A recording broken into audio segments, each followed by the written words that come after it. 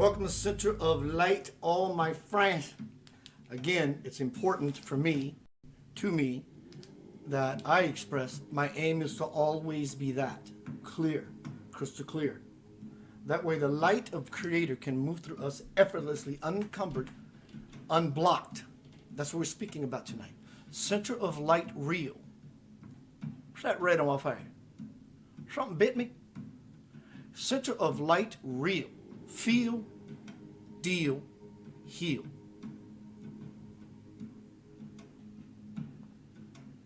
It's good to see you again, to be with you. I'm bleeding. I'm blooding. Life precious blood. Welcome to Center of Light, everybody. Good to see you. Hello, Paige. Hello, Nathalie. Christian Hoffman. Happy birthday to you. Happy birthday to you. Happy birthday, Christian Hoffman. Happy birthday to you. I said birth. Get that little hiney panked. What's up, Dana? Carmen Desha. Sana Kelly Gale.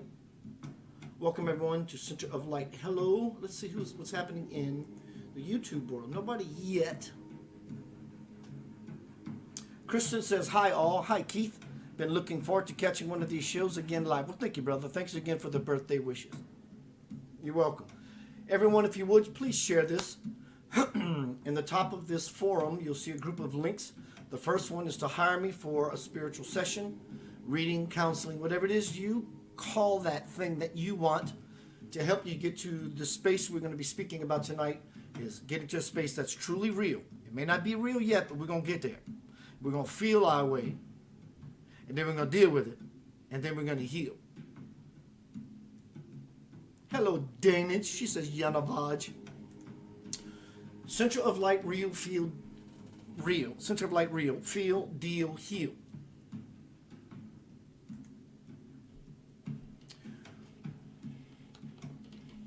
We grow from mistakes.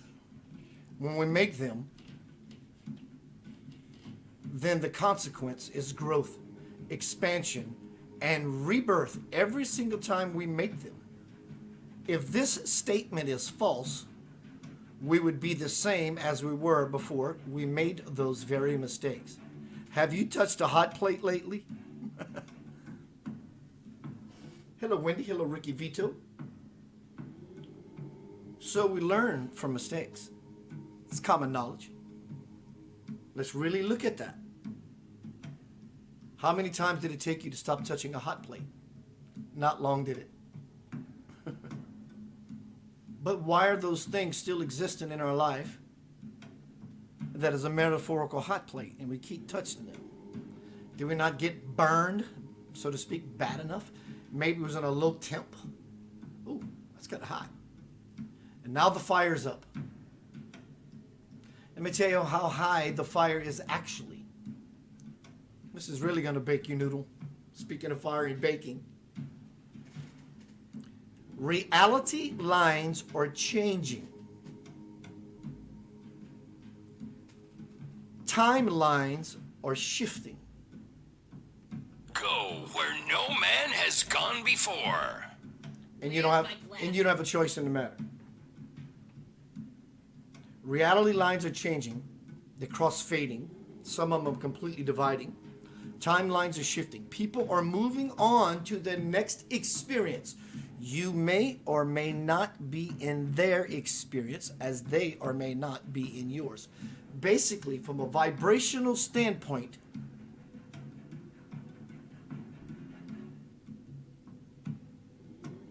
you can bet that they and we are becoming invisible to each other. I wrote it out real fast. I vesseled it real fast. Basically, from a vibrational standpoint, the great divide is happening. Certain people you never thought would leave your life, or they're moving out of town, so forth and so on.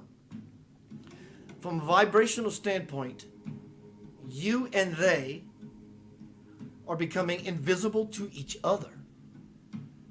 Well, I'm not really invisible to them, and them to me, because they just happen to move out of town.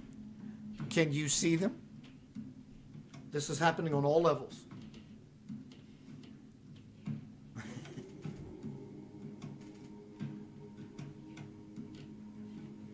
Tonight is Center of Light. real. Feel, deal, heal. My brother Tony Meharry's chiming in, so let me send him an invite.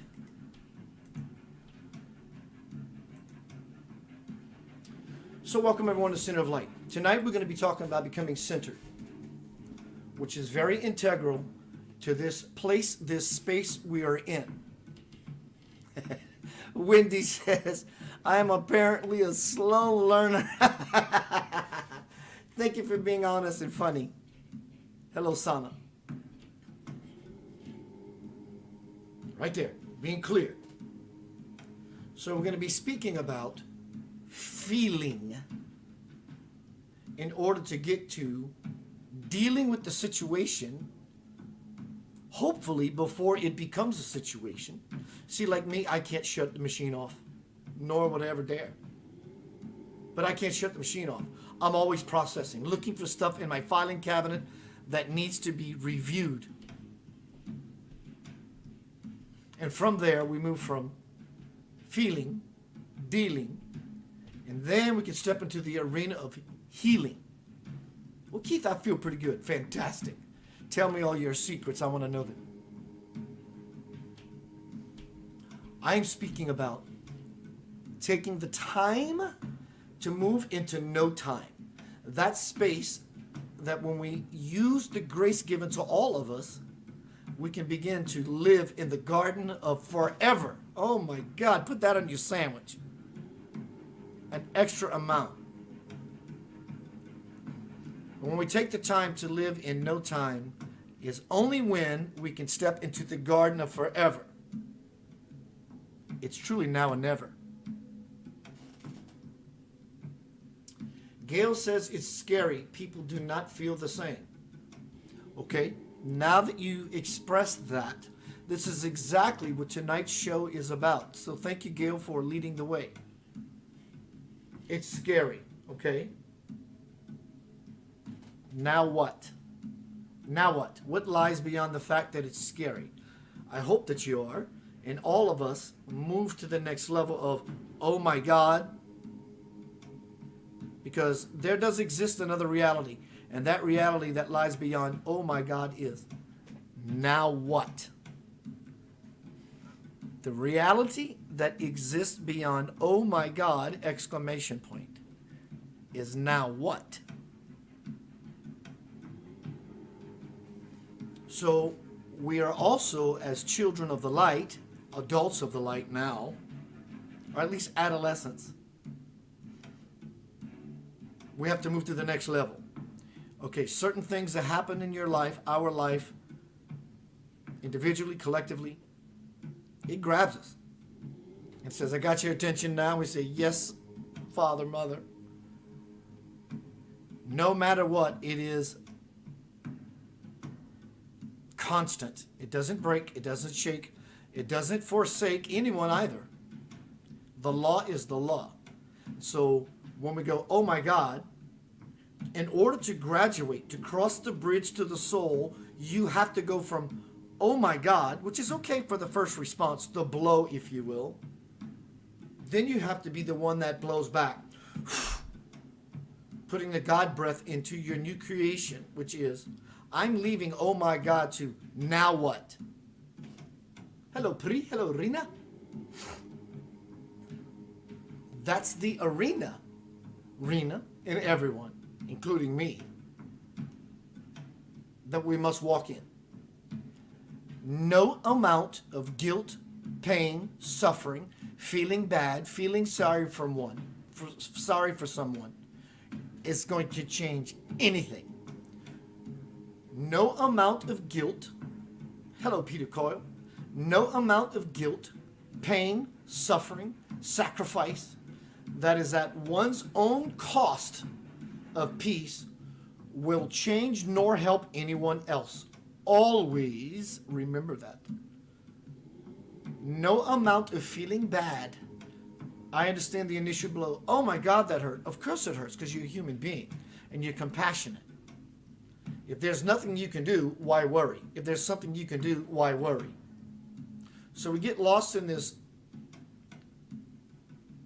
narcissist, I guess would be a good word, loop This unchanging dynamic of going from worry to glory.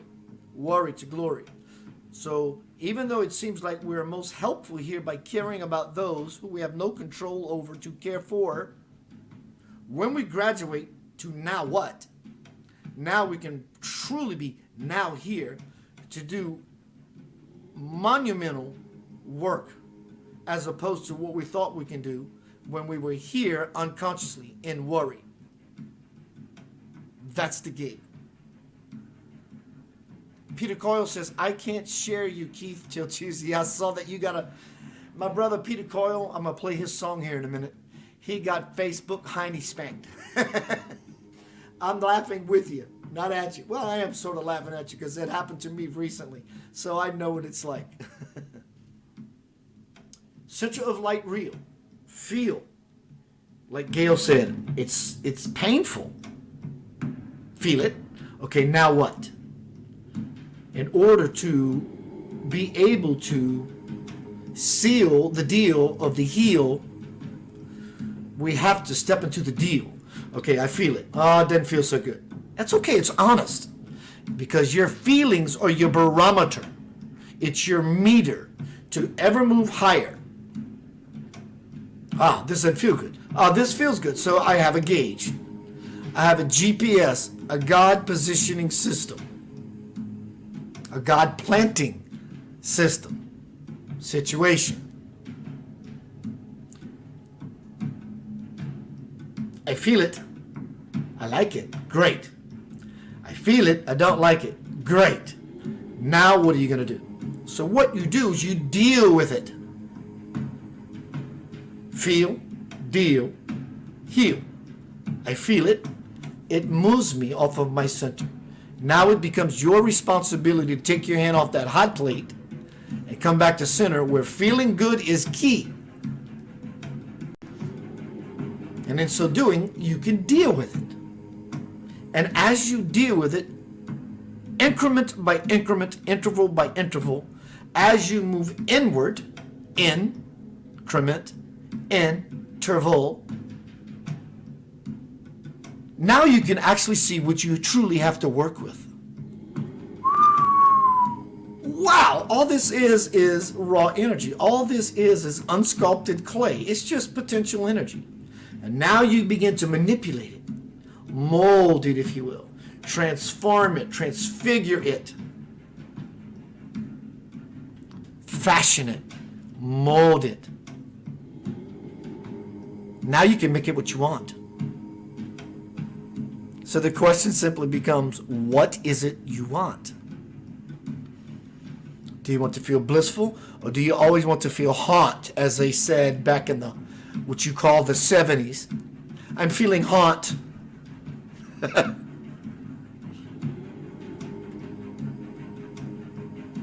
So once you understand these very simple, basic, mathematical formulas or principles, if you will, they are the divine principles because they always revolve around zero, center, the 0 point, nothing, which is actually everything. It's nothing is the empty space between everything. Nothing is the empty space between everything. Nothing is the empty space between everything. And because you are now living in the garden, child of light you are, as your divine parent has instructed you, because you are a chip off the old block, aren't you? Now you can be the creator of this experience and bring forth that which you want as an adherence to something beautiful, possible, and perfect. You are perfect in every way. This is tonight's presentation. Center of light getting real. Feel where you are with anything. Deal with it. And then healing becomes a byproduct. A BY product versus a BUY product. Needing to buy a product to make me, to help me feel like I'm healing. BUY product, I gotta purchase something. Hello, sheeple. I'm saying that about myself. But it naturally becomes a byproduct when we become feeling beings and dealing beings the instantaneous thing that begins to happen, it may seem to take what we call time for it to anchor. Understandably so. Should it not be? How many years have you all been living with this mindset or these mindsets that brought you to the space in your life to where it's now saying repeatedly, yet again, with all fervor, muster, tenacity, cojones, if you will, hi, remember me? I'm not going anywhere this time. I will constantly sit on your shoulder and nag at you. Why would I nag at you if I love you? Well, that's the very reason I'm going to do that. Because I'm trying to, with going at full force to say, feel, deal with your issues. There are waves of difficulty coming. Heal it, and you will find yourself separating from many, many people. Does it make you better? It just makes it factual. And center of light real. As you have chosen to feel, deal, and now you can heal. People will suddenly move away from your experience. Many people will die. Or have they truly died? Or does it appear to you in your timeline that they have died, when truly, in the split, they're somewhere else living this reality continually? How does that feel to you? There's nothing anyone can do to change the truth of the matter. Nothing. People are leaving relationships. People are leaving family units. People are simply moving. People are doing this. People are doing that. And guess what? To these people, you are one of them doing the very same. You are part of their group that's leaving their life and also moving into other people's experience. Nothing will ever change this truth. Whether you are absolutely clear or completely aloof. Hello, Carolyn. Hello, Pam Morgan Worth. Robert Harrison, Tracy Newbacher, Steve Cobb, my brother Link. Let me see who's here in this fashion. Dana, Link, Carolyn, Pri, Kelly, Wendy, Peter Coyle, Sana, Gail, Nathanie, Kristen. I need some water. So tonight we're speaking about real, feel, deal with it, and then healing becomes a simple consequence, a simple response, something else that unfolds other than the nonsense that requires us to react.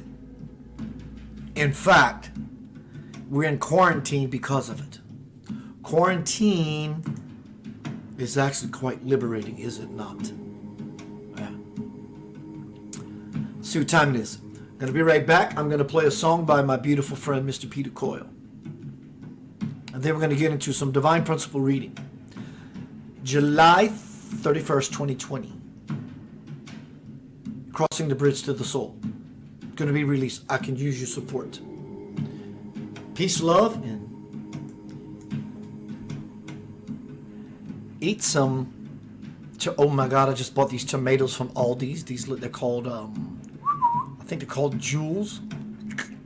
I can't stop eating. It's like candy. I'm addicted to them. Hello, Nori Love. Gonna be right back. My brother Peter Coyle is gonna sing us a song that he wrote called "Love Is Here, It's Here to Stay." Check him out. We'll be right back. Center of light, real, heal, and you can only happen by feel in dealing with the situation. We're gonna get thick.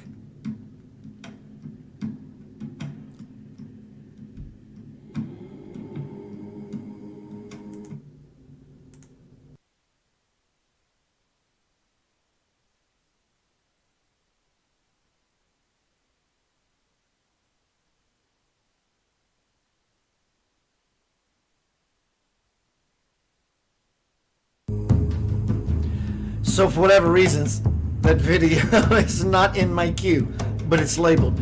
So since tonight we're speaking about feeling, the very first song that Bernard from Lavender Soul and myself wrote, we said a prayer. The very first song that Bernard and I wrote, we said a prayer. And the prayer was, Father, Mother, let us become healing instruments for the spiritual music of the universe. And then we sat down, picked up the guitar, started playing this very slow minor key kind of getting that stuff versus a happy key, which is major. So we got into a minor key, and the song is called Feel. Tonight is Center of Light, Real, Feel, Deal, Heal. Lavender Soul. Be right back.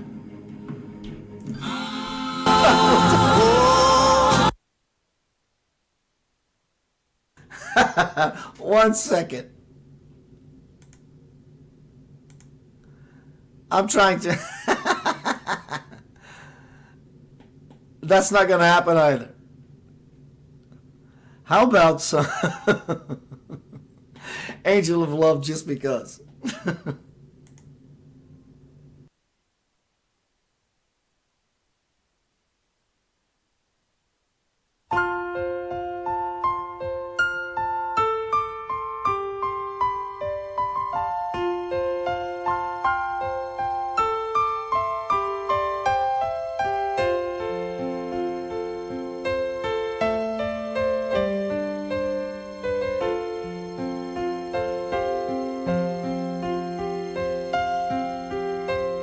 She turned to me and told me life was not too easy unless you can let go. I lay surprised at the simpleness of her soul.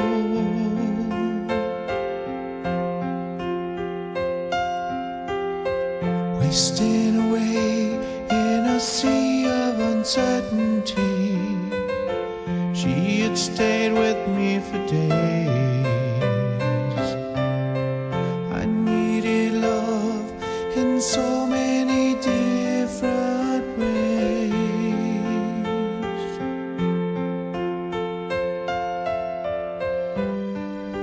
And as I watched, she floated through the room.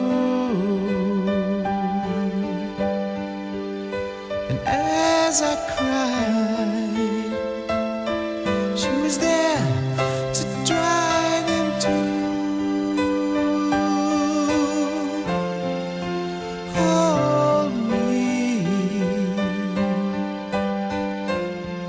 and don't let go. Hold me. Never leave.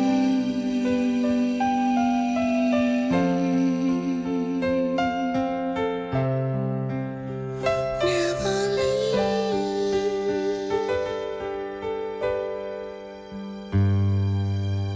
Angel of love, will you always be with me so I can let go? Reveal to me the beauty of your soul.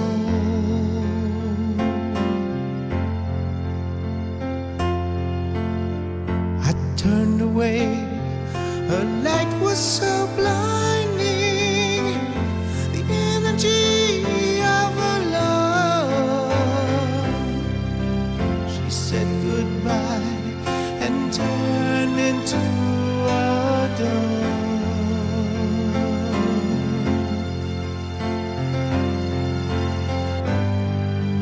As I watched, she floated through the room. And as I cried, she was there to dry them too. Hold me and don't let go. Hold me. Never leave.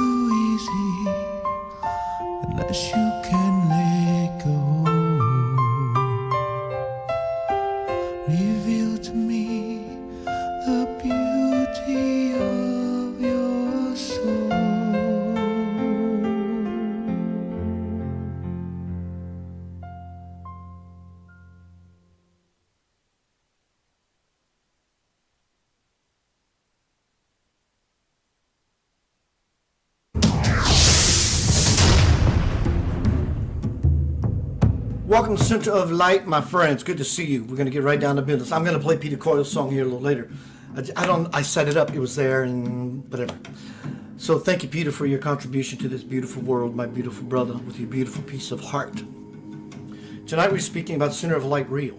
Feel, deal, heal. Feel it, deal with it, and naturally healing becomes a natural process, part of the process. Hello, Kenny K, my brother. Hello, Linda. Again, feel what's happening in your life at any point about anything. Look at it honestly and deal with it versus I'm going to get over it in the 2 weeks, you move and you're okay. That's still there. And when you do this natural part of the process, healing becomes a byproduct. BY product versus BUY product. Having to buy a product to fill a hole that we feel inside. So what we do is we go in the hole to find our very wholeness. So we deal with the conundrum, and then healing begins to happen. We become expanded. From my bestseller, The Divine Principle, Anchoring Heaven and Earth, Spirit and I's Dialogue. Spirit, let me change the music. Let me try this here, something new.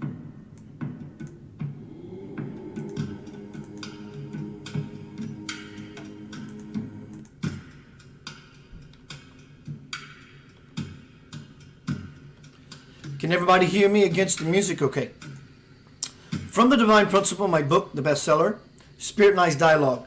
Spirit says, Spirit will begin to move within you. This all pertains to now. Even though it pertains in a timely fashion, it definitely pertains to now. Spirit will begin to move. This was in 1996. Spirit will begin to move within you and give you something far beyond what you could dream up on your own. You have heard the saying, it takes one to know one. In such a way, the self will see its own beautiful self. The true miracle, for I am everywhere. As you endeavor to see and be God's miracle, you will come across many keys that fit many doors, but only one will release you from the emptiness that you feel.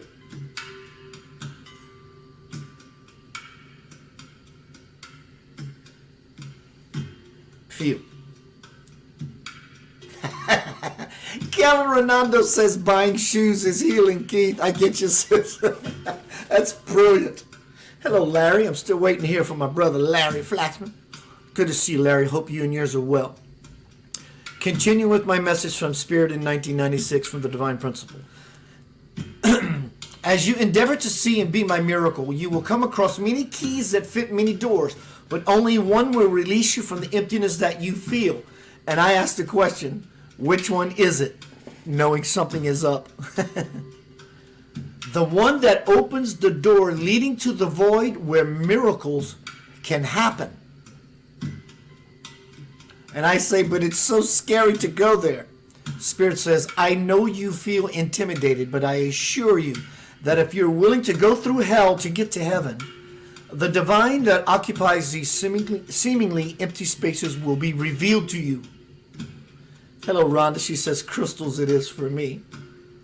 And I say, well, that's easy for you to say because you're a spirit. And it says, know that I understand your reluctance to confront the abyss of your own demons. That being said, do it anyway. For I am here within you in places where you are not yet present within yourself to give you what only I can. That feeling that everything is okay. All you need to do is let go and expand your awareness until you recognize the sureness of that. What's up, Jeff?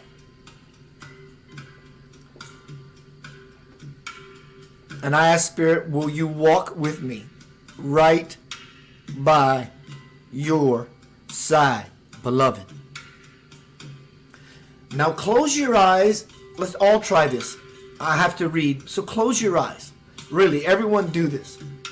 Kristen says, my bank account disagrees with healing. Everyone close your eyes. Participate. Close your eyes and think of something that is really troubling you. Hello, Lewis. Close your eyes and think of something that is really troubling you. Just breathe in and out evenly for a few minutes to fall deeper into yourself. Breathe in and out. Breathe into this experience. This thing that you've called up that troubles you. Financial relationship and dismay, or this or that. Whatever just seems to be in the front of the lot. Breathe in and out as you call this up. So now we're going to move into the real, because we're going to feel the deal, then we're going to deal with the deal, and the natural product from such is heal. Close your eyes and think of something troubling you. Breathe in and out. Fall deeper into yourself. Take notice of any of those negative feelings that come up. Then, with your last exhale, release your troublesome thought to the universe and listen carefully, Keith. Do you hear it? Hello, Dane. And I say, hear what? And Spirit says, the soft voice of the soul whispering its wisdom into your heart. And I say, I've been able to do this before when I've meditated on some issues, but I can't seem to consciously make the connection on this one. And Spirit says beautifully,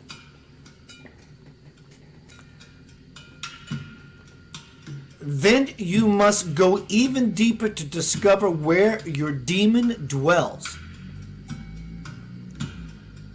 When you find it, it will probably look like a scared child cowering in a corner.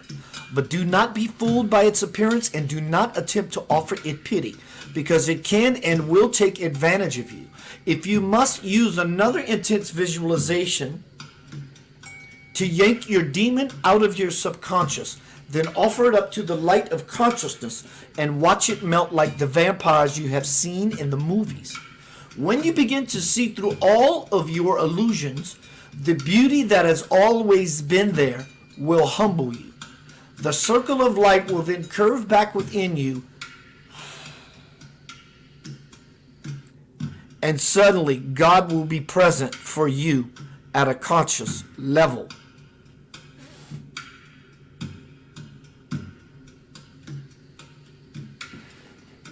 Spirit continues. Be conscious of keeping your breathing just as steady and even as you possibly can. Not only while you are meditating, but all the time. When you begin to live your life with this relaxed, letting go kind of feeling and a willingness to lose everything to gain yourself, you will have joy and complete trust where there was none before. And that space you've been looking for to expand will do just that. You must also stop reaching for other things first, and then God when it's convenient for you. Perhaps you have been trying to seek me with all that wanting, but it is your idolatry that has actually kept you from my infinite bounty. Spirit poses this question to me. Now I have a question for you, Keith. Since I've done all my best to tell you of the joy, prosperity, and intuitive powers that await you, why do you still settle for the ordinary? Do you think that's all you can have? All you deserve? I thought and felt that my life's been ordinary for so long, at least until recently. Spirit says, yes, you have stayed in that comfort zone of yours only to find that nothing ever seems to change. No wonder you have wondered, why am I not happy and at peace like I know I could be? The reason is that you are still thinking too much and not feeling enough. For you to ever know your own capacity for love, you must learn how to stay out of your believing head and to steer your life only with your knowing heart. But I caution you, Keith, as you effort to become more of a feeler, you may find yourself thinking about your past of suicide. You may find yourself thinking about your past times of suicidal despair, those times when you totally shut off your ability and willingness to feel anything. And I say, I really don't like that place. But that is exactly the place you need to get to, because that is where your unaddressed issues are buried. The ones that have caused you so much grief, the ones that must be changed for you to reach that very peace. Continuing forward. How pleased I am that you are beginning to see at last that acknowledging any pattern is the halfway point to change. The other half, as you also know by now, is to keep doing the actual work, to totally commit your new ways of resisting every temptation to go back to the old. This is where we are. We want to get out. Rather, we should want to be in, to feel, deal, and heal. And many of us are doing that. We are truly in a space of distraction, beautifully.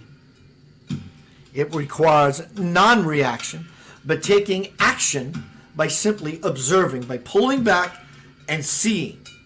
So when we see that which is real. That which is real in the form of feel, then we can deal with it in a very real way. And then real healing begins to happen. How pleased I am that you're beginning to see that acknowledging any pattern is the halfway point to change. The other half, as you know by now, is to keep doing the actual work, to totally commit to your new ways of resisting every temptation to go back to the old. Hold yourself steady as you would a magnifying glass.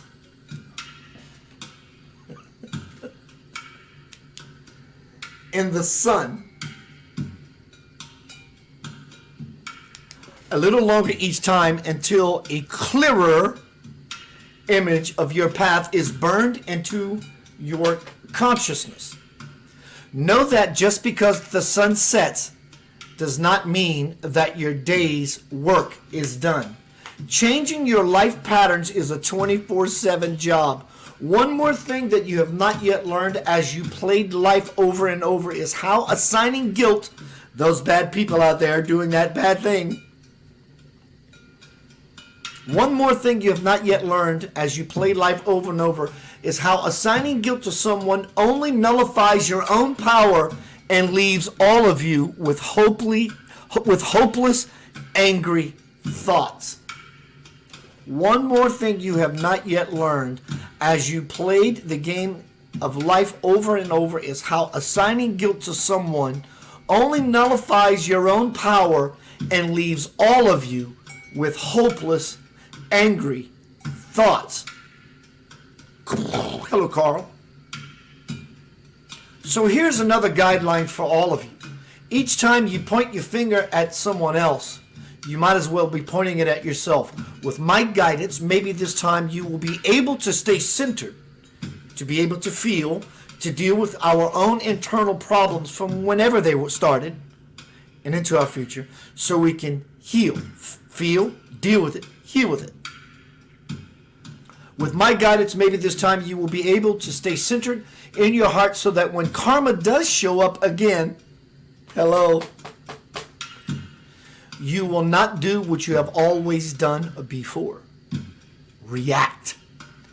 Maybe this time you will do your best to forgive and love simply just because you can. Dearest, what you and everyone should want to be overcome by is that, aha, I got it, feeling. And you get that when you come from love, not from fear.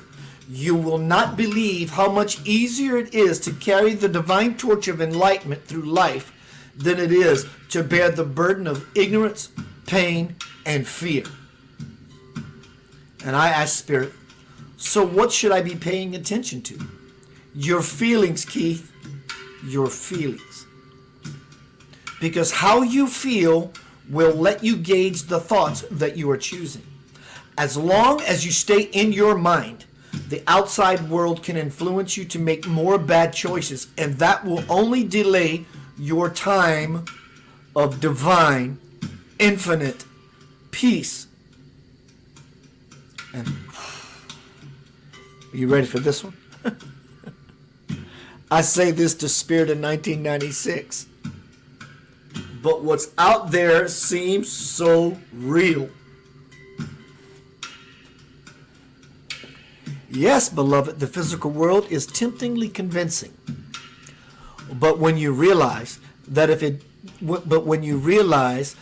does not exist for you, if you are not there to acknowledge it, if you keep on investing yourself in the outside world, which, by its very nature, is forever in a state of flux, how can you expect to ever become still enough to find my peace within yourself?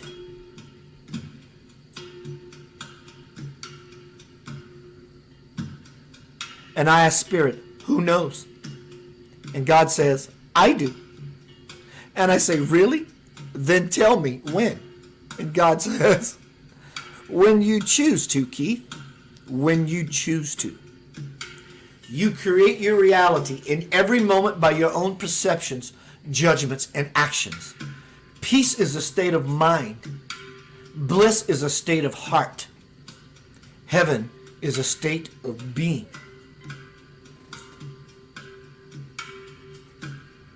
Carl Leperoux says, you are so right. Too often we let our familiar past become our predictable future. And in the present moment, we are in jail.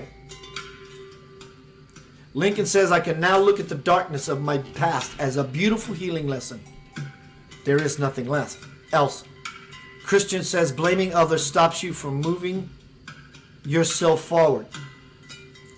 Inward, we feel. Uh-oh, something's coming through.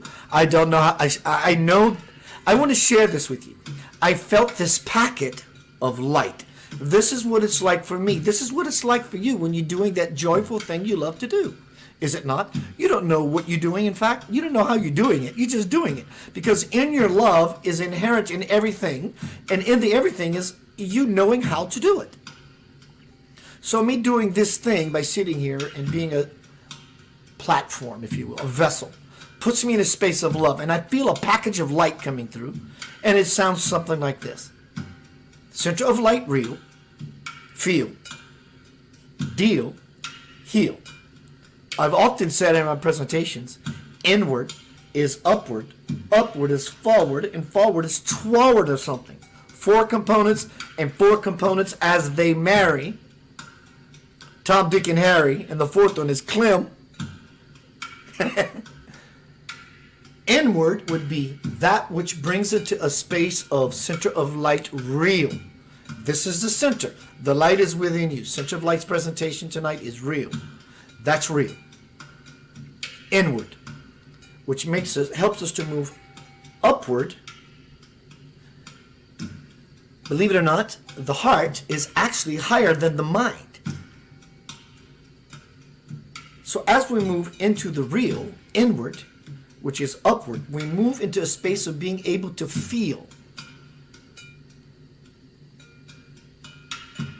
And as we go from upward, we move forward because we take steps that we, in our dealing with the situation. Dear Lord, this is delicious. And our destiny is always forward, which brings about an expansion in one's own healing. Inward is real, which brings us upward to the capacity to be able to feel, which brings us forward every step we take so we can deal with our ongoing, incessant, unresolved issues, which brings us to our divine birthright, our infinite destiny. Either now or gazillions of years later, we will all arrive back to infinity. That is healing. That is dealing with the situation. Hello, Christopher Bingham. Hello, Tara. My brother Peter Coyle says, might be focused on the possibilities of life. We can change our minds better, people, once we believe in love and cleanse ourselves from soul to bones. That being said, I'm going to play, it's going to take me about 30 seconds to set up. I want to play this song by my brother, Mr. Peter Coyle. It's about feeling. What is real is when we feel. When we feel, we can deal with the unresolved issues, even those we think that we're complete with. Close your eyes, tap in, and say, do I have any unresolved issues? And spirit will tell you, I swear to you immediately. You remember that time when you were 16? It would naturally show up. So in this moment, it's not a remembering. In fact, lots of memories are truly unresolved issues. Because when we operate on the higher levels, we don't even begin to entertain those things. Remember when you were 16? Right? Real. Feel.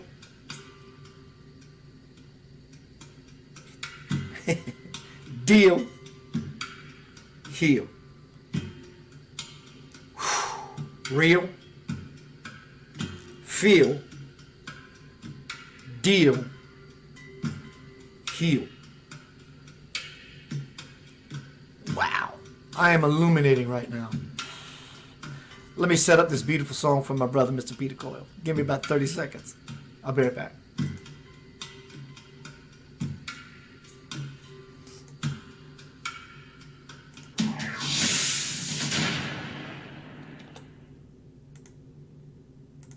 Love has been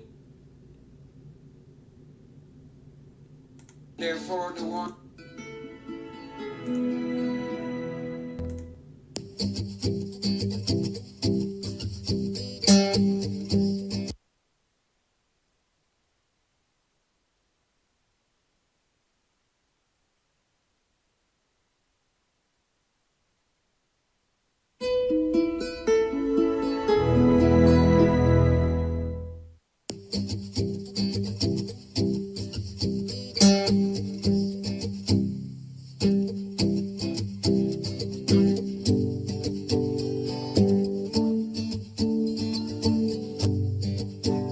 Love is here, it's here to stay.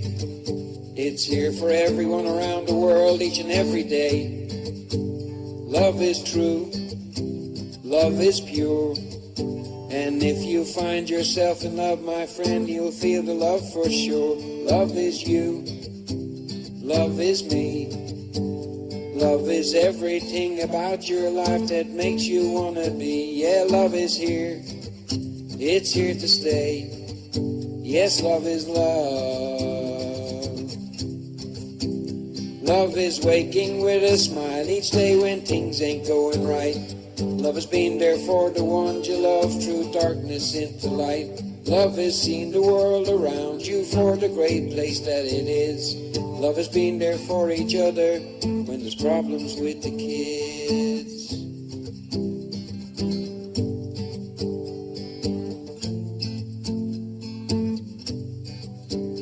Love is here, it's here to stay. It's here for everyone around the world each and every day. Love is true, love is pure. And if you find yourself in love, my friend, you'll feel the love much more. Love is you, love is me. Love is everything about our lives that makes us wanna be. Yeah, love is here, it's here to stay. Yes, love is love. Yeah, love is here, it's here to stay. Yes, love is love.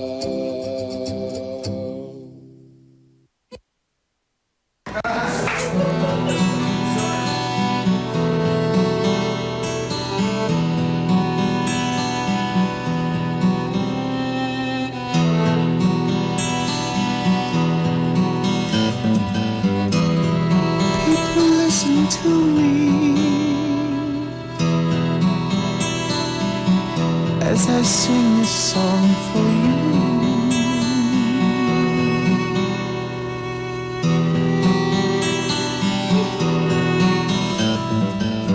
The message that I'm bringing is one of hope and truth.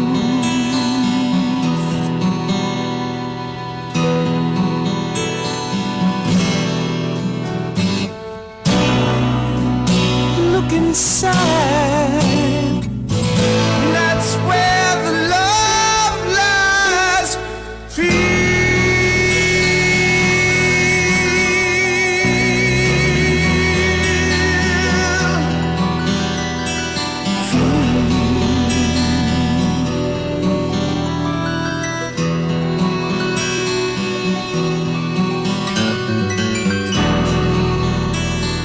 message that I bring is warning.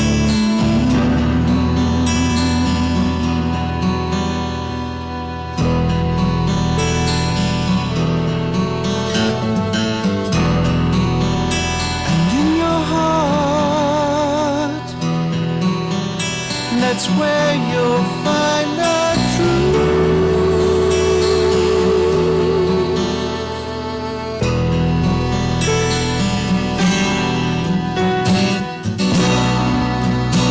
Look inside, that's where the love lies. Feel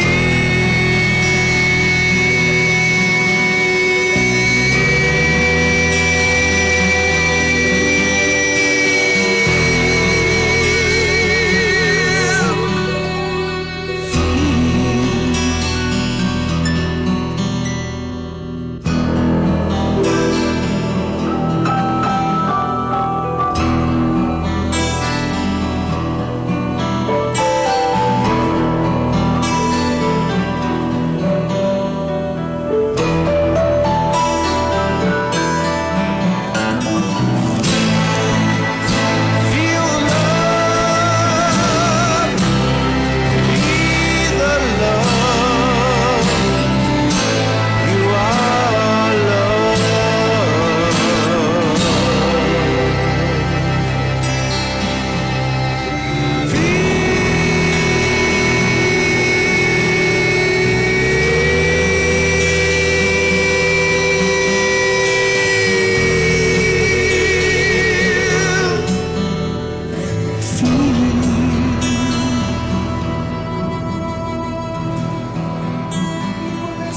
Listen to me.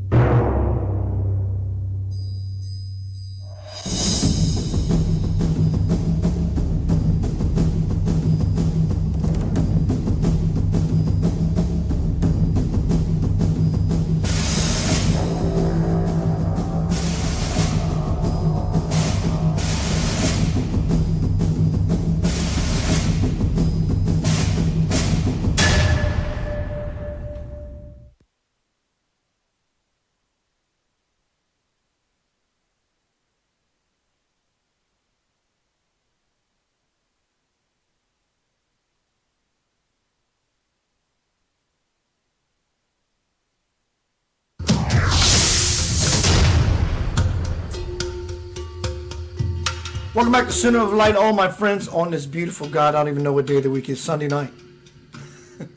Good to see you, my beautiful friends, my tribe. Our tribe belongs to all of us. It's our divine birthright to be blissful, expanding into infinity human beings, divine human beings. Tonight is Center of Light real. Feel, deal with it, and then naturally healing becomes some part of the process. Nothing else to do. Changing music. I want to bump it up. Gonna get out here shortly and hang out with my beautiful son. Let's see what this is.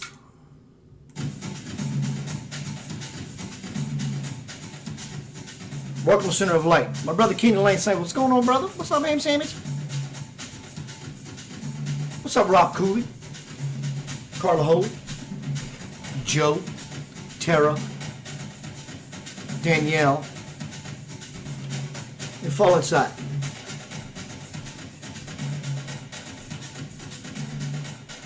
Perfect. Always is. Even your bad situation. What are you willing to do with it? Becomes the question and the equation that you can place yourself in, only to find a resolve, the sum of one, which is the parts. Are you part of that program? A new program, not malware, but one that boots up, immunes your spiritual PC called your BioTrack, your body, from soul all the way to the back, bone, ya, na, va, as you move to the real, inward, which moves you upward, which moves you to the feel capacity. Remember, feeling is higher than the thinking, which moves you forward as you deal with it to your divine birthright destiny. As you naturally integrate and heal with it, what else is there for you to do? No matter your creed, code, walk, talk, or sect, religion, culture, there are no more excuses, honestly. And since we're being honest, have you been with yourself? Have you been dealing with yourself? Do you want the all of yourself? Ask yourself that very simple question. How much of my true self do I really want? Oh my gosh, you may be saying. Spirit gave you a love nugget. How much of my true self do I really want is the question you should all be asking within yourself. Fire that thing off. Become the spiritual Ferrari that you know you are. But why are you holding back? Have you been dealing with the situation? Close your eyes at some point in your day. Is there something I need to resolve, Spirit? Suddenly, when you were 16, shows up and says, remember that time when you did this thing? Remember that time that you feel ongoingly guilty because of that said thing you didn't do? This belongs to you, and you can never leave it. Though many people will be separating from you in your life through what you call death, though in another timeline they may still be alive. Either way, people are becoming invisible from everyone, as you are they, and they are you. Together you sit in this which is now due upon you to say, So those people who may be leaving your life, you can move into peace or deeper levels of grief and or strife and feel bad for those very things that have been named throughout this presentation for you. So now we're going to present something else different to you. A brand new model. Actually, it's an ancient one, and you've been hearing it for quite a while. How often do you resort back to feeling? Well, I feel all the time when something moves me in one way or another. This is not what we are referring to, dear one. What we as spirit and the other fragments of spirit that are all around you all the time are sharing with you is that when you consciously and deliberately choose to feel a something from beginning to the end, from the alpha to the omega, suddenly, within the silence, the new world appears. You can call that God. And it's not so much the even, it's more of the I. The even is what you have been used to. Get used to the I. And even so, you will find yourself balanced in even yet again. There are so many facets of what you really are.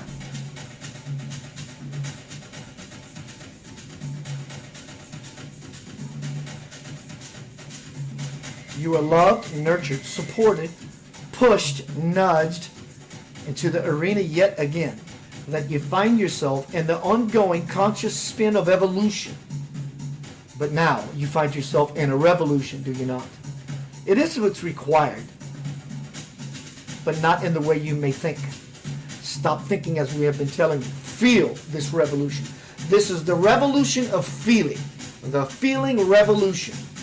And your evolution towards your resolution. And a brand new constitution, again, that is your divine birthright. On this night, you are given a template. You are given encodings, star language, light language, all these different binary codes, trinary codes, quad codes that you can't even begin to understand, that supersedes the language that you think you are hearing. Are we spearing right to your heart, beloveds? I think we are.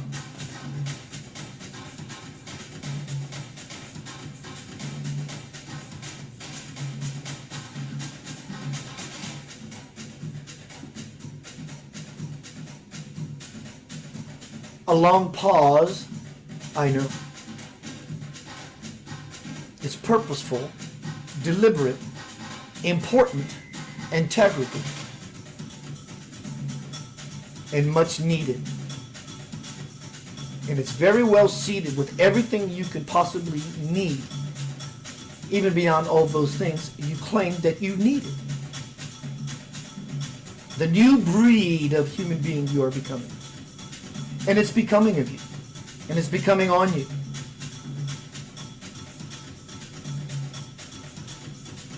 And we might add, it is definitely upon you.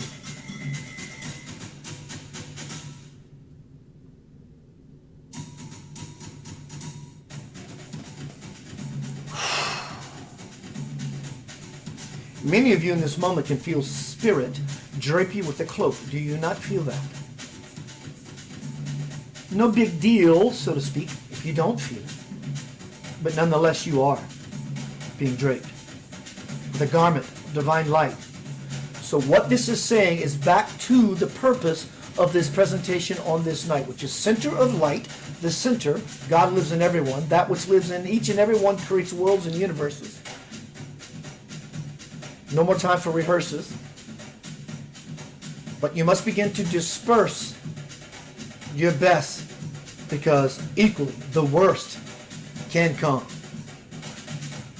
You move in, you win.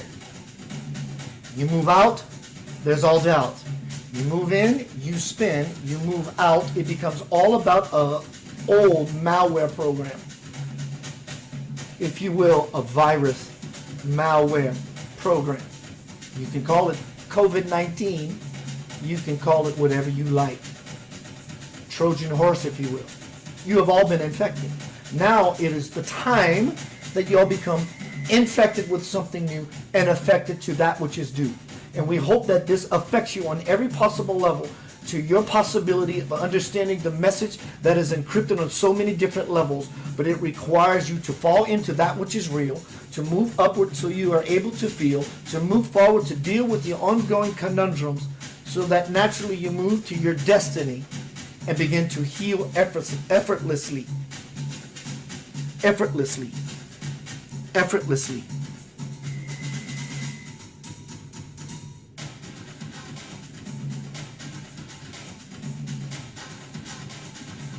You may not understand what's happening in all of this. Good. Actually, excellent. You're doing it correctly, if you will.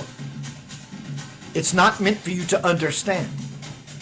It's not meant for you to figure out, but to figure things inward. Not figure out, figure in. This is where you win. Figure out is where you doubt. And you will get slammed without a doubt every time. Every single possible time. Because there is no more time. There is no more time. So what Spirit is offering to you, again, differently, same ideas spun differently.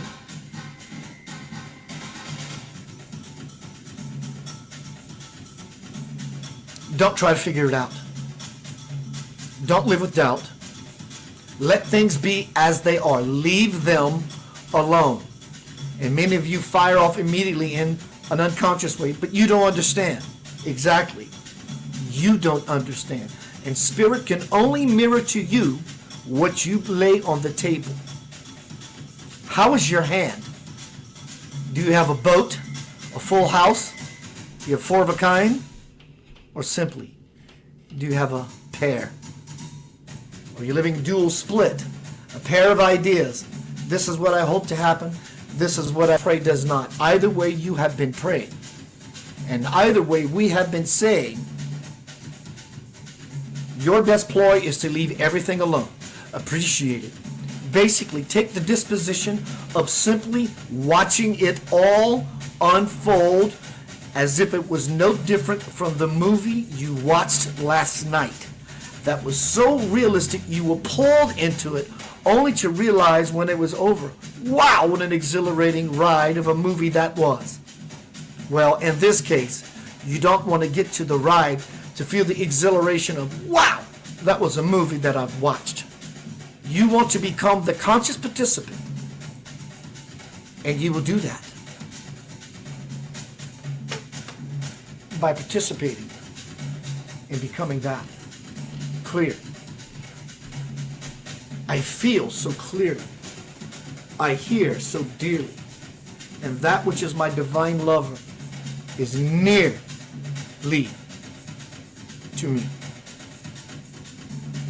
Feel your way to the garden. Feel your way. Feel your way back home. It's not seeing. It's not expecting of something. But expect in your feeling that you will find your way home. You're not broken. Do you want a greater degree of joy? Then it requires a greater capacity of yourself to feel that very joy into existence. Do you have the persistence it takes to chip away at the stone to reveal your own inner David? You are loved beyond measure. It is my pleasure. You are a treasure to me.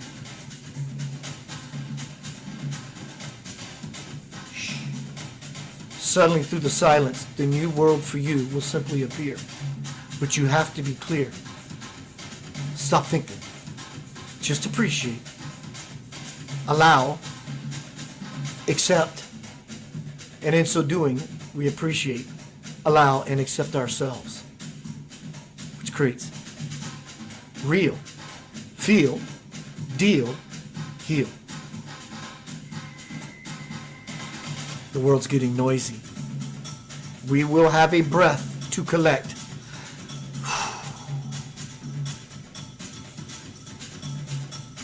Collect yourself.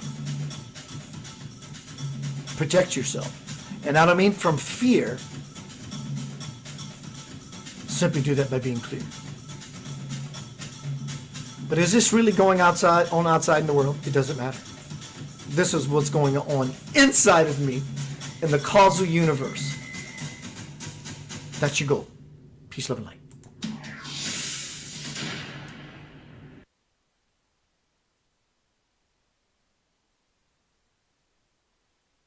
Tamara, Gail, on YouTube, I see my Broham Sandwich, Jeff Toberman. Christina Lapiana. She says, nightmares every night for weeks and months. Hello, Yvette Shine Bright. Christina, I can help you with that. I'll probably be talking about it all night long. You want to book a one-on-one session with me? I work, I play very cheaply.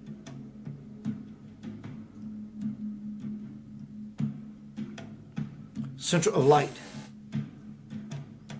With all your love and all your might on this night, you can have exactly what you want. Hello, Sherry Vertrees Irwin. Everyone, please share this everywhere. Everywhere. I know who I am as a spiritual teacher. I know why I've come here. From soul to bones. And I sit here now doing that very thing I agreed I would do. And I'm offering it simply to you. Do you want it? You don't have to get it from me. You can get it from a wonderful book, another person. But I'm offering this. Why? Because I love it. Now it's time we rise simply above it. All the nonsense. You don't have to be so engrossed with the world, dear God, that you lose yourself. Many people are engrossed with the world, trying to find, not themselves, beautifully, something that is beautiful in the nonsense. And in so doing, we lose sight of that which is most precious and makes the most sense. Are you doing that with yourself?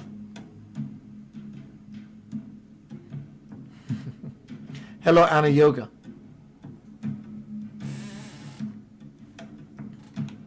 Center of light. Tonight we are speaking about choice. You have a choice. In fact, you do have a voice unless you decide to mute yourself and become a sheeple, and you can no longer speak and breathe the precious oxygen of your Divine Father. What I said was, you do have a voice and a choice to speak and express yourself and breathe in the precious oxygen of your Father and Mother Principle. Unless you can't. Unless you can't. I am not asking you to go out without a mask. I'm asking you to understand that is it simply possible that the mask irresponsibly and unconscious, has become the symbol for slavery. From slave to brave. When we understand who walks beside us every moment of our precious life, we will never be afraid again. As I cross through the valley of death, I will fear no evil. And tonight we are speaking about purgatory. Going from this place, it's a place. This is a space, a divine space, that only will grant you vision and grace. Nothing will ever replace this power, this divine birthright, innate in every human soul, even Hitler. So now it becomes our responsibility. I want to make an adjustment on my software. 1 second.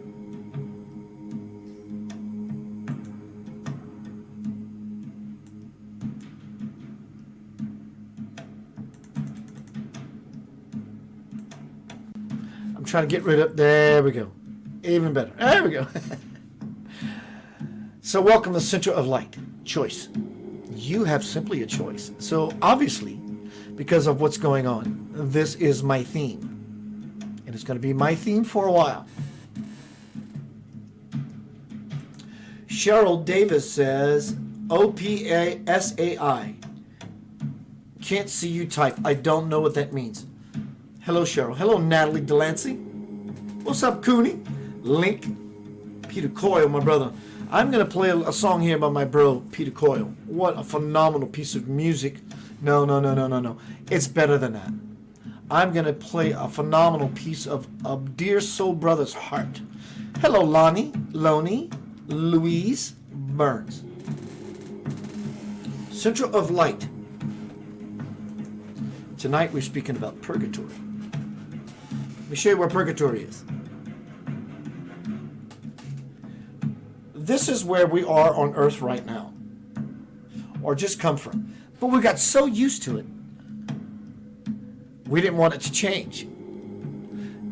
But why wouldn't we want it to change if it was not so good? Because we like comfort. We like comfort zone. We like sameness. So now, we're coming from this place to this place. Everyone will either fall or jump. Those who hear the call will be pumped to do it. Those who choose not to hear it, or those who simply don't hear it. You will not be able, they will not be able to step over the threshold from this place, over this space, into this grace. No matter what you say, no matter what you do, you can tell your mom, you can tell your dad, and they can't do anything about it either. It applies to all of us. It's universally applicable. There is no more time.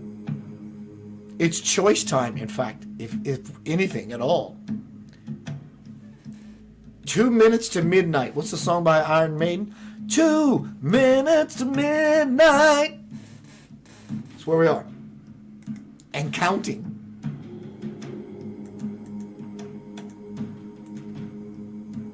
That's where we are. So, Center of Light tonight, we are speaking about purgatory. Thank God we're in purgatory. I am absolutely grateful for purgatory. Because I, as well as most people, I'm sure you'd probably agree, we're living in hell, but we just got so used to it, comfortably numb. We forgot about it all. So purgatory is somewhat a step up. I am going to step it up and use purgatory as a stepping stone. Center of Light is my stepping stone. Any light at the center of your being is a stepping stone for you to step up, to use as leverage to leap over this, from this, over the abyss, so that you don't miss this beautiful possibility that is your birthright. God bless you. You have arrived to thousands of years. Hello, Sandi. You have arrived to the pinnacle of point in time and space to prophecy of 1,000 years. Right here. You have an opportunity that beings throughout the entire universe only wish that they could be you for 20 minutes. Everyone in the universe can aspire to human birth, but it is only through human birth that we can unite with the Christ principle. He did call his brother and sister, did he not? I am in my Father's in me, and I am in you. The kingdom of God is within, and then all things shall be added unto you. But it requires everyone to go from slave to brave, to cross the cavern, the tavern, the abyss, so that we don't miss what truly belongs to you. You are a child of God, or at least have been. Now you're moving into adult status. You have children. You raise them up. You don't beat them down with whipping your ass. You raise them up through education and support, so that one day your children can become full-fledged human beings to their fullest potential, so they can pass this many lineage years of a curse down to our offspring. So now we become an onspring, because I'm in it and I'm ready to spring forward. Inward is upward, upward is forward, as we move towards something beautiful. And we cross the bridge of the abyss to the soul, as has always been told in the tales of old. It's happening. This sounds like, for dramatic effect, okay, if that's what you want. But I want something greater than just an effect. I want it to affect me, so I in turn can affect others. Why? What's in it for me? Everything. See, I understand that. Do you? I'm sure you do. I hope you do. I understand it. I simply understand it. I've done a lot of work. Are you doing your work?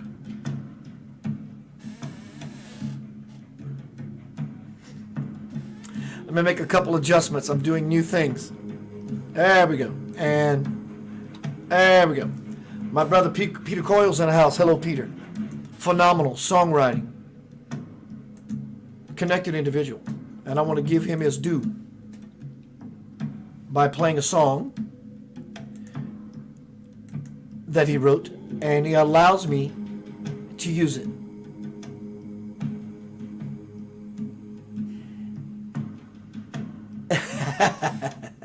Peter Coyle says, the song I wrote for you and sent you tonight, I am going to put it up on Facebook later, and I'm going to tag you. Please do that. Bro, thank you, Peter. But I'm going to play a song for you by my bro, Peter Coyle. It's called Love is Love. And it's so simply recorded and so simply done. That is the magic and the majesty of it. And in such a song, again, it's beyond a song. In his expression of having crossed that bridge, purgatory, to his soul, he tapped into that very essence of his simple beingness and brought forth this beautiful dream, reality that we all belong to. There is no more time. My brother Peter Coyle, check it out.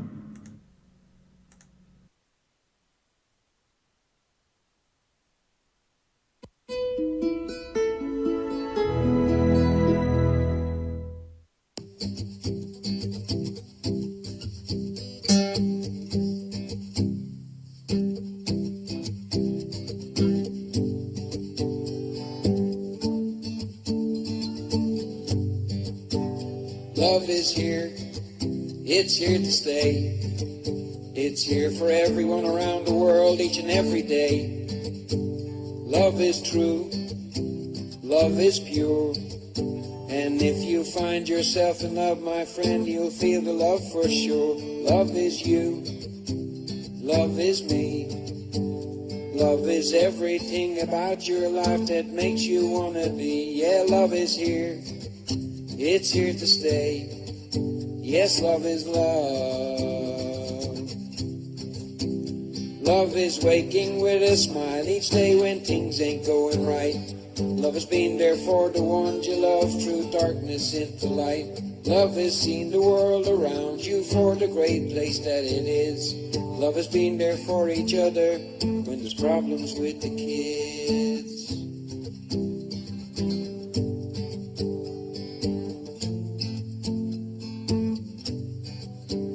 Love is here, it's here to stay.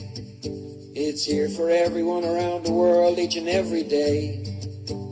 Love is true, love is pure. And if you find yourself in love, my friend, you'll feel the love much more. Love is you, love is me.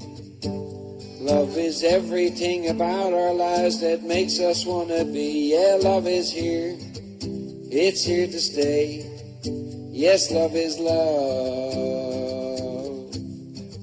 Yeah, love is here, it's here to stay. Yes, love is love.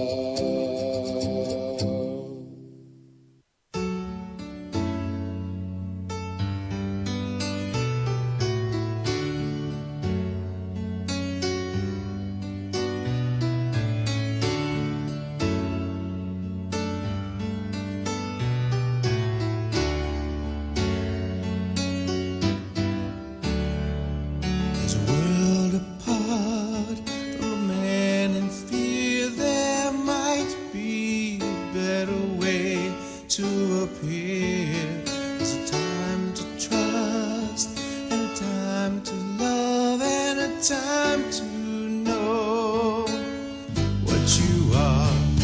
So let the love of God, it's always been that way. It's time to celebrate what you are, perfect in every way.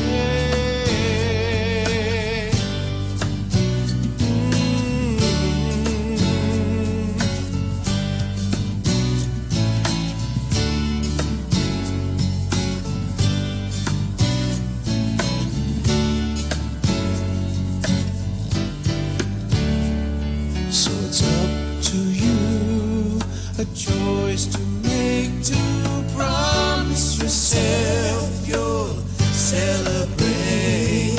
There's a time to trust and a time to love and a time to know who you are.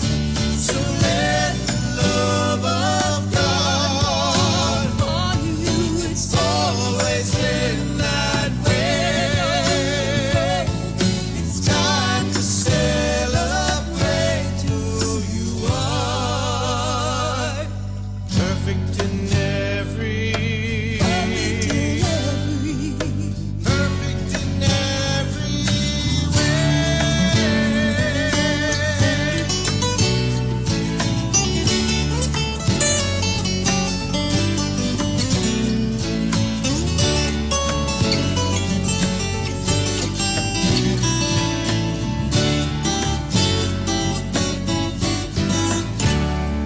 So it's up to you, a plan to make, to promise yourself you'll celebrate.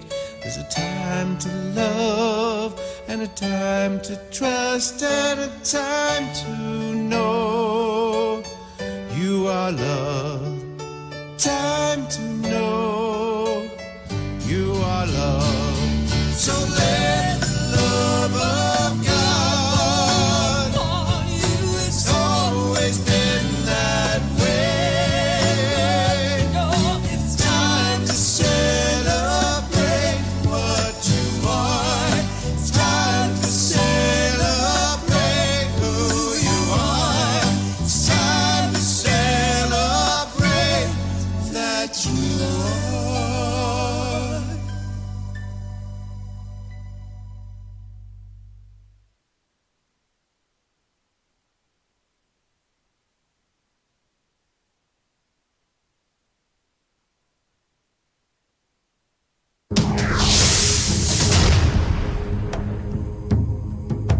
Welcome back to Center of Light. I want to address someone's question on YouTube real quick. Give me a second. The question was posed. I don't want to change screens because it's going to make my face look all cray-cray. The question was posed from YouTube. Let me look. I don't care.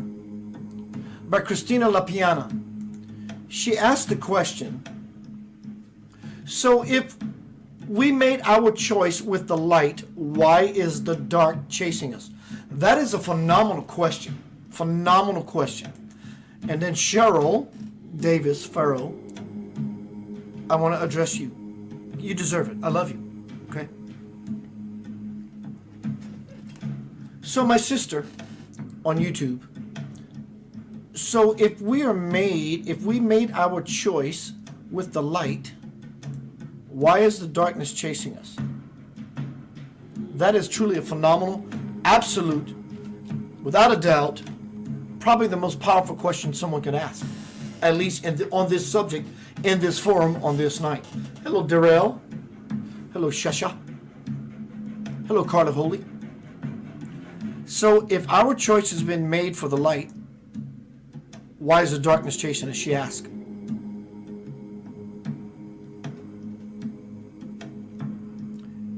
You didn't make the choice for the light. Hello, Tanya. You did not make the choice for the light. I want you to stew with that before I follow up, because I know where your mind is going to wander. Let me say it again on purpose so I can push you into the wandering of it even further. You did not make the choice for the light. I want you to breathe into that. Trust me, I'm not here to hurt you. Okay, I didn't make the choice for the light. All right, now what? You are the light. This applies to you as well. Cheryl, you didn't make the choice for the light. You are the light. You don't find the light. You let it become you. You didn't make the choice for the light. So there is no darkness chasing you. We choose from being the light that we are to dabble in purgatory, because we got tired of infinity, which is the glory, because now we want a little bit of story to feel important as an individual, because in the unification of the spirit there is no story. All there is infinite glory.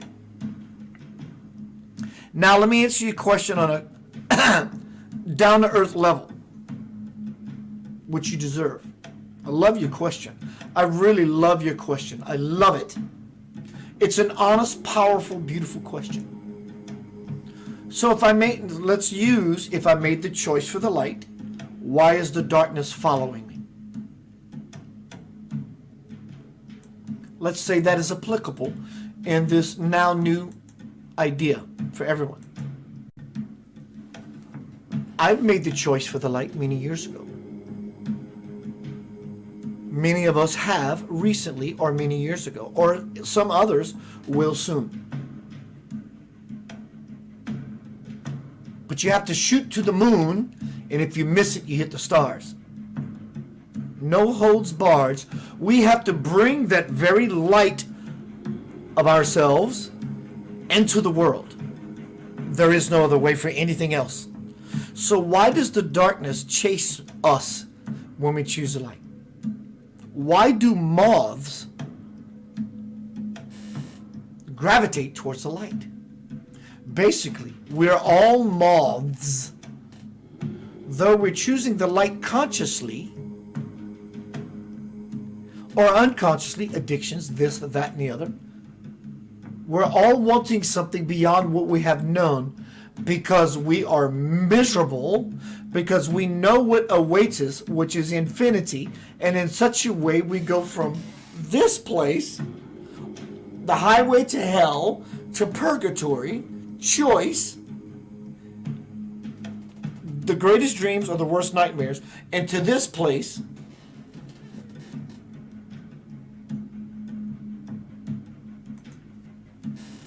that's it. Cheryl this applies to you. I will also say to you, my sister on YouTube, I forgot your name, please forgive me, is because the quote, darkness wants what you got. It's the monkey in the mind. The monkey wants what you have, which is peace, because the monkey in the mind will never have peace, ever, forever, ever, never, never, never, never, never, never, never, never. It will never have peace. So all we can do is give the monkey in the mind its banana. And we do that by making peace with ourselves. And then nothing can ever touch you. Ever. Ever. When we know who walks beside us at all moments, we would never be afraid ever again. If a spiritual master was sitting in meditation position in a valley, and there's a possible assassin hiding behind a tree on a levee or a hill with a bow drawn with an arrow, he's going to kill the master dead. The question becomes, what will the master do? Will he make the bow misfire? Will he make the arrow completely miss its mark? Or would a true master not be in that situation in the first place? The darkness will always follow you. Not because you're a victim of something lurking. It's because it's a part of your own aspect, the part of your own idea that takes us by choice from hell. No one wants this world to go back to the way it was. Thank God for Corona. Corona is the crowned. And then we crossed the abyss of the labyrinth, the maze of going through it all. Are you amazed at yourself going through it all? Or are you in disamazement? Are you short or tall? Are you short or tall? So for Cheryl, I want to offer to you something. I've tried to connect with you many times, and we have a couple.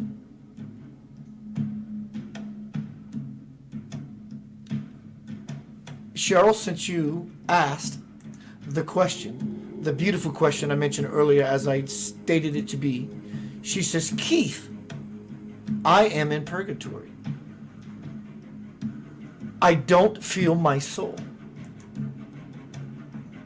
And I want to answer that for you. I want to see if Cheryl's still here.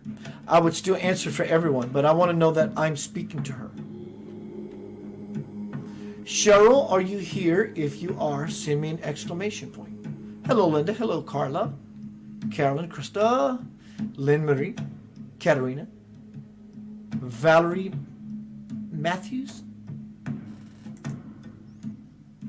So if Carolyn's here, or if she comes back in the future, you are in purgatory because you're not recognizing the fact that you don't graduate to the light, that you are it in and of itself. And by choice, conscious or unconscious, for whatever reasons, you have been constantly leaning into the dying. Trust me when I tell you I love you. You have a fascination with death. In fact, you almost salivate unconsciously for it. It's all you talk about. Listen, I don't want to die anytime sooner than I have to. I'm not afraid of death and crossing over the bridge to the soul. I'm just not completely interested in the idea of how that's going to take place. And in that regard, I hear you. But in another way, it's become debilitating. And it's killing you. It's actually killing you.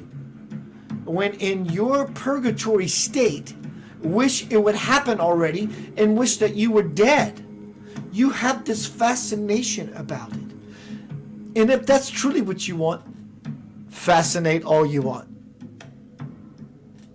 But if you're truly in purgatory to where you don't want that for yourself, you have to change this incessant, ongoing story to something that allows you to feel the glory of your divine birthright. There is no other way. I don't care if Dr. Phil is speaking to you, Dr. So-and-so, Mahavatar so-and-so, because they're going to tell you the same thing. You have a fascination with this purgatory state of being, and you don't know what to do with that. And I love the fact that you've offered up that you don't know what to do with that, because that's you being honest.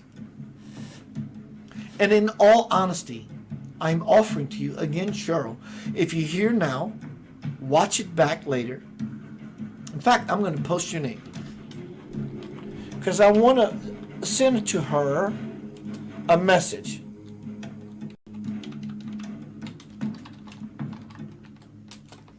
So now she is time marked, so she will hear this presentation.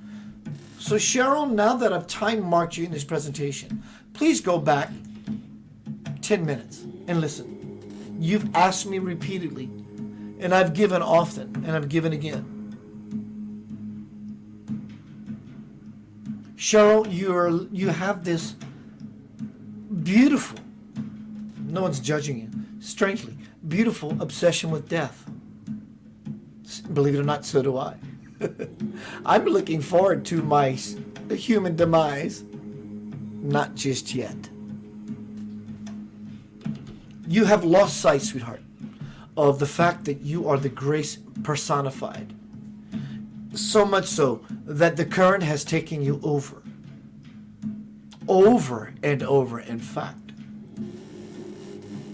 The question you posed to me, or the statement you made when you said, Keith, I don't feel my soul, was probably one of the most honest, beautiful questions or dynamics I have ever had with you. As you reached to me with this fishing lure to say, you were actually in the moment.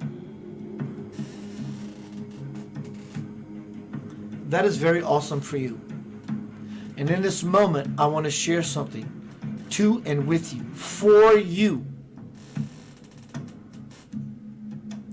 It will never stop. Never. Listen to me, sister. It will never stop.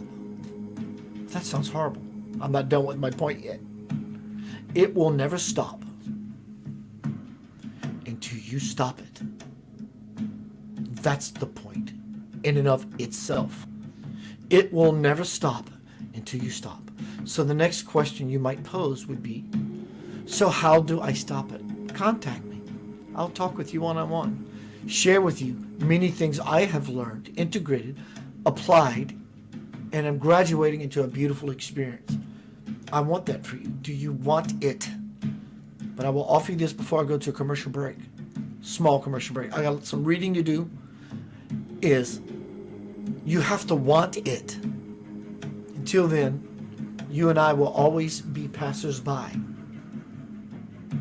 When you want it, I will give you myself in a full marriage, if you will, and offer many things to you as a carriage to take you to your own power and your own willpower. But will you? But you are truly, as the song said a minute ago, perfect in every way. It's all designed beautifully by all of our choice. From the earth that we have known and become comfortably numb. But we love our earth. It was beautiful. No, it wasn't. It was broken. Seriously, broken. And now we're choking on a bone because we miss it. I miss it. I do. And we want to go back to it so we can catch our breath because we've been choking. It's not coming back. It is not coming back. Would you want it to? Don't you miss those people that you never hugged around their neck and kissed them on their cheek? Of course, we all do.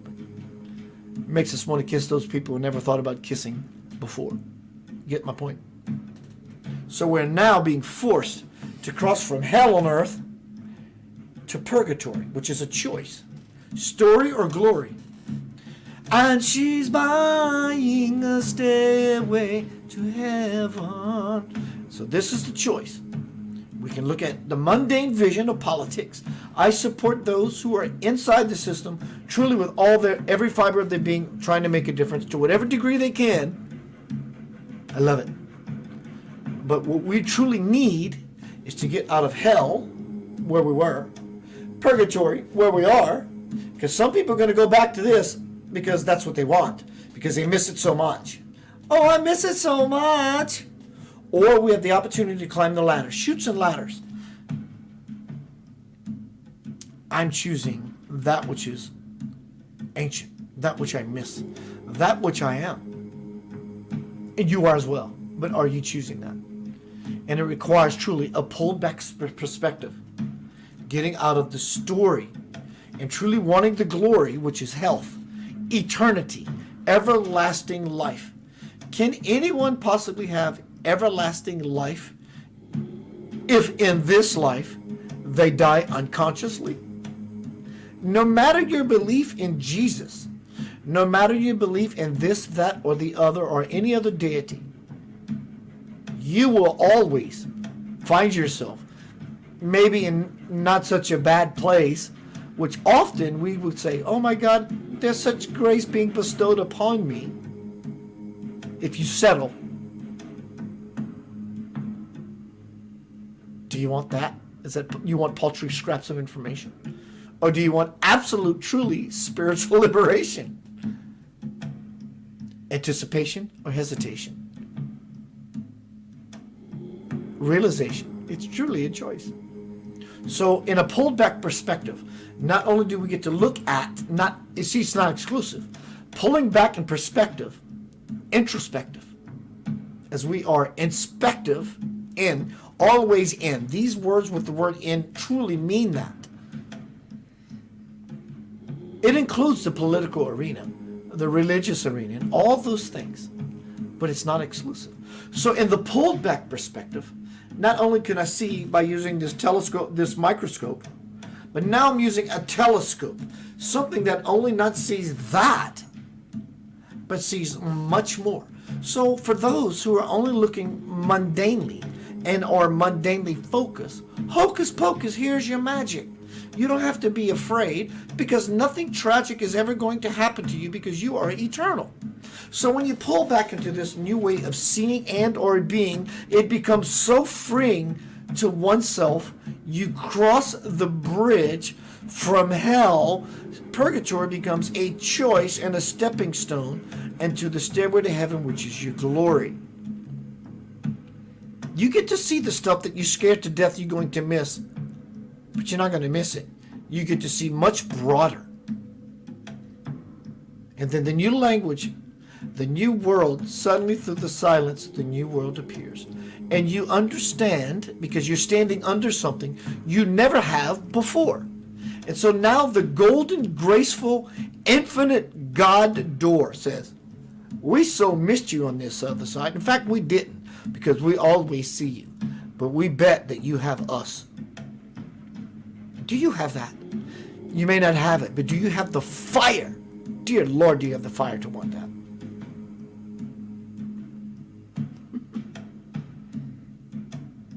I hope you do, and I'm sure many of you do, at least in some way or another. There is no more time. Doesn't mean doom and gloom. It means that the father-mother principle is saying, hello, let me show you who I am to teach you the way. That way can come through one of light or one of dark, dense dismay. You may be, quote, safe for now from this game of life I am referring to. You may make the next level. You may make the next level. But there will come a level, not only for you, but for myself included, that will say, what part of you that you have left undealt with that is still polluted? And it will show itself to us. It will simply just say, hello. Many people will make this round. Many people have not. Would that be a true statement? There is another level coming. Sounds like doom and gloom, as I said before. Okay, if that works for you, good. It motivates you, it excites you, good for you.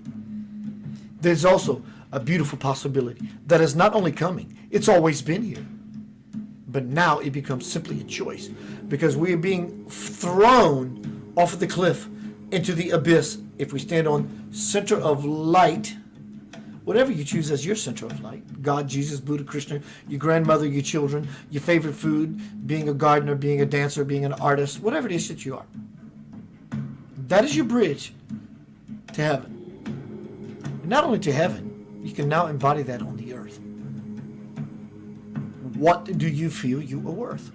Are you willing to get out of the nonsense, the ongoing nonsense? I understand your life is important and how you view things. The law does not fudge and or budge for anyone, including myself.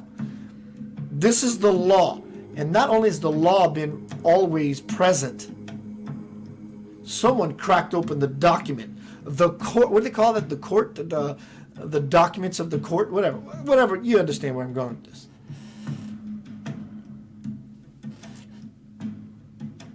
We have been given a cushion since the 2 months of being locked in. Trust me when I tell you, it's not doom and gloom prophecy, even though I can tell you or would claim that I'm what some people would call a prophet of the end times. Take that how you want. I really don't care. I know who I am from soul to bones. When we collect our collective breath, we have a period to relax. You may get an extra day of vacation because of your frequent flyer miles. Enjoy it. Round 2 will be coming. What is round 2?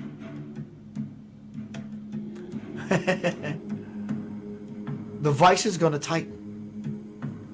But will you enlighten and heighten up your awareness to understand what that means so that you don't find yourself still in hell? Hell is coming. Purgatory, we are all crossing the bridge by jumping or we're falling. And when we hit the ground, we're thumping. So we're either falling or jumping. Hopefully to get to that place. I'm pretty solid, Keith. Fantastic. Tell me the secrets you have because I want them too. What I'm saying in short or in long, you have to be present. So present, you can look at the mundane, the world, the chaos, political, the situation.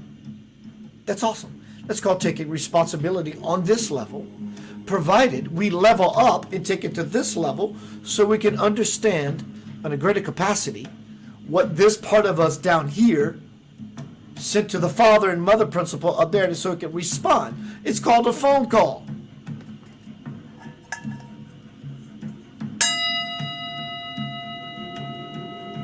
So when we say hello to our parent, we get information that's called intuition. And now you know something that you can choose as an opportunity or a possibility that you would have not before if you did not make the phone call to your parent. Well, Mom, Dad, what do I do in this situation? They may say, well, put some gas in the car. Or put some air in the tire. But if we don't make that phone call, we never glean the possibilities. So if we don't connect to understand through intention, no communication will ever happen. None. So instead of being mundanely focused on the political arena, the religious arena, the child pedophilia arena, I understand the importance and the urgency of our human attention. We don't stand up for bullshit anymore. We don't. Other than that, we're fighting ourselves. I made my intention clear because my intention is clear because I am clear.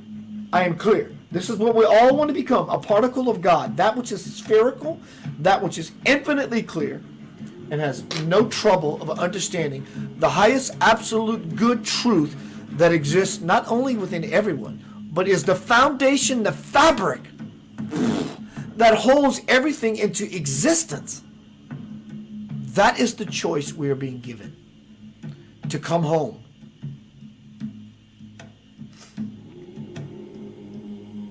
A lot of people have sent me messages, and I love it, that how to create more of a following, because I have only so many hits compared to. I'm not interested in that. The tribe will show up. I take my time because I'm not in a hurry when I do that which I love. And that which I love may take 2 hours. And for me, it fleets just by me. Simply, it fleets by me. So I take breaks because I deserve a break.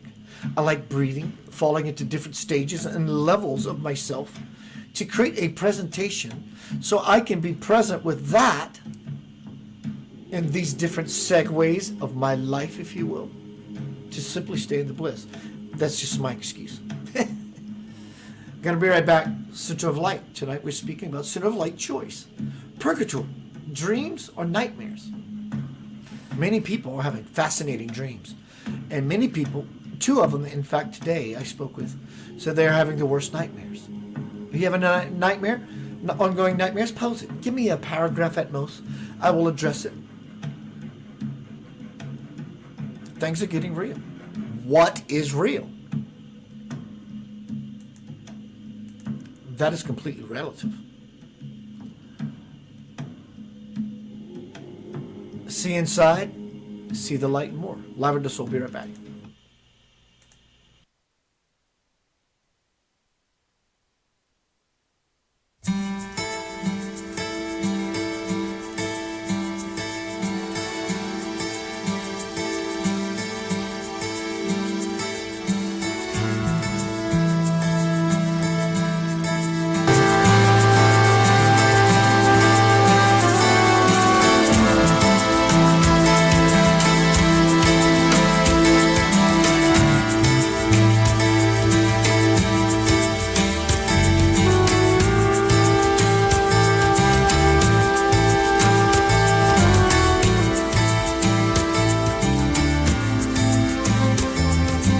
Open your eyes, see inside. Nothing's like you knew before. See inside, see the light. Welcome to the Center of Light with spiritual teacher, intuitive, musician, composer, and best-selling author of The Divine Principle, Anchoring Heaven on Earth, your host, Keith Anthony Blanchard.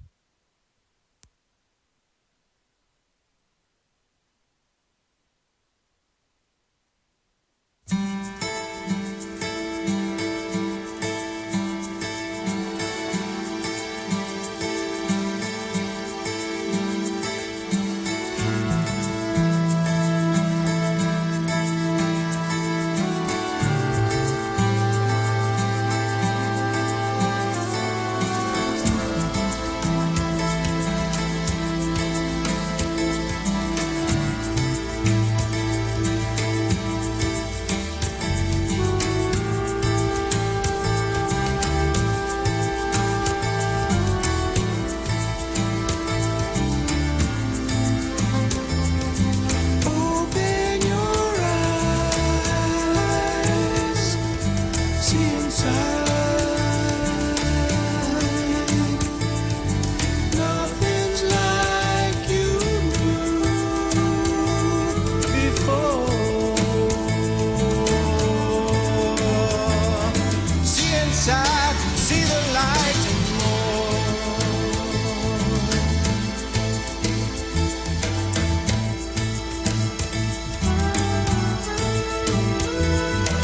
nothing so strange, only rearranged. Don't be taken by the score. See inside, see the light and more. See inside, see the light and more. See inside, see the light. I wonder, do you realize? See inside, see the light and more.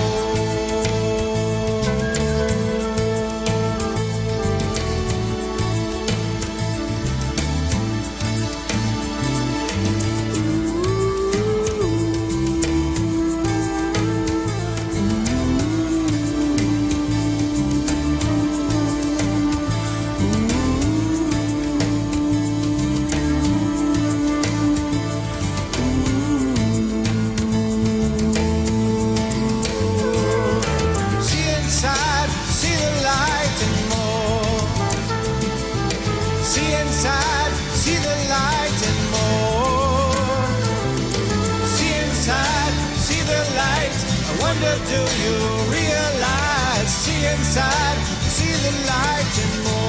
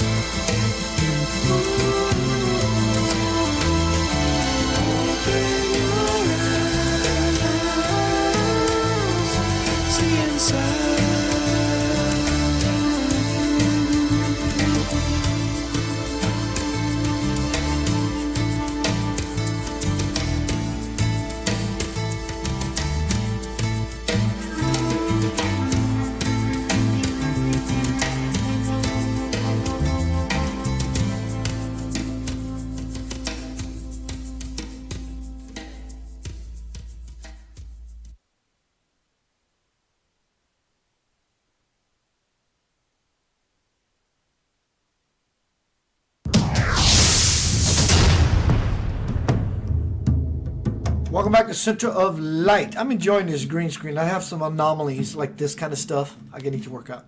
Either way, I'm having fun. Good to see you. Welcome to Center of Light Choice. Purgatory. Your greatest dreams or your worst nightmares? What's happening? What's happening? What's happening? Whatever's happening now is going to happen to a greater degree. So I will now get into the thick of the presentation about Danielle earlier asking, what is purgatory? Good question. Hello, Vicky. Let's see who's here. Dwayne Goodwin, D. Goodwin. What's up, my old bass playing brother? Robert, Katarina, Wendy, D. Goodwin. I said D. Martha. Hi, Martha. I think of Joe Sugar. I got to everybody. So now I want to move into the next segment, which is access granted. Everybody has access. Only few will choose it. Win or lose it, only few will choose it.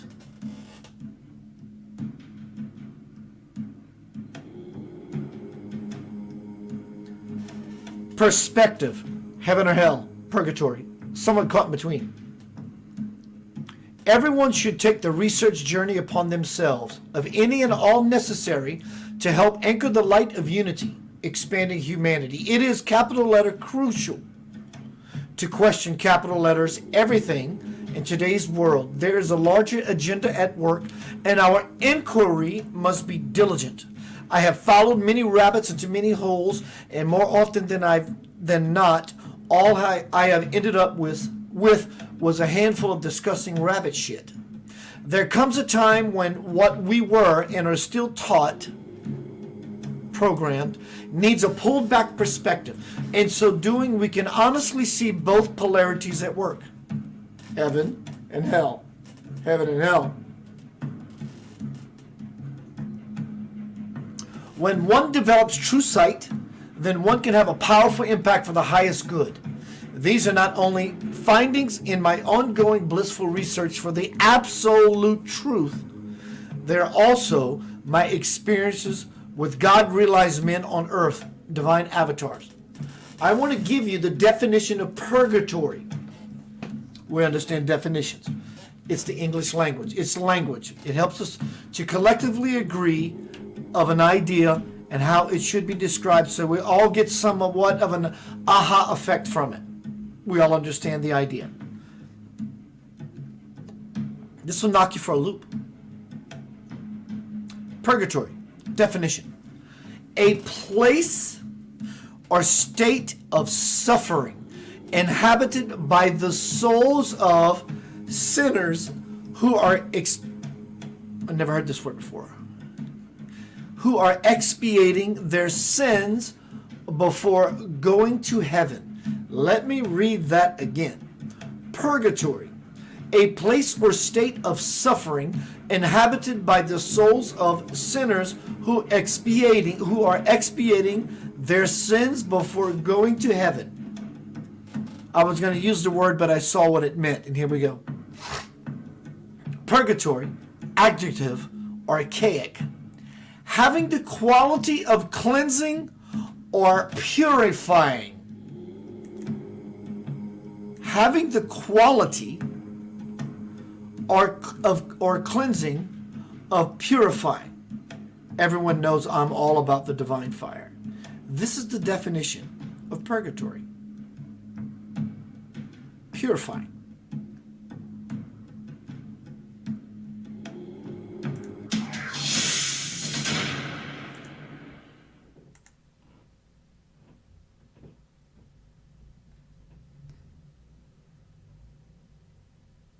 The fire. If God is love, then it requires us to be purified, not only to understand that. Understanding only touches one thread on the garment of the divine cloak. If God is love, fire, divine fire, spiritual fire, effulgence with infinite suns, then it's about developing the love within to the level that God is, or that is God.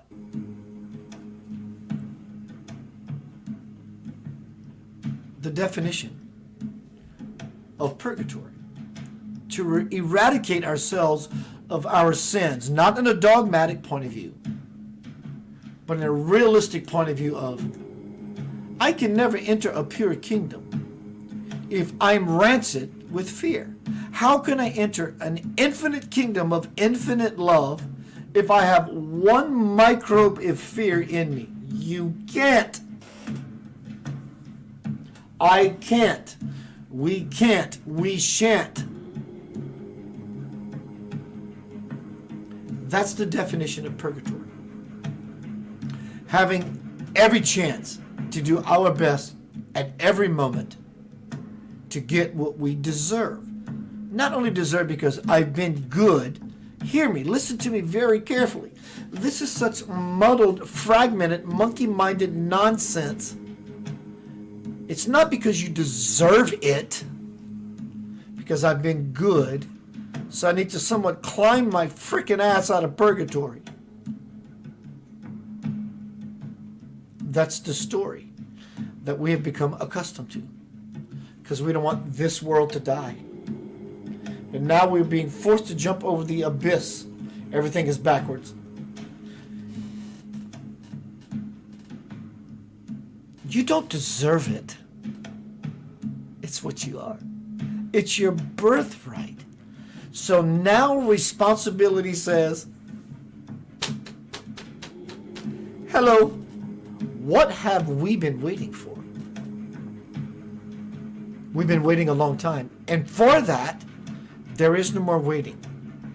You, me, we, us are being pushed off the cliff into the abyss. I've missed a lot of something along the way of my life. Not anymore. So we're being given a lift. Do you want that? Simply, do you want that? From the Divine Principle, my bestseller. Spirit says, this is very, very powerful as far as describing a purgatory state of being. Heaven is not a place. Heaven is a state of being. Hell is not a place. Hell is your life going wrong no matter where you are. Heaven is your life going correct or balanced wherever you are. From the Divine Principle, anchoring heaven and earth. Now, this was 1996, but referring to now. Now is the time to assess yourself, in a way that you have not done before. Believe me, denial is not that river in Egypt. Denial only creates piles of confusion, kind of like dog poop, you inevitably step in because you do not see it. To help yourself get out of the mess you are in, you must wear responsible shoes and walk responsibly in them. Responsibility only comes when you embrace your entire self, fears, troubles, nonsense, and all. I want to change the music to this. I don't know why. So I'm going to do it.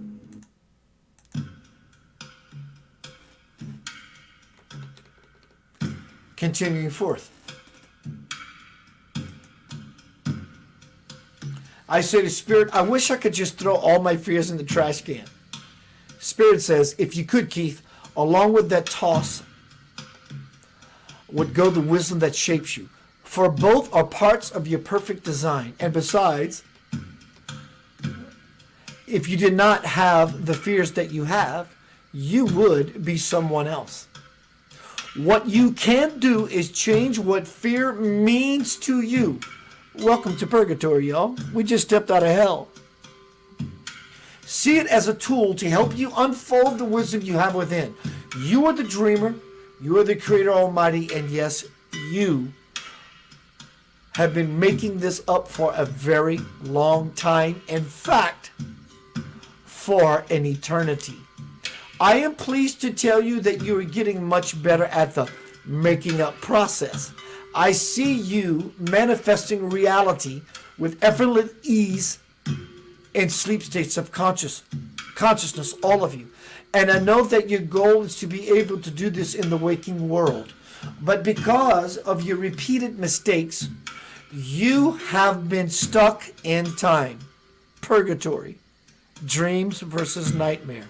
Choice. Trapped between realms. The truth is, you are in perfect placement to get to the other side of stuck.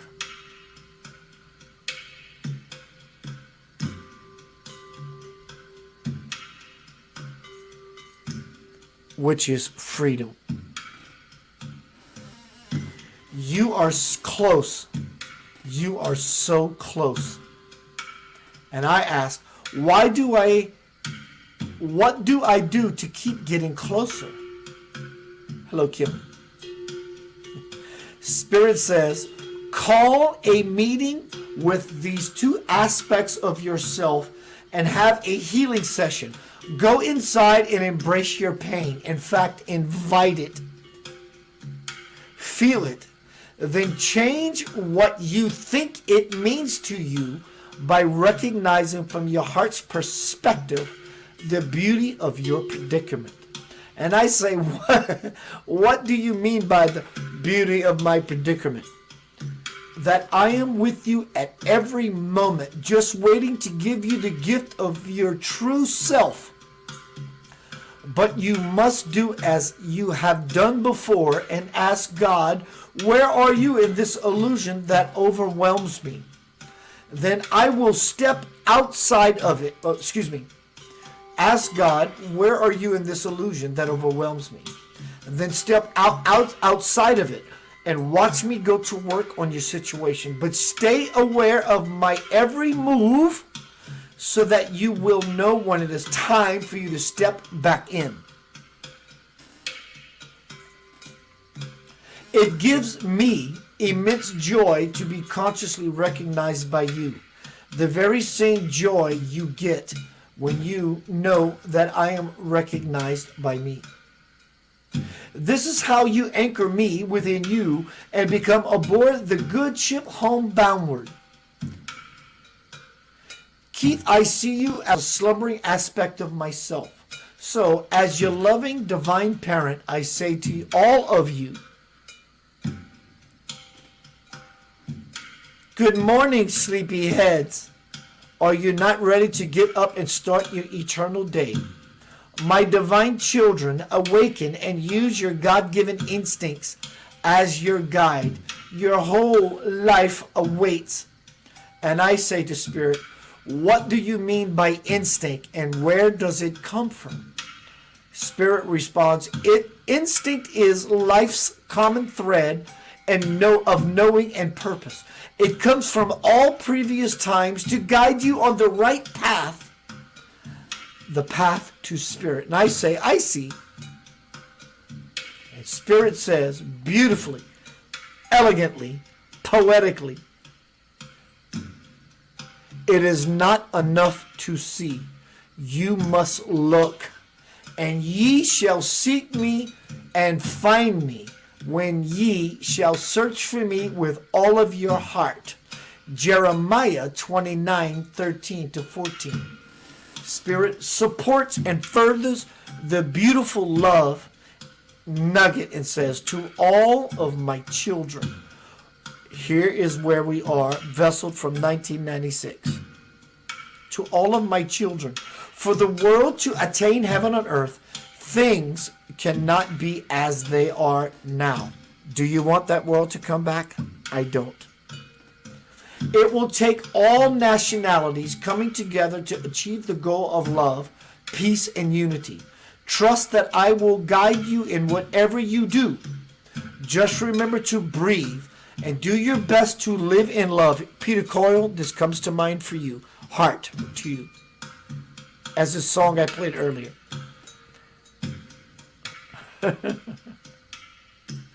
Just remember to breathe and do your very best to live in love. Give in love. Be in love, and love you shall receive. It is time to embrace yourselves, embrace all of humanity, and embrace the earth. Do this, and you embrace God. Join me. Going to be right back with my final segment.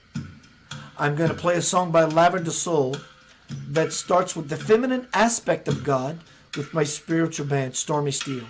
And she will say that very poem I just lastly spoke about. Be in love, live in love, and love you shall. Here we go. I'll be right back. I'm going to go to vessel mode, center of light, choice, purgatory, your most beautiful, greatest possible dreams, or your deepest, darkest nightmare. And in all love, love loves you and says you, consciously or unconsciously, can have what you want. Be right back. Center of light. Stormy says what I just said poetically a minute ago. Peter Coyle, I'm going to send this out to you, bro. You are a beautiful soul.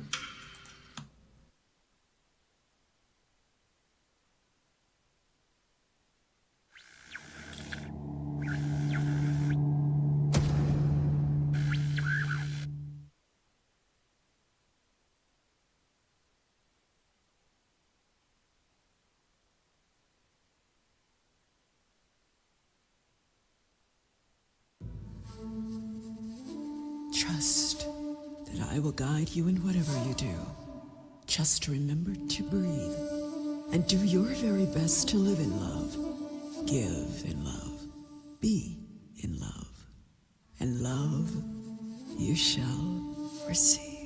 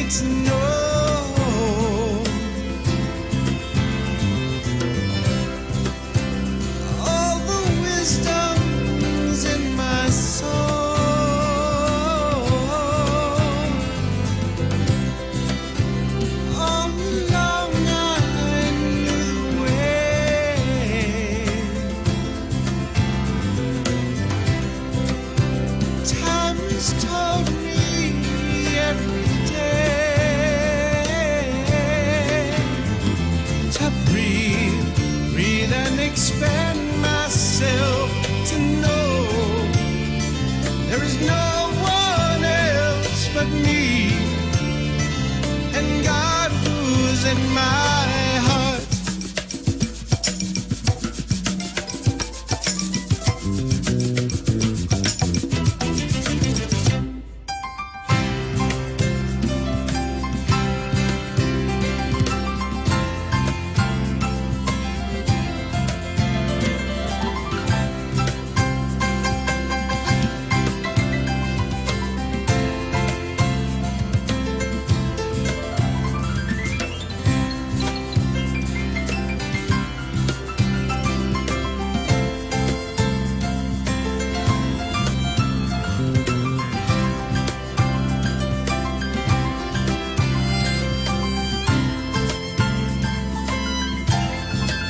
So I'll breathe, breathe and expand myself and know there is no one else but me and God.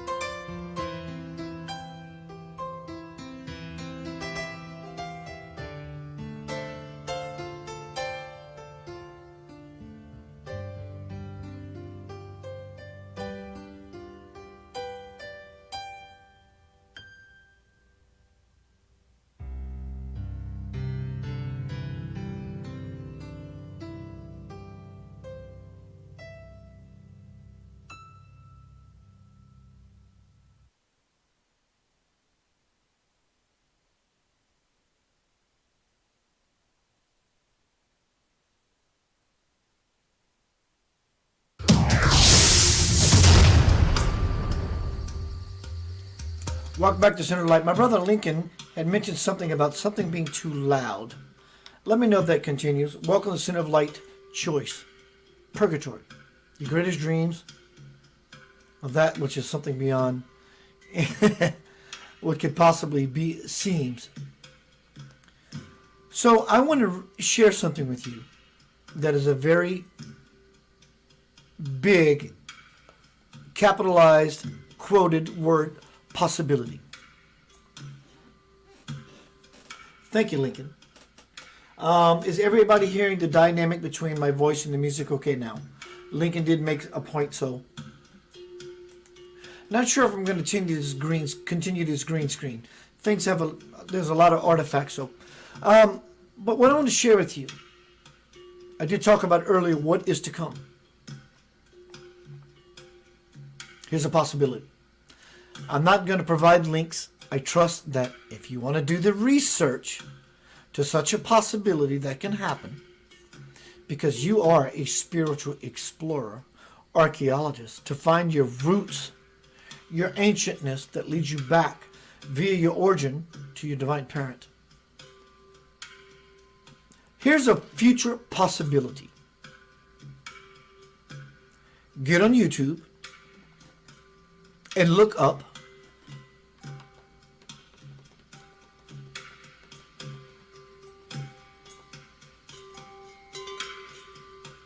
Project Bluebeam. This is not conspiracy theory, though it has been labeled as such. At least my research has taken me to a place where it touches me to say, knowing the technology we have behind the scenes, that this deserves my attention. So did I mention that when we deserve something, we follow the rabbit into the hole? I've followed this rabbit for many years, since I was a child. I would have nighttime excursions of looking into the heavens and seeing the clouds as a drawing board. And there were script, ancient carvings, ancient writings, extraterrestrials. I understand the metaphorical idea of it all. I get that. I've always gotten that. But these were experiences. And many people I have learned from and learned about have had the same things. Look up Project Bluebeam. Don't get into the conspiracy theory of it. Don't get into the governmental and the globalists and the elite of it. That's not what I'm asking you to do. I'm just saying, look. Just look. Peek. One thing I was going to say earlier that I saved for this moment. One thing that can possibly happen to divide the masses and the classes, not out of separation because everyone wants to be separate, but from the fact of the matter.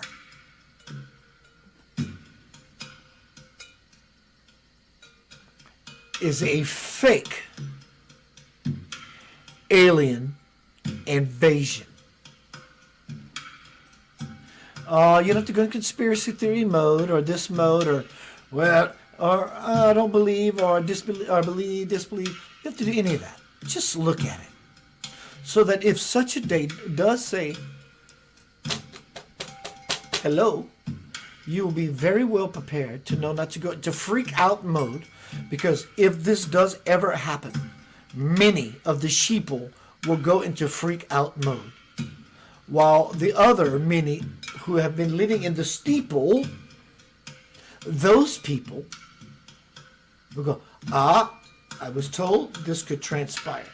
So now you have a better leash, or rather unleash on life, that takes you into an absolute, further absolute space of knowing that such a thing could have possibly been coming.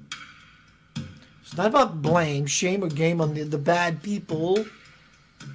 It's about you being a responsible individual to say, this is another attempt by hell not allowing me to use a stepping stone, center of light, whatever that is for you, be it this platform or any platform, or any book, any food, anything that you love doing, to step in towards, and she's buying a stairway to heaven. This is where we are. You have no other choice. I have no other choice. And in the matter, there is only one choice possible for everyone to gain what we have always been complaining about and been insaning about. If you're doing that, God bless you. If you have something that you know I don't, please send it to me. Bless me. Hello, Lauren Lott. I love your mama. Carol. Peter Coyle. So everyone, my name is Keith Anthony Blanchard. Good to see you. You can find me. Please donate to my cause. Why? Because when we're in a state of absolute being, present, integrated with the Christ principle, then abundance flows naturally. I give naturally because naturally it's who I am. So I'm going to fall inside into vessel mode. I have not done it in a while, so to speak. I've been doing it all night. But now I'm going to fall into official vessel mode. Why? Because it's fun. Let's have fun.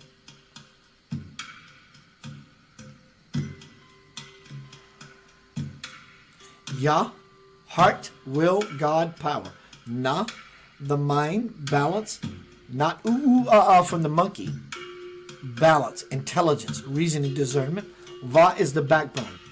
These primordial aspects of who you are, no matter what you say, no matter what you think.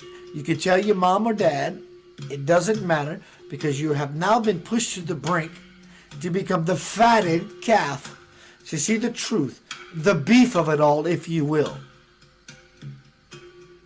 The bacon, the spiritual beef or bacon. Are you in grace, or are you feeling like you are forsaken? Don't be mistaken. The truth applies to one and all. There is no favorites. None whatsoever.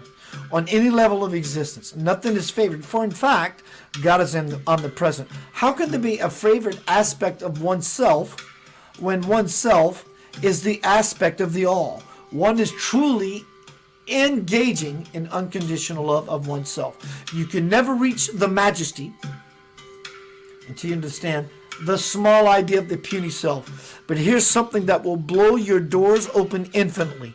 There is no such thing as the puny self. No such thing. Unless you believe in yourself being puny to what you have labeled as the majestic. Make no mistake about it, this is where you are. You want your world to come back. It was hell. It was not working. It was broken. The world was on fire. The world was gasping for air. Now the world can breathe. Now the world can breathe. The world is becoming cool. Are you becoming cool with the world? How cool are you, says your spiritual guidance, Fonzie. Are you cool? Hey. Do you understand? So your quarantine is purposeful. And by now, most human beings are getting that. Many human beings are not letting go of the old world. That is their situation. The question becomes, what is your situation?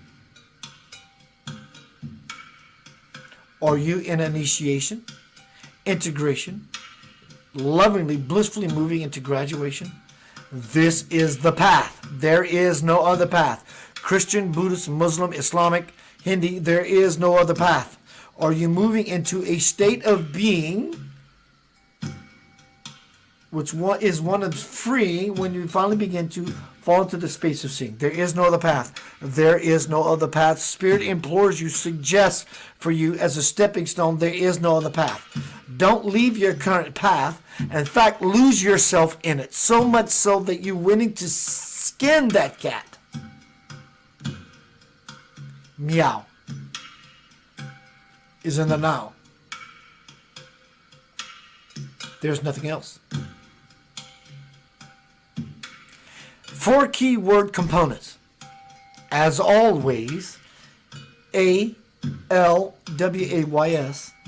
A-L-L space W-A-Y-S, always, always, passion, fire, muster, cojones, sincerity, I mean it, humility, I mean it so much I am dropping to my knees. I implore it, I adore it, and in my heart forever I will store it and share it with everyone, because there's an infinite wellspring that lives in me. In fact, it doesn't live in me, it is myself. And vulnerability, becoming so open that one is a hoping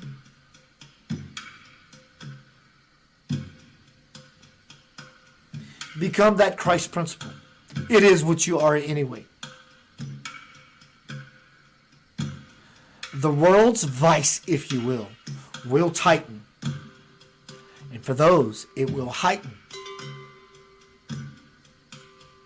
What do you want? Do you truly want the old world to come back? Your old lover to come back? The old way of being to come back? Because you're missing? In this regard, you are pissing into the wind. As we say again, don't find yourself in this unconscious spin going absolutely nowhere, because there's something greater that awaits you. And it simply becomes, are you aware of that very possibility that launches you from hell, which is now the earth and the world as you know it dead, into purgatory, which is a blessing that will launch us from story into the glory. Do you want that?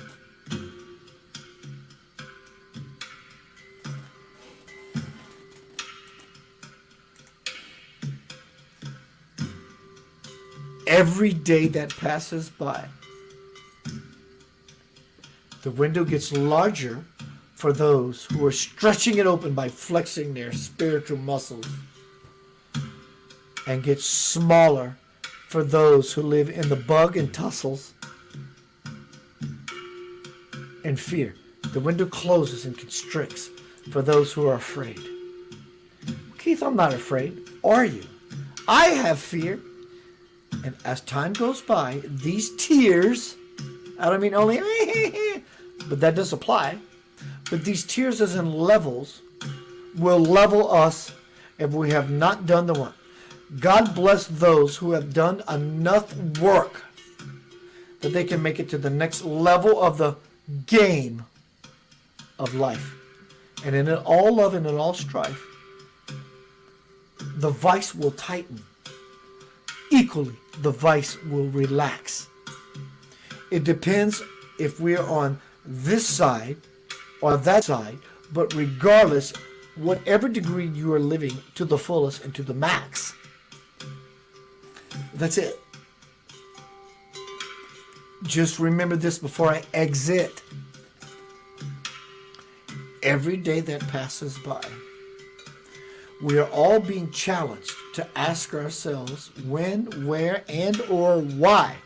How does this apply to my life? Am I living in absolute eternal bliss to the best of my ability? Or into the ridiculousness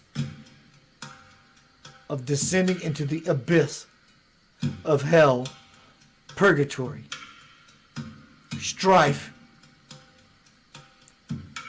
Or am I simply moving towards that which is my divine possibility, responsibility, and birthright? That is the question all of humanity is posing right now. What a beautiful possibility we're all being given. And no matter what you say, not only are you loved beyond measure, love will always win.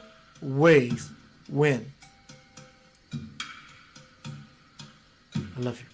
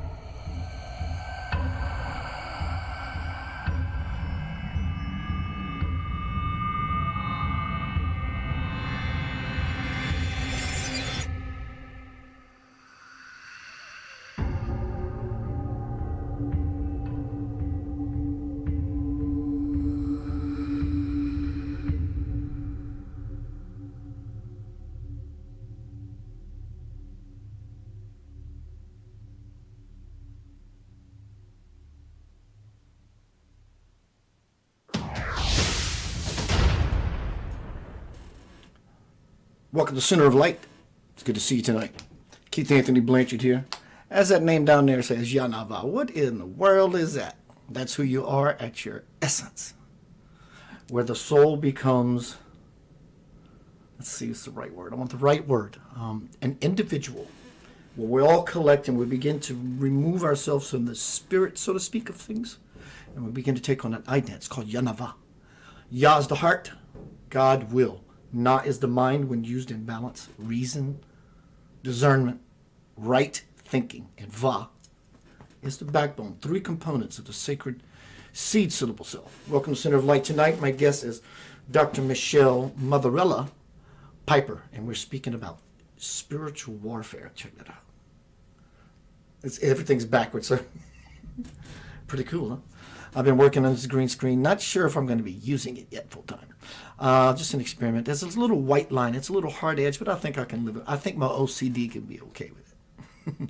Welcome to Center of Light. I'm going to get down here shortly. Well, let me say hi to everyone. I really don't do much dialogue in the room when I have a guest because it's about myself and the guest, and I really want to get into the guest their due. But when it's you and I, you help me spin my presentation. So without you, it doesn't work. So I appreciate you greatly. Let me tell you a couple of things happening in my life really soon. July 31st, in fact, next week, we're going to start pushing for worldwide publishing and distribution. Thank you, Gavin Lee Davies, with 6 books. It's been a year. It's pretty amazing to watch things unfold in real time. It was awesome. I just really, really had a good time with it. So I need 500 sales to get another contract, which is nothing. And 3,500, if you've been wondering why in my post I put 3,500, that's why. If I get 3,500, I become a New York Times best-selling author. That's cool too. And if not, I'm still happy and blissful. Or you, how's your life situation? Are you full? Because one of these 2 things right here, in this background picture, is coming. Whatever one you choose. You can have whatever one you want. And the universe says, you can have it. Which one do you want? Well, I think I'm pretty peaceful and blissful. Fantastic. What about those areas that you are not aware of, that you're not peaceful and blissful? They're coming to say hello and kiss you on your face. Let me tell you about my guest tonight. I want to read something really quickly. This showed up for me in the form of a vessel. And this is so everything about this presentation, or my time with Dr. Piper. It's called perspective. No joke. As I just said, perspective. Everyone should take the research journey upon themselves of any and all necessary to help anchor the light of unity, expanding humanity. It is capital word crucial to question capital word everything in today's world. This was from last year, in fact, it showed up in my memories. There is a larger agenda at work, and our inquiry must be diligent. I have followed many rabbits into many holes, and more often than not, all I have ended up with was a handful of disgusting rabbit shit. There comes a time when what we were and still are being taught, programmed, needs a pulled back perspective. In so doing, we can honestly see both polarities at work, just like this picture behind me.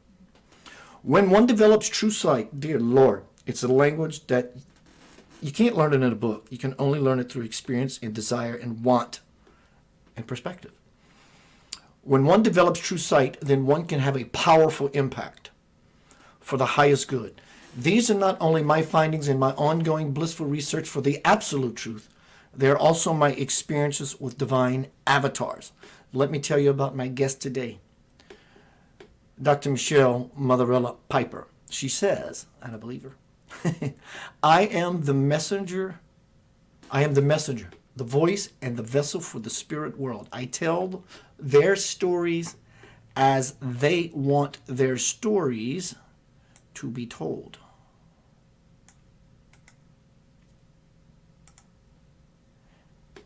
She is a psychic medium, author, and doctor of natural medicine. I'm dropping her links into the forum now. Hello, everyone on YouTube. I can't go to YouTube. It's going to whitewash and everything. I'm just going to look weird. But people on YouTube, I love you. So I'll be seeing you shortly. Heck, I'm tired of putting this off. I've been waiting for this all day. Welcome again to Center of Light Radio. My cosmic sister. Hello. How you doing today, darling? I'm wonderful. How are you? Top of the world, looking down on Down on creation. creation, it's the only explanation I can find. That's called perspective, isn't it? Yeah. Yep. What's happening? You made contact with me the other day, and you said, "Keith, my God, it's getting great. Whatever word you chose that it dramatized." And I said, "What's going on?" And you said, "There's a spiritual battle." I said, "Let's talk about it."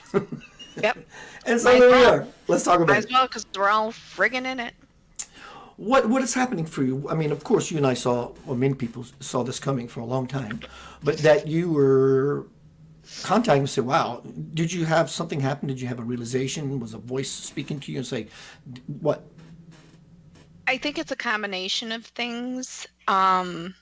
It's been an ongoing thing for many, many years, let alone months. But I think people thought we were in the peak of it or in the height of it.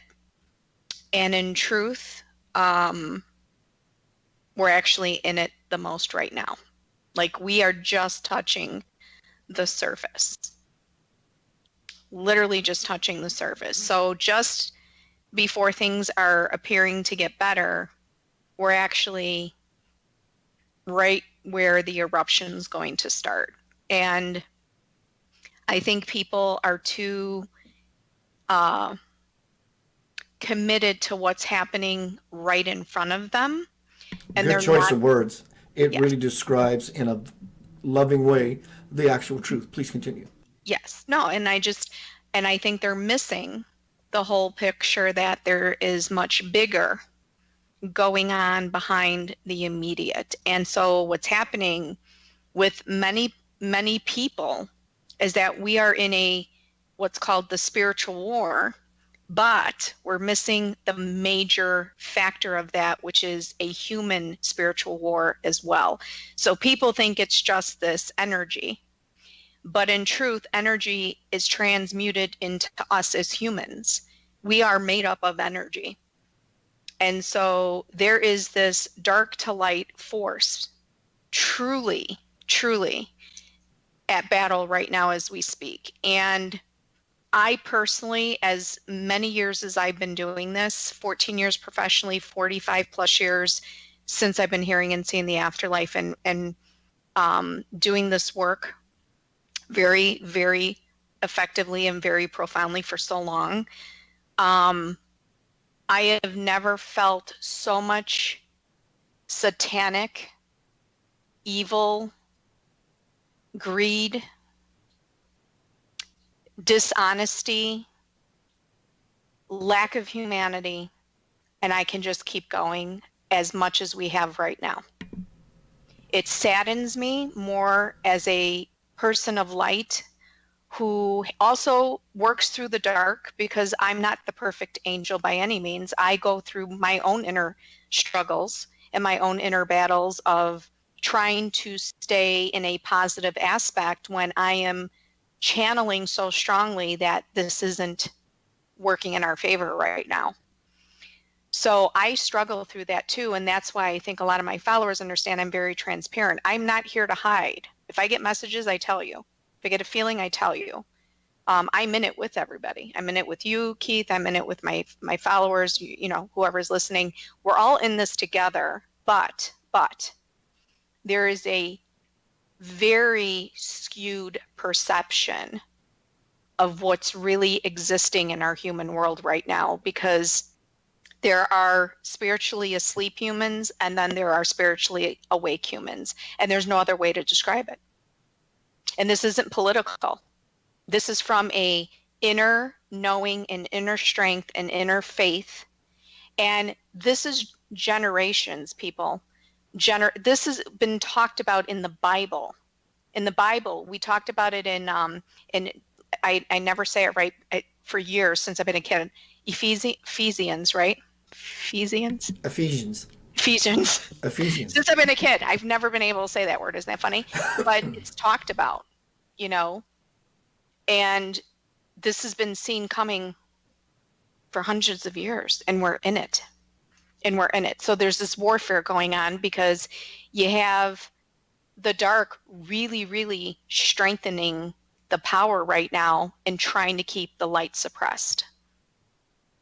and the truth tellers are being knocked down, videos taken down, shot down, words being misrepresented. Censorship has been at an all-time high. I've been doing this work and I don't even have the numbers of some people. I'm even being censored just in my content. I've been teaching the same stuff for years. All of a sudden now I'm censored because I'm showing people how to have a brain and how to work from their own mind. Well, I'm sorry, but I studied science for many, many years, and I've studied the human brain many, many years. And I have 2 PhDs in natural health, which studies the brain and spirituality and how your body works and how food affects all that and how energy is. And I'm trying to teach people to have a mind for themselves because for so many years, we've been mind controlled. And so now I'm being censored for that. No, I'm trying to teach people to do the research and to find out who they are again and get their inner power back and stop being told how you're supposed to live this life here on earth, because that is not what we were intended to do. That is not why we came back. That is not what God wants for us. And so it's just a major spiritual and human dark to light struggle that is at an all-time high. And I have felt it more in the last 48 hours now moving towards 72 than I have in years. It's almost like it's at that rupture point. So, you know, people are looking for the let's get off of stay at home. But is that really going to solve anything, or are we going to band-aid everything like we've been doing? We need to solve it. We need to be part of the solution, and we need to stop the satanic, evil, greed behavior that goes on behind the scenes. And we have to come collectively together to be stronger in our inner power. Many of us have lost our way. Many people are lost. They've lost their inner power. They've lost the ability to think for themselves. They are subjecting to sacrificial behavior because they feel they have no out. They are scared. They're living in fear. They are being mind controlled every day. They don't see an out. I mean, come on. If we don't have each other to pull us out of this mess from the elitist who control us every day, how much more can we do? Then I feel like I failed. You know, I feel powerless is what I said in another show the other day. Sometimes it's frustrating because you feel so powerless when you know in your heart you just want the good to survive and you want everyone to be happy, you know, and it's hard when you're getting beat down by family and friends and those who do have a base like ourselves, like you and I, Keith, where we're getting maybe bashed by other humans and told that we're not speaking truth and we should be ashamed and we should be all these things. I don't really care what you think. I'm not going to stop making people find out who they are and get a brain again and think for themselves and get their inner power back to know that this is not okay. This is not normal. This is not how Earth was intended to be. So here we are. Your take now, Keith. A lot of people think of the belief, behave, accept would be the right word, that the spiritual people are the ones who should be the coolest. They should sit back and just accept, allow, and appreciate the beauty in the world. That's all wonderful. The world right now is not so rosy. It's not peachy right now. So if one of the highest creations of God would be considered Mike Archangel, and everything that is referred to this particular handsome man, angel, he's about war. He's about coming in with a sword and stepping on the serpent, snake, lizard, elite, cabal, global, and cutting the head off with his sword. I mean, this is not accept, allow, and appreciate. Sometimes we truly have to be spiritual agriculturalists, spiritual gardeners. And you got to get on your knees, hence humility, but at the same time in your humbleness of being grateful, you get on your knees to pull the weeds out of your garden. So you got to get in there and start pulling these things out the roots. You can keep cutting it, as we have done for many, many years with a weed eater or a cane knife or whatever is your method. but they grow back. And so we found ourselves in the thicket or the thick of it all, actually. And we can't keep up with the weed pulling because they surpass the number, not the people, not the 1% surpass the 99, but the level of power influence, it makes things move. And so it's really not about blaming anyone outside of ourselves, but we collectively united need to stand up and become a mighty force, the Salvation Army. And so I think it's come to a time that in our being passive, there comes a time where an uprising needs to occur. Rebellion is fantastic. Anarchy is not allowed because anarchy goes into stupidity. Yeah. So I think we have to find the gray area between allowing certain things to take place and certain things to not. And the vice, the web will get tighter. So we have to figure this out because both are important. Certain things you just leave alone because they're not that important. It's not priority right now, so just leave it alone. Just going, kind of thing. And then certain things, like you're saying, I totally agree. We need to stand up. Someone comes in your house and starts making a bunch of nonsense. You're not going to just say, well, I love Allah and I appreciate you, stay over. Well, someone else coming into our house. They're coming into our home, and our home is called Mother Earth. And Mom says, kids, you know your mother's old, and you need to take care of your mother to get these people out the house. And so we find ourselves in a situation, and I agree, it needs to be addressed. Now, it doesn't mean that we have to be violent, but No. it means that some part of ourselves needs to be warrior strong and use the source, of course, as our force and begin to push. Push back. Learn when to push, not just being knuckleheaded nonsense pushing for the sake of being brute force. You only get that mirrored into your own face. So there is a balance that needs to take place of when and when not to. How much not to. I'm sure those lessons are coming down the road. Right now, it's important, like you said, that we don't tolerate this. And once we get good at that spin and that game, then, okay, now you're ready for the second grade. Now you need to know when and what to do and when not to do it. And so, but I think it's time, like you're saying, we need to get off the pot. We need to get on board with the train right now because nothing's a guarantee. This is all an experiment. It's just all a complete experiment. Yeah, but we're failing at the experiment because we're not thinking for ourselves. We're allowing other people to mind control us, and then our natural human response is to react. And most of the time, the reaction is fueled by fear and anger. And so we all need to just tailor it back like 100 steps and go back to basic thinking. And using our beautiful, God blessed us with 3 beautiful levels of consciousness. There's nothing in science, and you can quote me on this because you can even research it, you'll never find it. There's nothing in science that understands the basic of consciousness. There's nothing that can truly evaluate and explain it.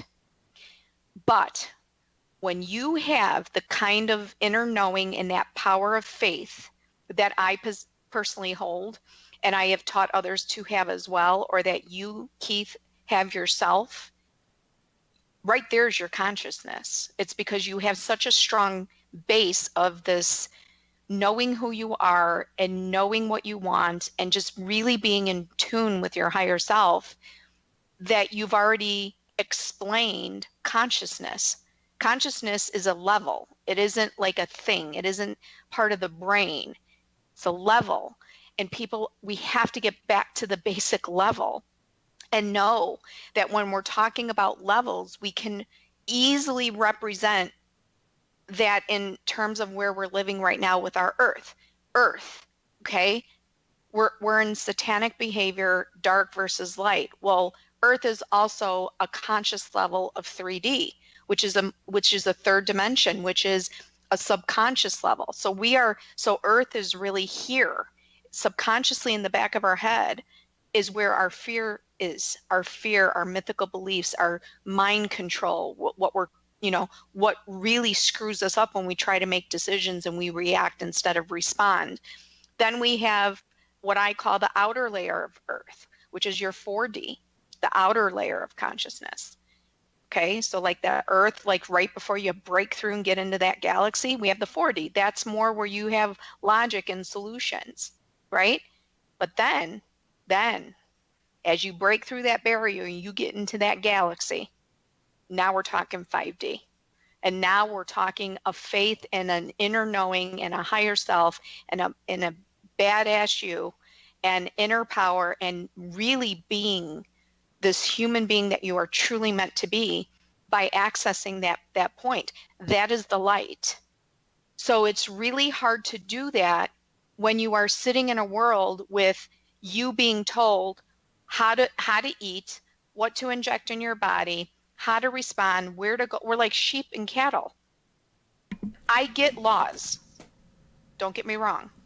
But there's law and then there's abuse of power. So, how do you think? Today, I'm going to echo what you said today. I decided my son is going through everything that everyone is going through, but he's a good son, and I'm going to show him how good of a son he is. And I said, I got some money coming in for an accident I was in, and I said, your dad wants to treat you something, a couple, $3, whatever, $100, just whatever you want. He said, I want a laptop. I said, done deal. I rode all over Memphis. I went to 5 Walmarts today, 3 Targets to find a laptop. Nothing. Because everybody bought it with their stimulus. Now listen to this. Oh my God. To echo what you said, I saw an invasion. I saw a fucking invasion of a consciousness. I knew it existed. But now, those very people that's living back here in this part of the head, they were everywhere. And guess what they were wearing?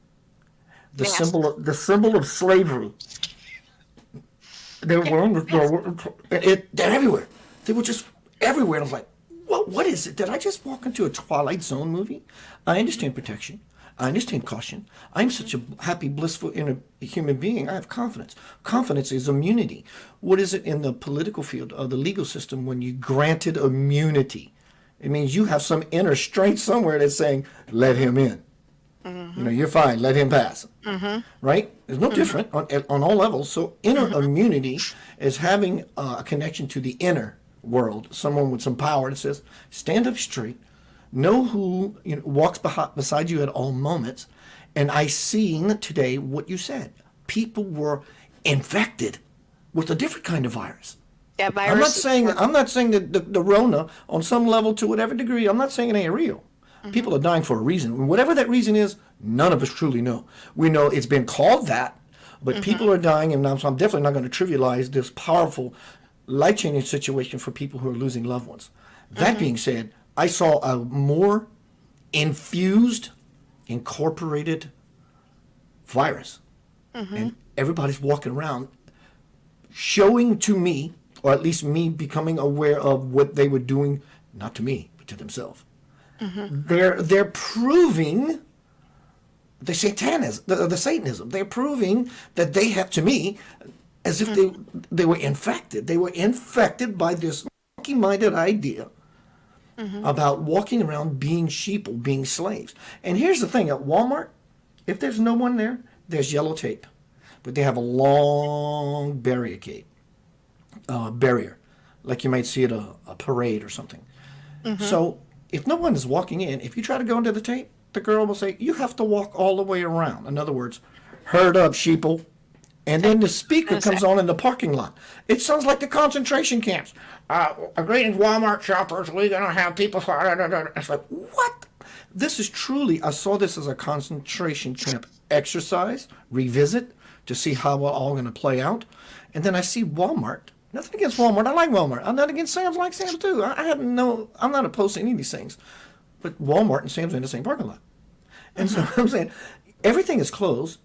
But the people who are making gazillions of dollars right now is Walmart, the Walton family, which is fine. I have nothing against people making money.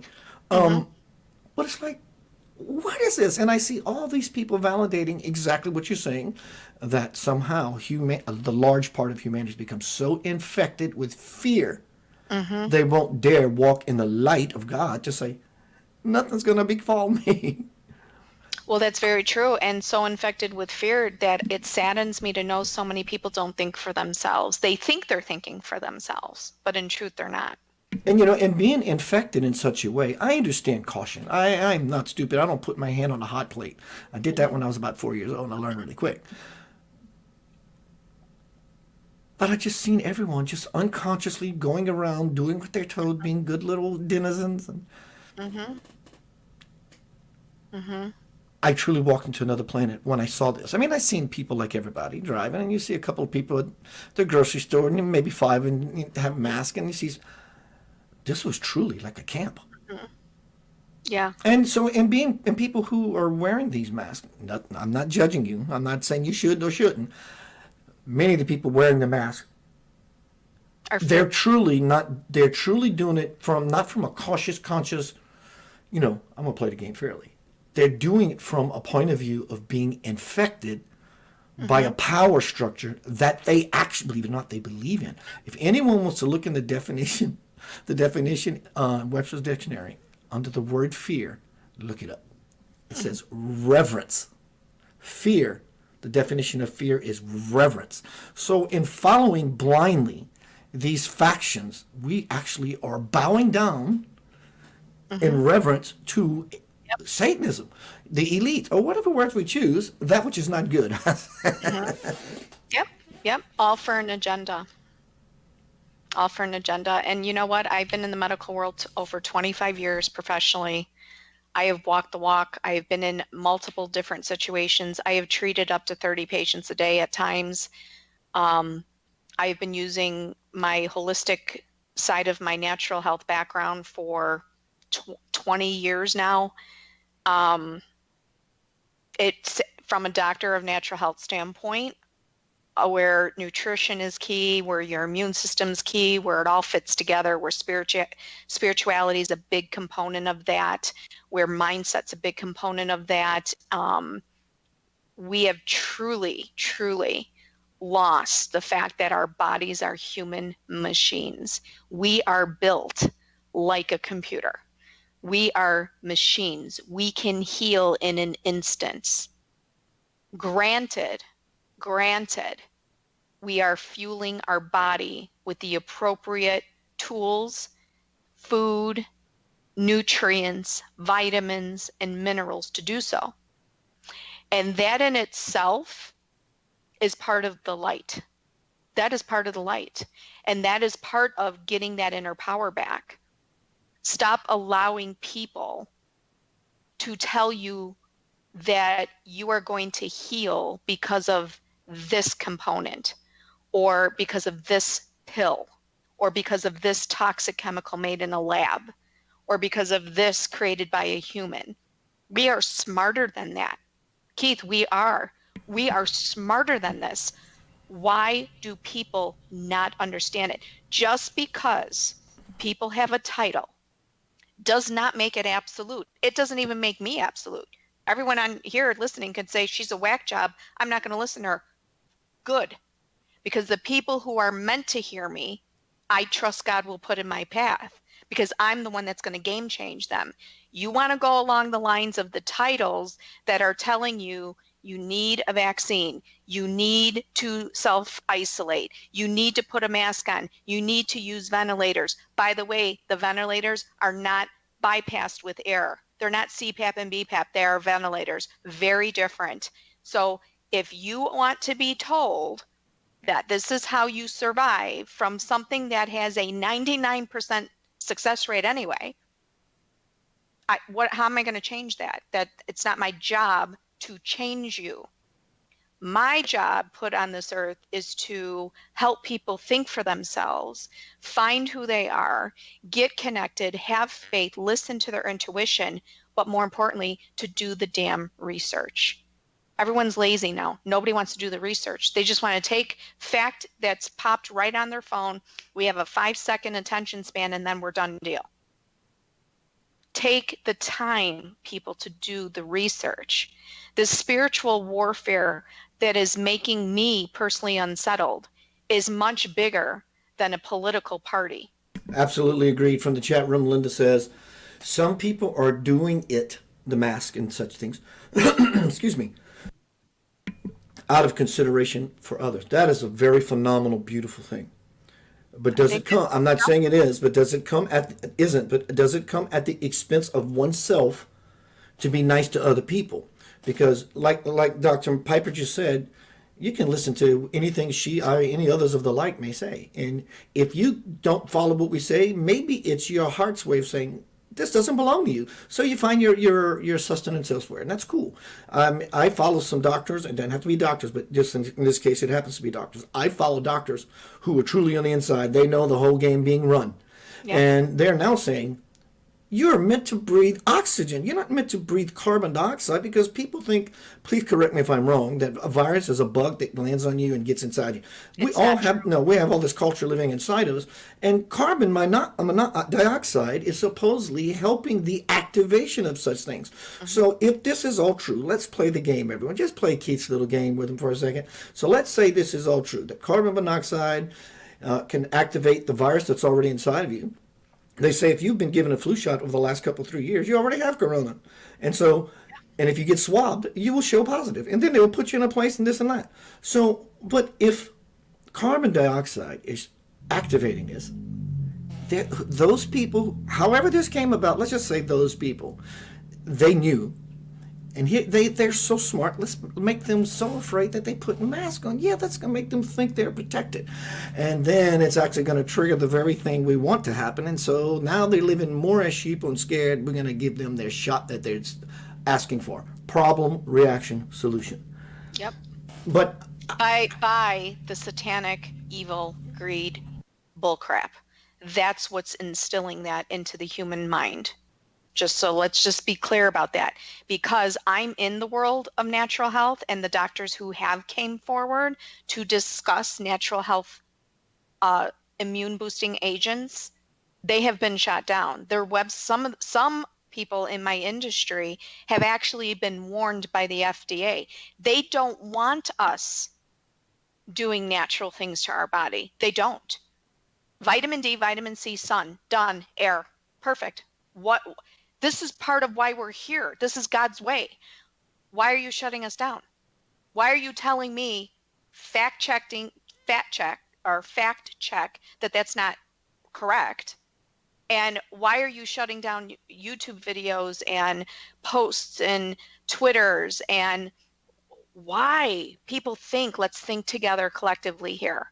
Why would people want to shut down somebody who's coming forward, who has multiple years of experience in how the body wants to help the world?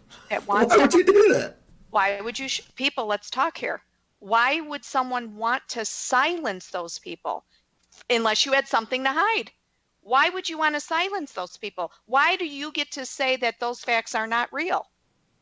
How come? Because last I checked, my facts are toxins in your body don't cure. That's a fact. Toxins don't cure. They create disease. They kill. So, okay, so let's just do an example.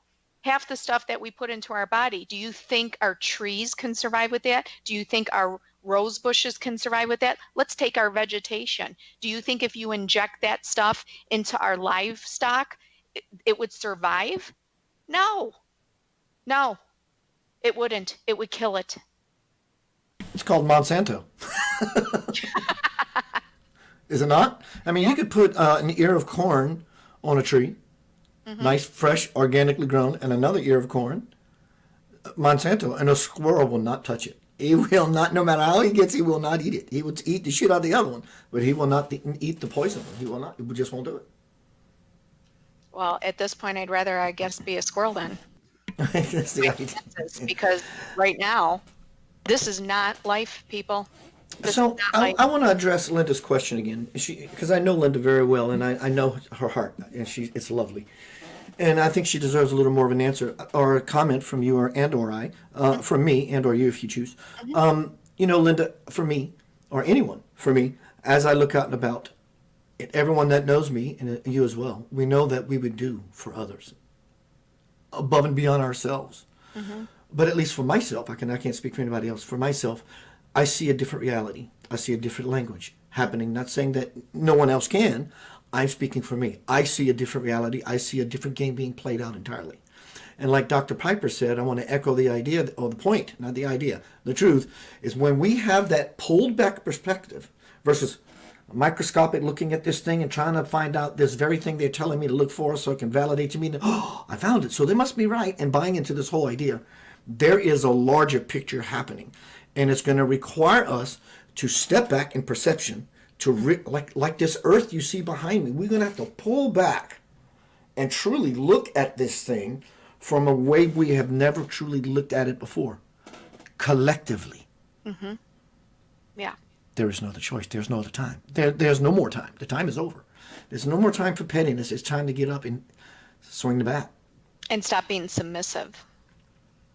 You know, losing your inner power is the worst way of life.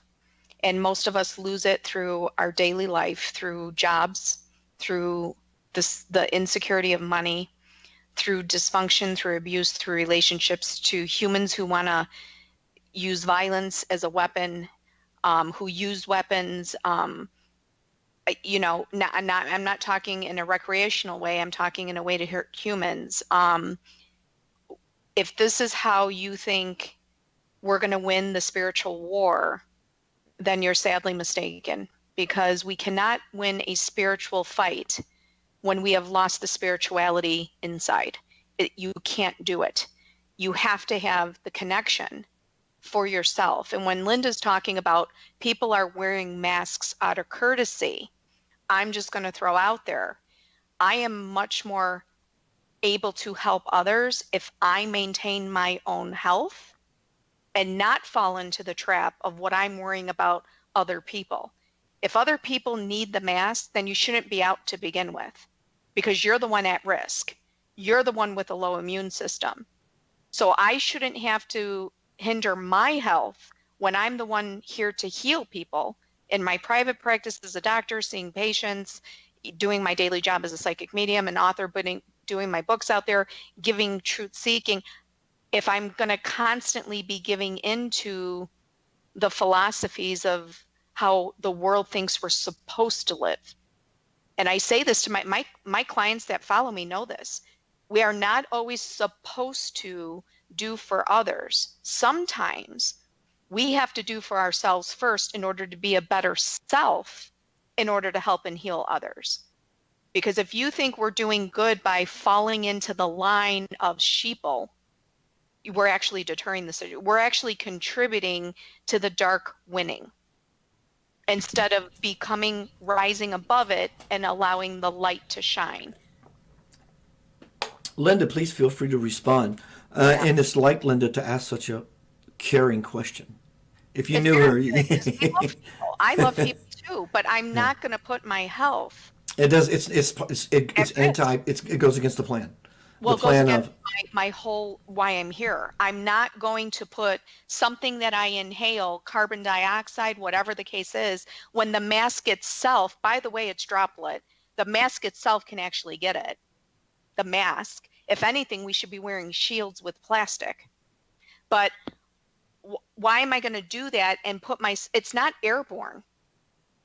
It's not an airborne virus. So why am I wearing a mask? If it's droplet, that means it can fall on something, right?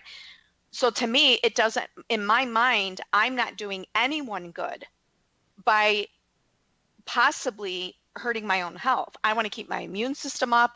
I want fresh air. I need I take vitamin D. I'm in the sun as much as I can be. I take immune boosting agents. I am crazy when it comes to the immune system. I've had cancer twice. I have beat the sicknesses of the sicknesses. You think for a second I'm going to make sure that I subject myself to lowering my immunity when I've been able to beat cancer twice? Forget about it. It's never going to. I'd rather die.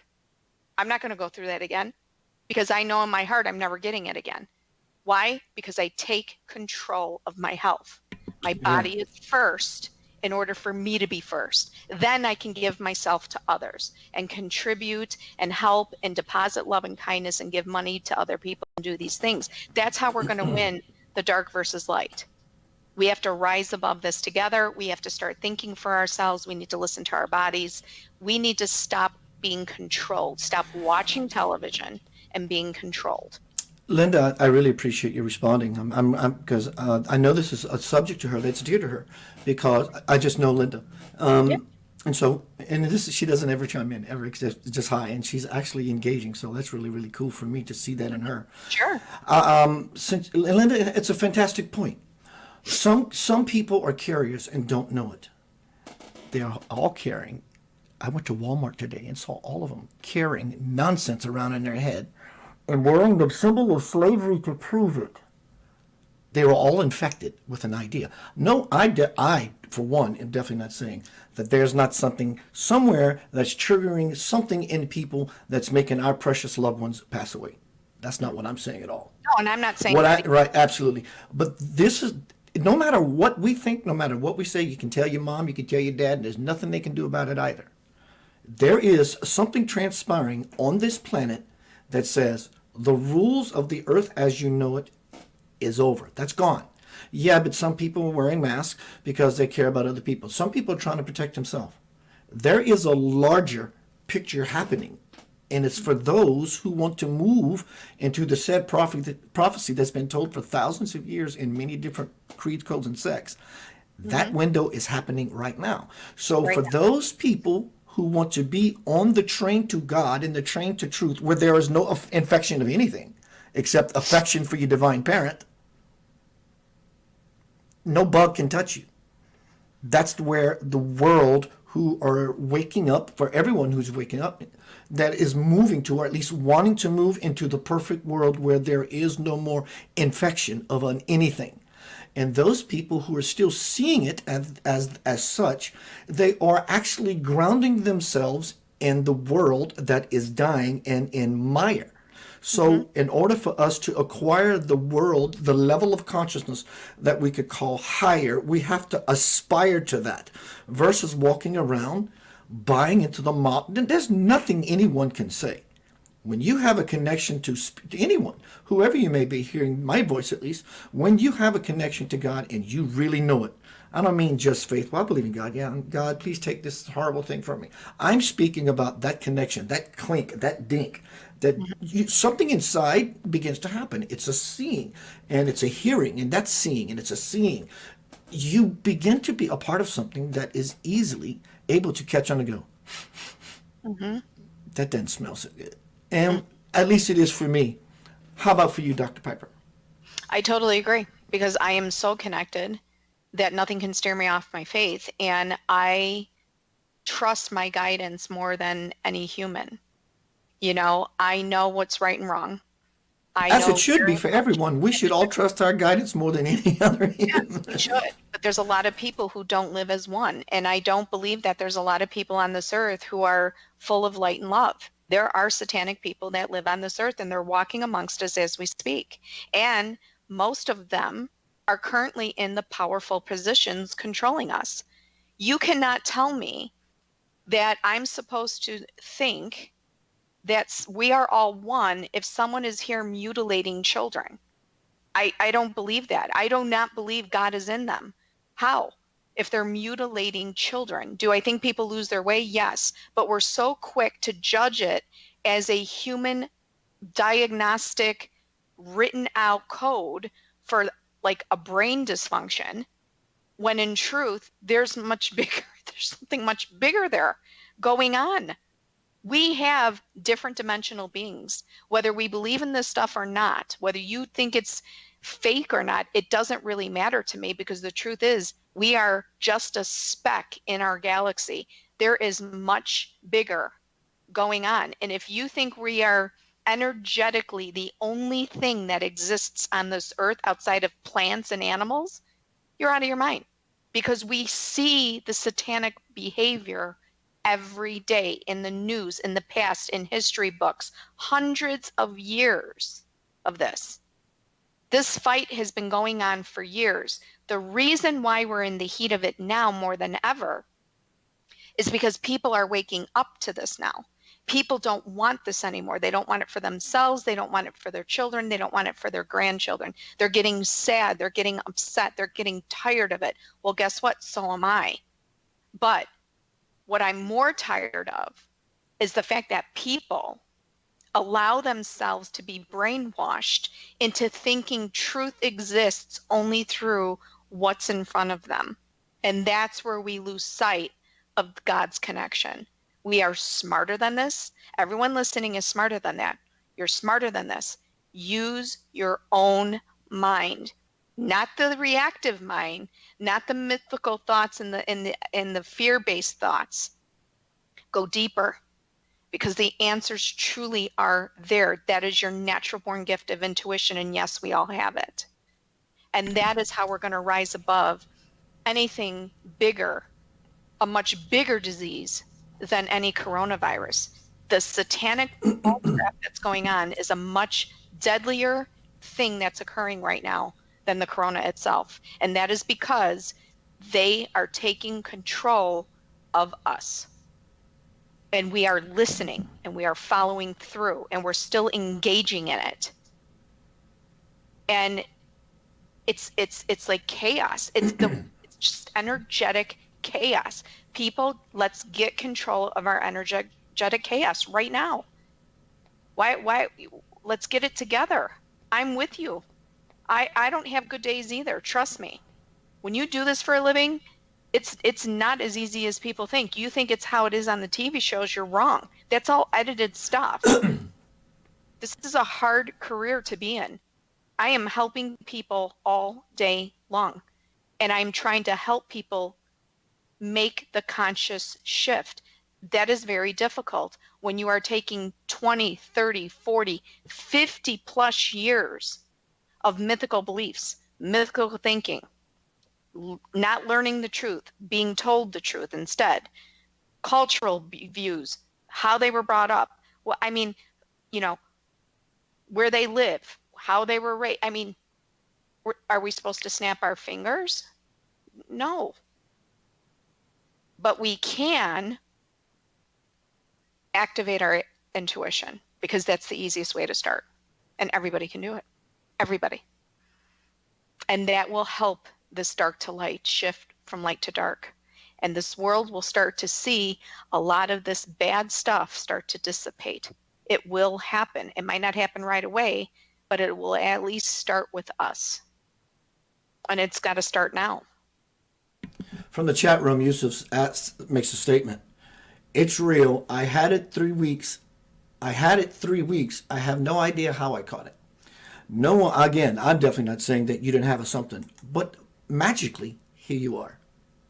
The flu kills people all over the world, and magically, many people survive every year, and many people sadly die.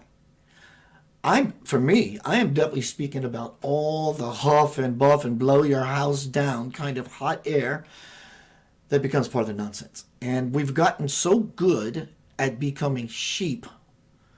Anytime the master rings the bell, we just go, bah, and we just respond, because we don't want to do the work, like you said. And so people come to people like you, people like me, and people other of the like, because they want to find out from someone who did all the work.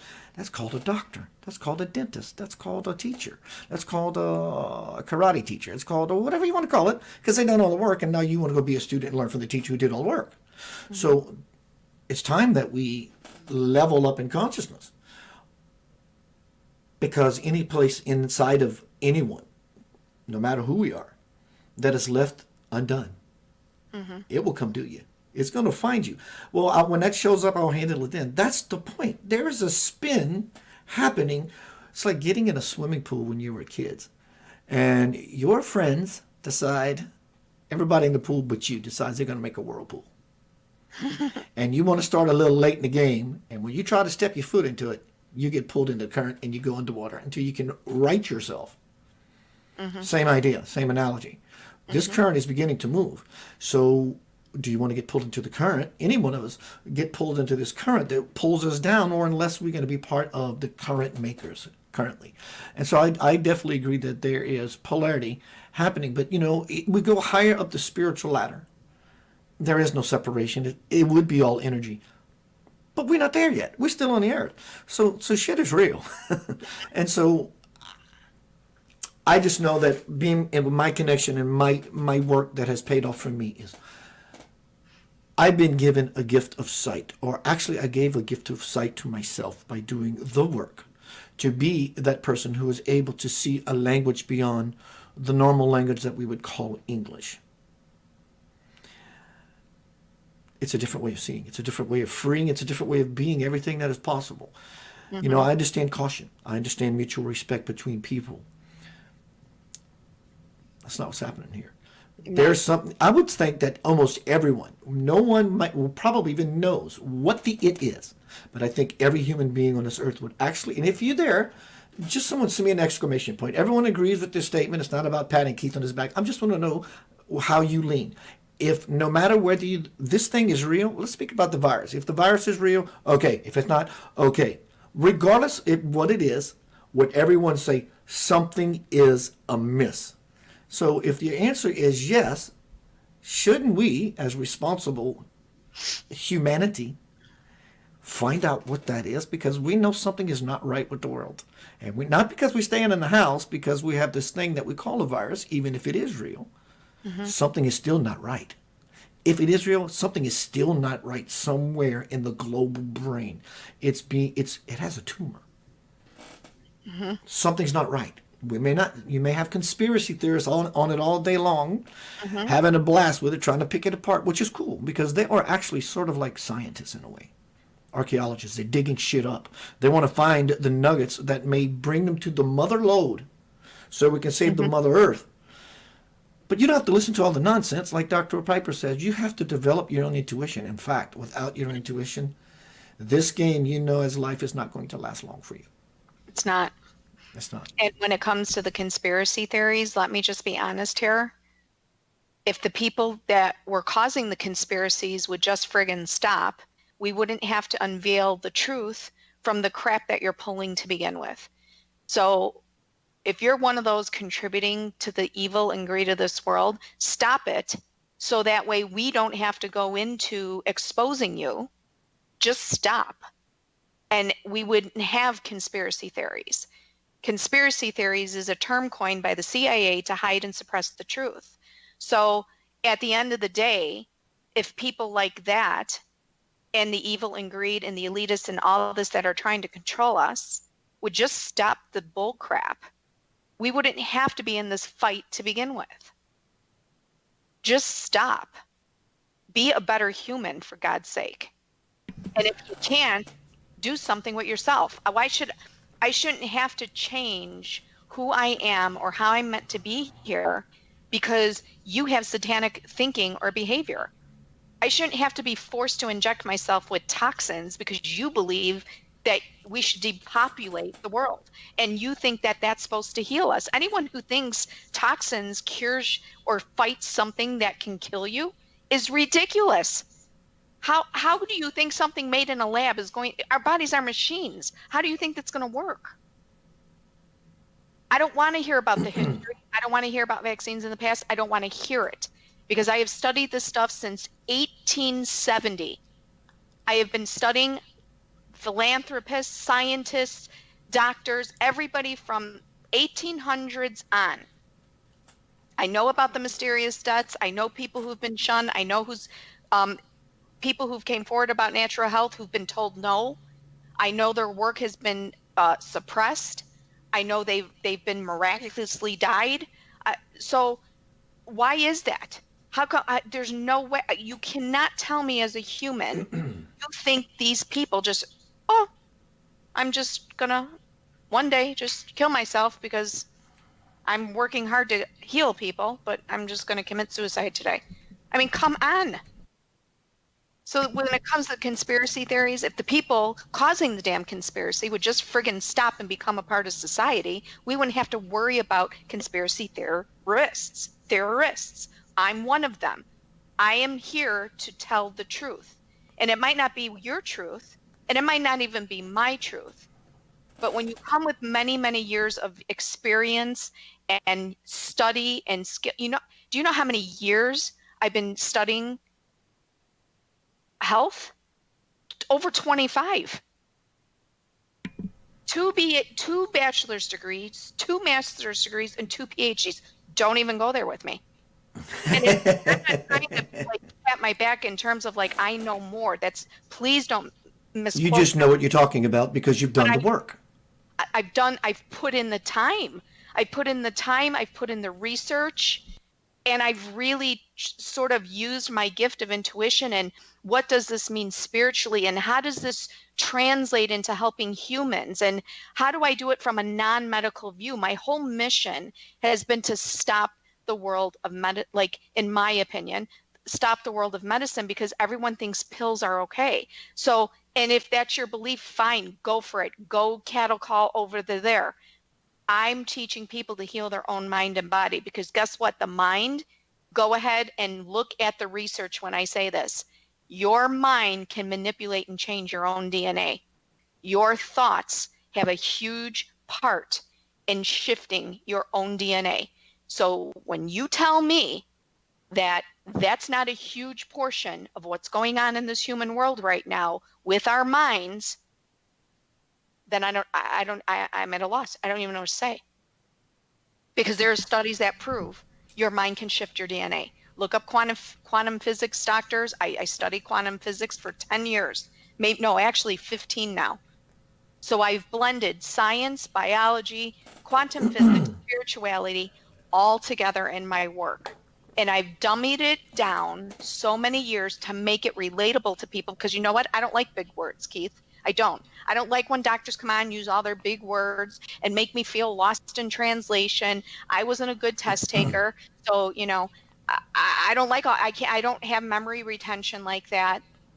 So I don't want to use all those big words. I want to talk to people and have a conversation like I'm having with you. I never want to become more than someone. I want to be equal to someone when I'm explaining things, right? And so some of the things I say may not sound scientific based or may not sound doctor based, but if you listen to the message and you listen to the sentence and then you go do the research, chances are you're going to find the truth. So does that make sense? Yes, it does to me for sure. In fact, if you follow Louise Hay's work, it's a fact. It's not a theory that you make yourself well, ease, or disease. Mm-hmm. People who have arthritis, they are ridden with guilt. If you can see present, but you can't see far away, you're nearsighted. If it's just the opposite, you're farsighted. If you have this thing, if you have diabetes, you lack sweetness in your life.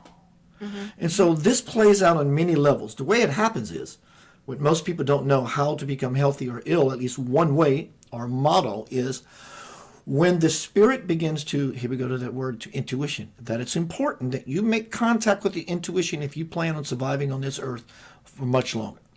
Because this is how disease has planted itself in many people for many, many years, and still does, and it will exponentiate itself, mm-hmm. which is when the spirit says, hey, John Doe, you're not going to feel well in about 2 years if you don't hear what I'm saying. Okay? Then the mind starts to happen. Mm-hmm. Hey, John Doe, I'm just trying to tell you, you're not going to be well in about 2 years if you don't understand what's going on. Then the body starts feeling it. Hey, John Doe, same process.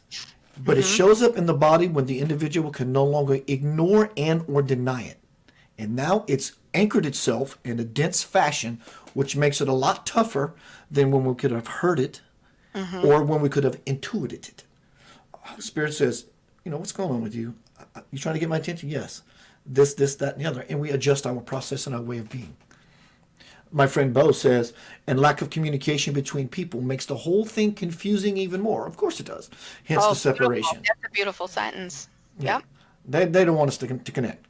I understand. If there was... So I would like to graduate this to another level. This is something that I'm going to call myself a spirit conspiracy theory. The word does apply.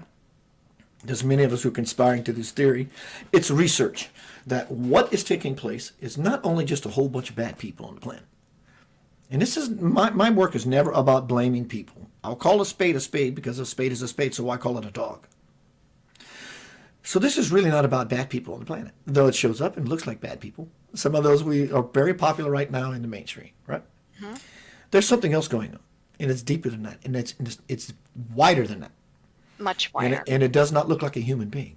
So it might look like what we would call angelic and or demonic. And these forces are intertwining to figure itself out. Jesus shaking hands with this demon kind of thing, like the light against the dark. These beings are showing up in craft, or they've been here. In fact, they can't get off. If they could get off, they probably could have left. We're talking about if you wanted to infiltrate a world and invade a world, you don't show up in spaceships and start blasting away at cities and landscape, because the world would unite and we would fire back and we would stand up as a mighty force and oppose it and rebel and fight to the death. No more black people, no more white people, no more Hindus, no more Christians. It's going to take everybody to come together in unity to ward off this offense, this legion. For many, many years, this world has been invaded, walked upon by beings who can no longer get off. In fact, even if they could get off, they don't give a shit. They want earthly thrones, is what they want. Because they know they're never, it would take hundreds of thousands of incarnations to bring them back to the space, me, doctor, you even, where we all are in this moment, to unfold this beautiful possibility that has been talked about for thousands and thousands and thousands of years. Forever. But there are those who have fallen from grace. Distortions of the light, as in the Great Fall, is happening now. So the Great Fall that's happening now is no different than the Great Fall that happened then. It seems like thousands of eons went by. No, it's not. It's the same event. It's playing out on two different timelines. And so these do-no-gooders, if you will, they want the world. They don't want you. They don't give a shit about you. It's obvious they don't care about you. They want this planet. They want this planet. Some people call them demons. It's written about in Scripture. Some people call them the reptilians or the draconians. They want your world. This is what's going on at another level. Booyah, mic drop. I've done a lot of research, and it all makes sense to me. It's like, you find someone who is a gardener, and they want to try something, and they realize that they've never done it before, but they hear it explained to them, and they hear something else explained to them, and they go, I have a fantastic idea. I can merge these two together and create a hybrid plant, a watermelon that has no seeds. Because he understood in his learning, the intuition engages. Oh my gosh, if I take this and this, because how was a person able to see, to put something into practice, to develop something, be it a physical something or a beautiful piece of art? So it's all about the interior, walking with a graceful ambiance. If you can make your life a graceful ambiance, nothing could ever affect you. So if we don't get on the train now to do such things, to align with such purpose, rightness, goodness, angelicness, wellness, the window's going to shut for those who don't choose it. And I truly don't believe walking around with the symbol of fear is helping anybody to understand anything, because we can't hear a damn thing anybody's saying. We can't hear anything anybody's saying. We just simply can't. We're allowing the dark to win. And that's By what being makes afraid.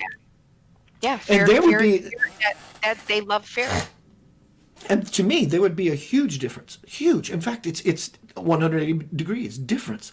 If you put a mask on out of love, I don't know what this is. No one really knows what this is. We're all still trying to figure it out. But if there is a something, we should assume possibly that there may be a something. And if you're wearing the mask because you love yourself and other people, that has a completely different effect of walking around Walmart and look like a slave factory. I was just so wowed. All these beautiful, human, sexy souls are walking around because they're scared. I understand. No one wants to be scared. You got a big dog in front of you snarling. That stuff's going to kick in. Fear says, here's your run away really quick Keith mask you better put on. But for me, there is no sense of responsibility. Everybody wants to just follow along. But I think the garden, the key to it at least, is going to require some inner research, some inner digging around. Without it, that light won't come on, and you're going to always be wandering around in the dark, bumping your feet on the furniture, breaking your toes. I think it's important.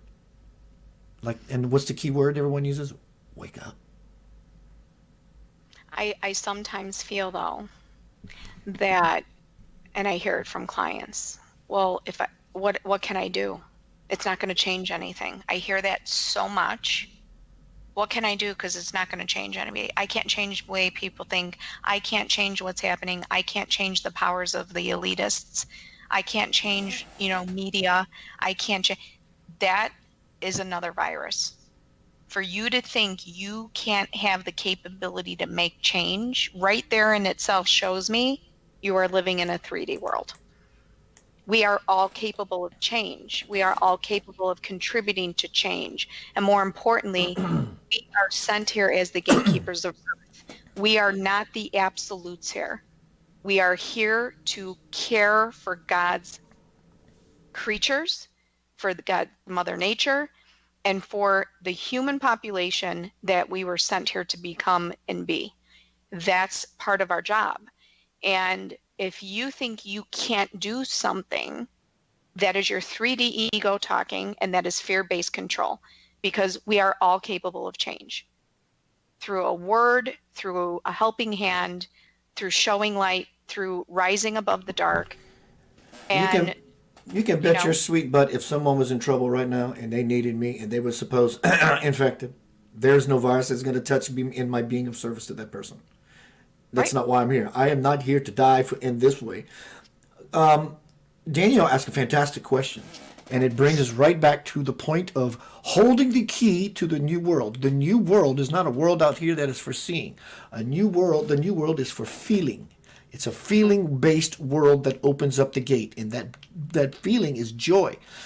Danielle's beautiful, perfect question is, how do you decipher between the demonic and the angelic? Back to the point. Intuition. Intuition. You can look at someone and in 5 minutes ago, horse shit. Yep, you will know. In fact, probably that happens to many of you already. So that's the voice. That's the voice we should be listening to. It doesn't mean that something is not afoot, good, bad, or that something is not lurking that we should be cautious for. It's okay to be cautious. Being scared to death, it only blinds you. Because see what fear does? Fear makes people think that I'm going to be afraid because it makes me believe that it protects me from the very thing I am afraid of. That's not what happens. It's a carrot that dangles in front of your nose, and when you bite the carrot, it pulls you into the experience immediately. It begins to happen the moment you're afraid, the moment it becomes reality for you. So caution is, I want to know if something is lurking. And if I have to protect myself, I will, versus just freaking out and falling on the ground in subservience and not knowing what to do because they're so afraid. I see it. It's happening everywhere. I see this great divide, sadly. But it's all a beautiful unfoldment. But I see people I care about, buying into, maybe what I have no doubt. There's Keith with that crazy stuff. Again, it's okay with me. Hey, trust me, I love you. When this is all over, I'll give you a big old kiss on your face and buy you whatever. I don't buy it, doctor. I don't. I don't. I respect there's something that I don't know that is afoot. But I'm going to find it. We all are very soon because we're in the heat of it right now. And my predictions that I've given since August have all aligned to the timing. And I had originally said it's going to get worse before better, even though it appears to be better. And I saw that between May and June, and we're right there. We're right here. And you're talking way before. So I just hope that this conversation, whatever it is you want to take it as that we did tonight, helps at least enlighten people, because at the end of the day, I don't care if you believe in what I believe in, because that's not what this is about. And I'm sure you too, Keith, and I don't want to speak for you, but you're not here you and I are not doing this to project our belief system onto people. I never want to be that person. What I am trying to do is expand your consciousness to show ways to get to the truth. And I can only do that by helping you through shifting your mindset, getting into your intuition, and helping you do your research. I'm not here to change your thinking. That is up to you to do. That is your responsibility. But to show you the tools how to do that. by tapping into your intuition. And I'll leave you with this. Asking yourself this question really helps ignite the flame when it comes to intuition. Before you react and respond, always say to yourself, what's really going on here? Ask yourself that. Before you react, what is really going on here? And give yourself 3 to 5 seconds to actually feel something and hear something, because in 3 to 5 seconds, that is pure guidance. Anything past that, and I talk about this in my new book, I teach people to do this every day. Anything past that, your ego starts to creep in. And this is why people always react. You know, And- that spirit. I'm sorry, doctor. Please continue. I thought there was a pause. Please continue, please. That spiritual war that we've been talking about, the fight is over. Check this out. This has just dawned on me. The Let's hear war that is taking place is over. Intuition versus tuition. Tuition means that which belongs to you. It's free. It's from God. It's your birthright. Tuition means you're gonna have to pay something. Just like in college, you have an opportunity to get a scholarship, or you're gonna pay for the tuition. So you either have intuition or a tuition that you pay for. That truly, to me, is the spiritual battle to be the influencing factor in one's consciousness. Would you say that would be accurate? Oh, that I love that. Woo! I felt that in here. So that I got the war is truly it's on the inner spiritual planes. That's where the war is. Who is going to own your consciousness? And yes, it looks like the people, the cabal, the elite, the globalists, all that. And those are words we use because we live on this earth and we scan outward. So that's allowed. But the truth of the matter is, it's an inner war. It's an intergalactic, cosmic, divine war that is presenting itself. And again, before I close up, and I want to let you leave us with a closing statement, is who wants to own you? Spirit says, I already own you. There's no way I cannot. It's left in your hands to make the choice. People say, the devil wants to own your soul. The devil can't own your soul. Your soul is God itself. So that's impossible. It's us buying into the idea that I'm what the devil, the nonsense, the noise, whatever the distractions are, Maya, the grand illusion, whatever we're going to call that thing, and buying Kali Ma and buying into the nonsense of it all. So it's really, you are a child of God. Nothing can hurt you. Ever. In fact, you're indestructible. Your soul can never be destroyed. Energy is never destroyed nor created. So that's where we're going. At least that's my intention. And I'm going to do everything I can to cross that bridge to the soul and take as many people who want to glean what I have learned and say, look, if you got something for me, it ain't always about me telling you or giving you some spiritual nuggets. Send me an inbox. Say, Keith, oh my gosh, look what I just found. I want you to, please. We're all in this together. Dr. Piper, lead us out. Just, I hope, tonight Keith and I were able to have a beautiful conversation amongst all of you. And I wish everybody was here, able to see your awesome faces. And I really hope that throughout the spiritual war, at the end of the day, you can find yourself thinking truly for yourself and making decisions for yourself first before others. Because a healthier you makes a better everybody. And so we have got to get back to basics and become the flame of that inner power again and ignite our souls and really start focusing on healing the body from the inside out in order to fight the spiritual war of dark versus light. Because once we gain back our control, and we start thinking for ourselves and we start responding to our own intuition and getting our own inner guidance, your faith is going to just keep expanding. And as it keeps expanding, you're going to just have this inner knowing that just truly, truly surpasses anything you can ever be told by another person. I'm not saying you won't learn from people. That's part of our journey. So you will learn from people, you will learn to listen to certain things, and you will start to absorb things that really make sense, but then suddenly you're going to start to filter out the things that don't. And as soon as you start getting into that routine and that way of thinking, you're never going to want to go back into being controlled by being told what you think is true versus learning the truth. There's such a magnetism into finding. It's almost like being a detective. It's like finding out more things about yourself and more things about the world and more things that can make you who you're meant to be here and get you vibrationally into such a good place. And at the end of the day, just stop following the masses unless the masses truly make sense. There's a lot of people, and this isn't cult, this isn't what I'm referring to, but the masses right now are being literally walked around like robots. We look ridiculous as humans, following along the lines like military style of something Walmart style. Walmart style of something that if you just do the research and go into your intuition, you know it doesn't make sense.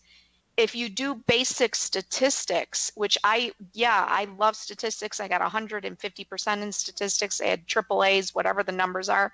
Stats was my passion. I loved it. But if you go back and we all learned a little bit of math in school and do basic math, basic statistics, it doesn't make sense. It doesn't add up. Do the research. Learn. Again, even if you have to retrain the mind, relearn it. And I just want to end with one more thing. If you think you're helping by contributing and feeding into this bull crap that we're being told, you're actually doing a disservice, because contributing to the dark does not mean you're helping. I don't care what it appears to be, but you're not. And so until that shift happens, it's going to be very hard for the light to win. And we're in it right now. Things are being pulled apart. We are literally a tether strap. You ever play tug of war, Keith, on the poles? And you're pulling, and we're pulling like this. And then at some point, something gets pulled over the line, right? When you're playing tug of war. That is exactly what's going on here right now. And it's not a tether strap getting ready to break. No. But it's a tug of war. And we're going over to the light, back to the dark. Dark, back to the light. Just when you see the light coming through, dark takes back over. And it's ongoing. So let's just be the winners of the tug of war, and let's pull all the dark over to the light. And for those who don't, what happens in the tug of war game? They fall, they get muddy, they get dirty. So be it. Maybe, just maybe, they deserve it.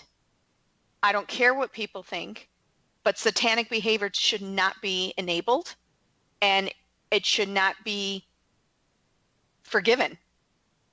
It shouldn't be forgiven. They don't need to be here as part of human society because they're not contributing to the good and the wealth and the health of humans the way we all want to truly live. Financial freedom, great health, laughing, happy, joy, no sacrifice, no abuse, no murder, no hurting kids, no raping children, no torturing our animals.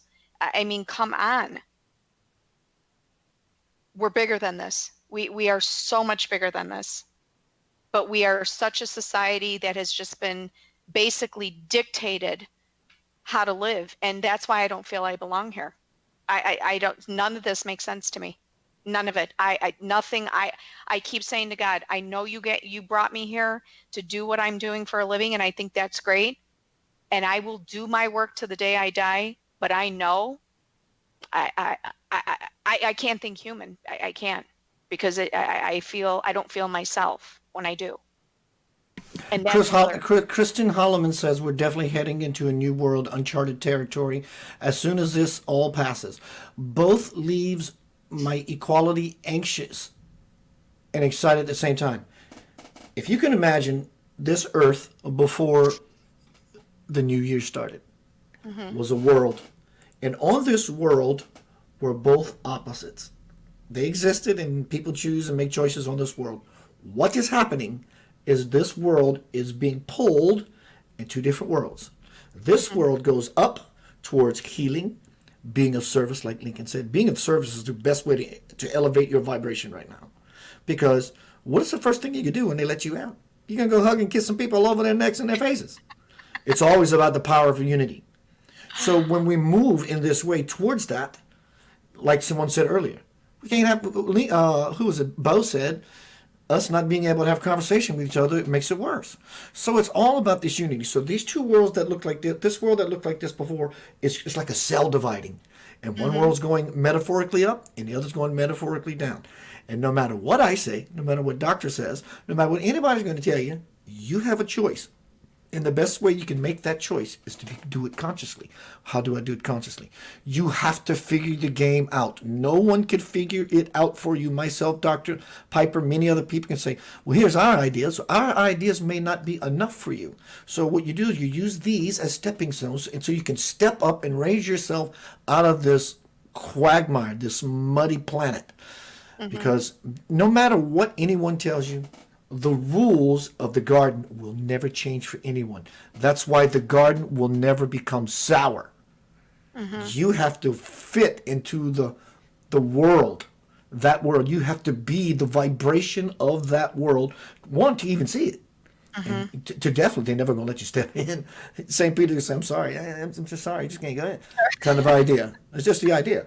But, and no matter who you are, and no matter how much you pray, and nothing. Your language is not English. Your divine language to your parent is vibration.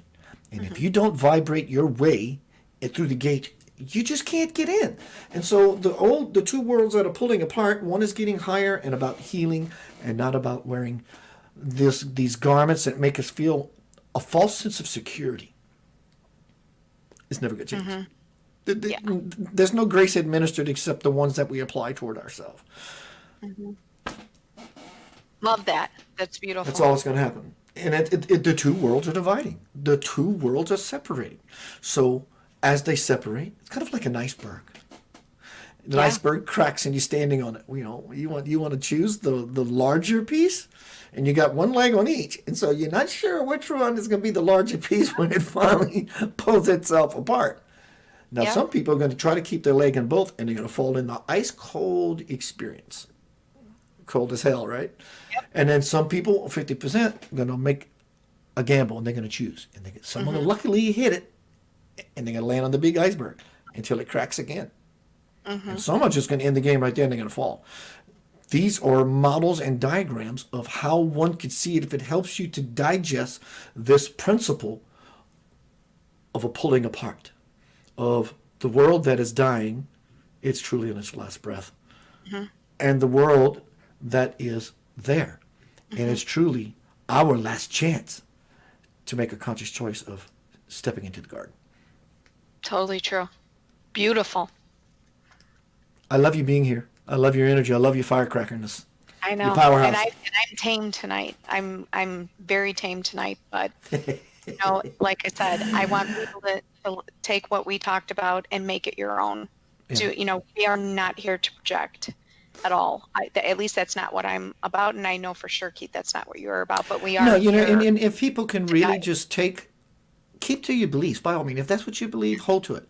Take in what others are saying around you and start applying that, and then you will find your own way, your own groove to move. So just be open-minded versus no, there's something out there and it's called this and that. You don't have to call it anything. Just be aware. Use your common sense. Know who walks beside you at all times. Jesus, Buddha, Krishna, your great-grandmother who passed 10 years ago. Whatever it is. Whatever it is that gives you the power inside. Whatever is your altar. The altar in your house. Because when you walk by the altar in your house, it alters you inside. And then you walk in with this graceful ambiance. Nothing can touch you. Nothing can touch you. You can bet Swamiji, Sadhguru, these beings are not walking around our earth with masks. They might be playing the game out of respect of, I'm not necessarily going to just go rub this in people's face because I'm a spiritually enlightened being and I vibrate already in the kingdom. Then, you can't have any what I got. It's not that. So they're playing the game fairly, and they're being the light in the dark. That's what they're doing. They're being the light in the dark, and they're holding it. And they're holding it. And they're holding it. And they're holding space for everyone. That's done. We now have to put on our big boy, big girl pants and hold our own space. Beautiful. Thank Beautiful. You, you're lovely. No. I really enjoyed your firecracker words, girl. I love your way. I love it. And I have to consciously sometimes bridle myself because I want to, not because I sure don't care what people think. because I can get raw. Maybe know. we'll have a show one night and we'll call it raw. You have a lot of wisdom, though. You know, you have a lot of passion in your work, and Thank you. you know, you are a walking computer for a lot of the stuff you speak. You've done the research. You have a retention, and you speak so eloquently in a way that can really help people's vibration. So I just feel like, you know, your show in itself is not to get people to follow something outside of themselves, but maybe connect with you in a way where they find something again within themselves. That's correct. I'm all about empowerment. Everything I do is about perfect word. empowerment. I've said one of my greatest visions is, I don't care if it's me or John Doe or Jill Doe, who you learn it from, but at least speaking for me, I would like to be the kind of teacher that can explain something in one presentation. And that does happen on occasion, but as something I would like to aspire and achieve for myself is that after seeing something that I'm so passionate about, that I become so clear. Yeah, do the light. All right? Yay. Hi, check that out. That's kind of cool. That's cool. That I become so clear. Oh, it's this green screen is not allowing it. That I become so clear that someone listening never has to go to anyone else again, except for entertainment. Because I want to put myself in such a way that I can find such a level of clarity and shift myself that when I deliver my love to this world and to people that I care about, which is everyone, that they feel the same message, that there's nothing else to learn. And people like that do that. I guess it's called becoming an enlightened soul like you, like we all are aspiring to. You look at Swamiji, you look at Sati Sai Baba, you look at Sadhguru and all these beings who are truly cared. They are embodiments of caring. They're embodiments of light. They're embodiments of selfless service. They don't eat. They don't sleep. They're just here to hold space. But now we got to put our big boy and big girl pants on and do it ourselves. Would you agree? Nobody's holding space anymore. So that's a good way to end the show. Put your big girl pants on and big boy pants on. Thank you. Let's do it again soon. If you get any hits, contact me. We'll create a show. Hang out, talk. Yep. I really love what you're doing, dear. Thank you. And Thank you. No, I love what you're doing. Yeah, keep me posted and send me anything you may have. And my wall is your wall. Use it as you need. Thank you. All Everyone, right. Dr. Piper. Great night. You can find her links in the forum here. Keith Anthony Blanchard's been speaking with Dr. Michelle Motherella Piper. We've been speaking about light, and dark. Everything's backwards. Always know what lives inside of you owns you. At the core of who you are, it owns you. It's who you are. It's your divine birthright. It's your divine parent. Putting on big boy and big girl pants on makes us spiritual adults. No longer children of God. It's time that we step up and become at least the adolescents, moving into our parental space. There's a spiritual war happening, and it wants to own your consciousness. One is your consciousness.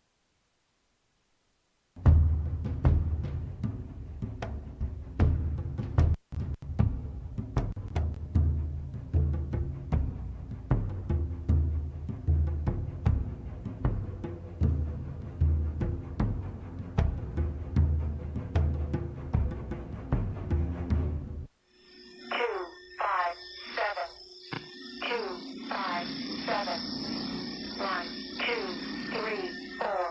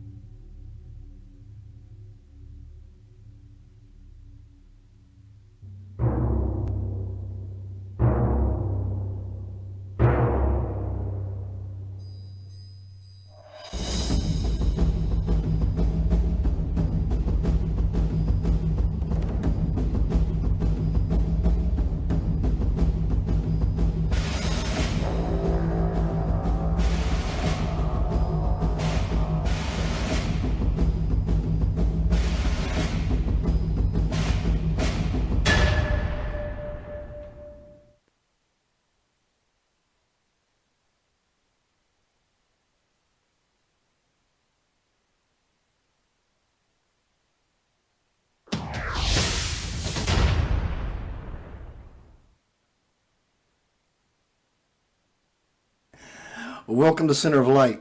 Access granted. Everyone has access to the garden where my intention, my aim, my target, where I'm focused, should be all of ours. I'm going to give you a gift. I'm going to give you the greatest gift for this time we're living in. You ready? It's that. That's what everyone should want to become. It's what we are. And when we have a state of space, rather, of clear mind, then the light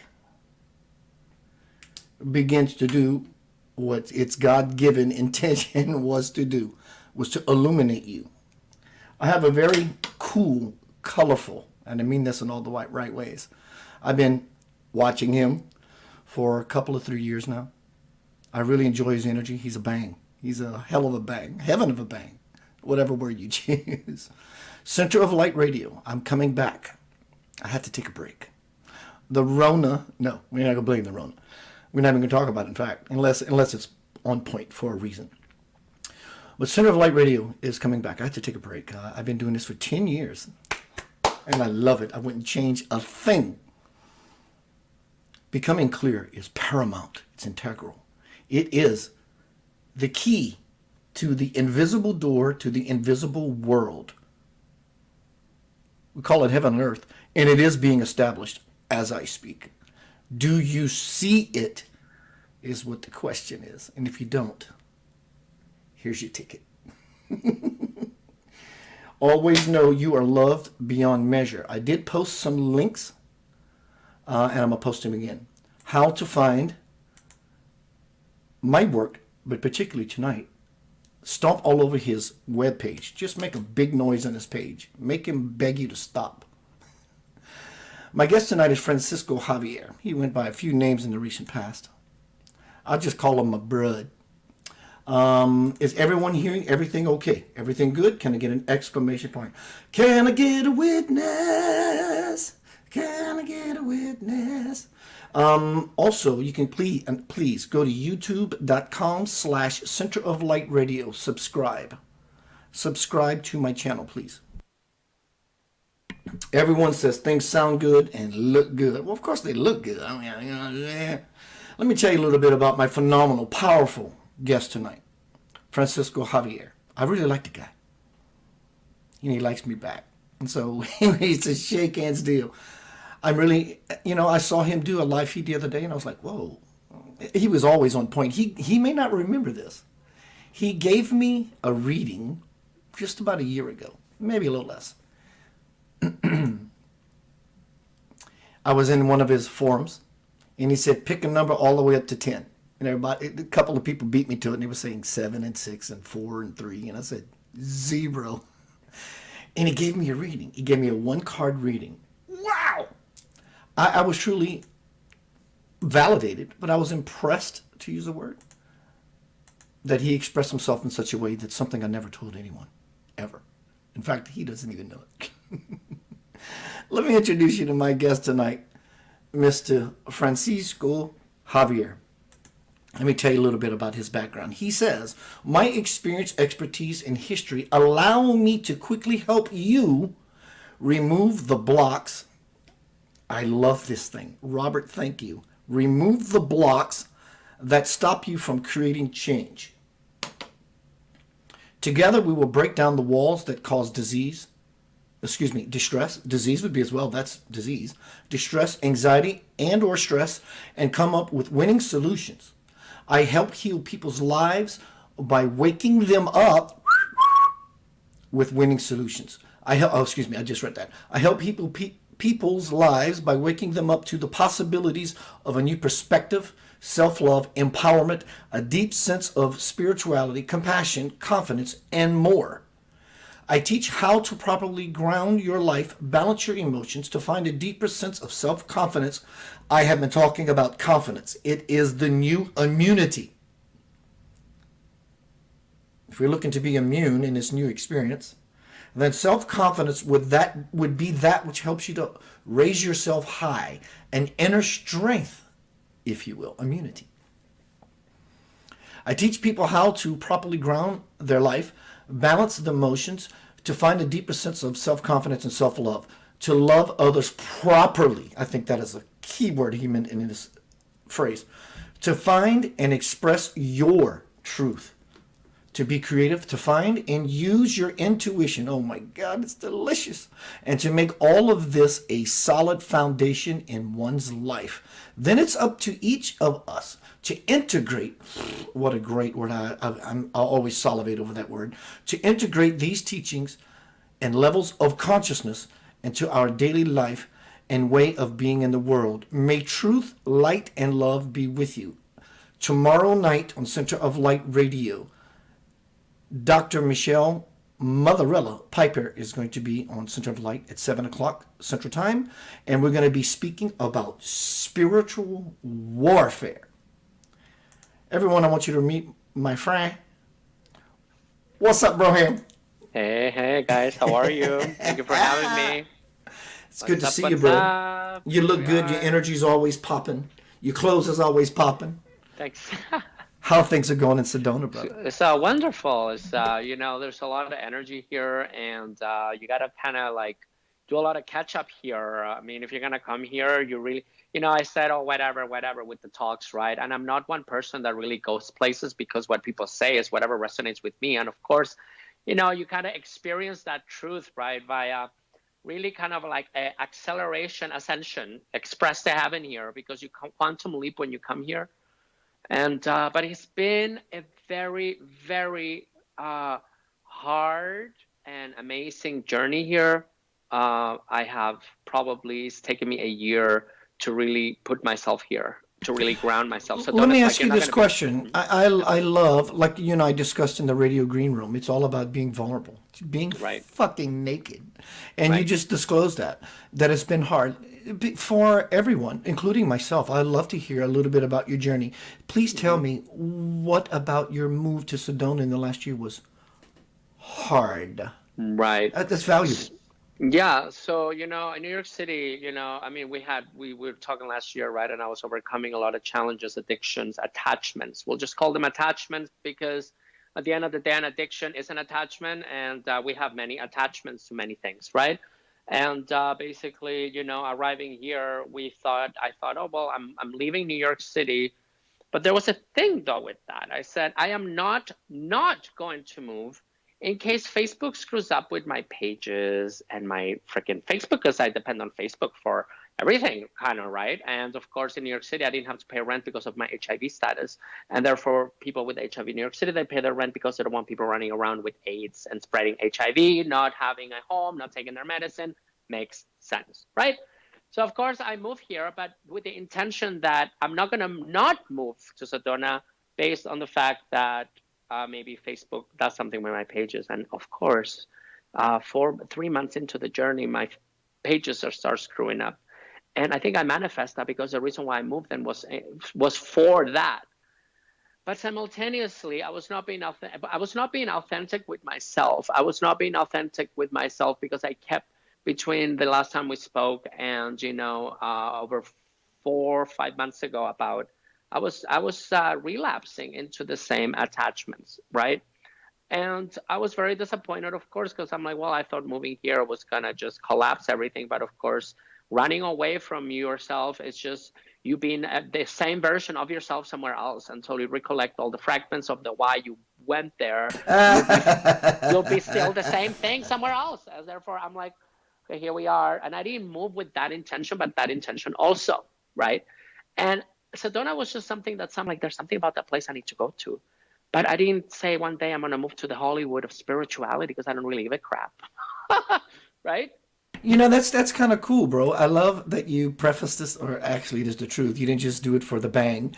Is that moving to Sedona is tough. And I'm thinking, you just came from New York City. How is that possible? But I think many people don't understand or have not become privy to, because many years ago, 1994, 95, I was thinking of moving to Sedona.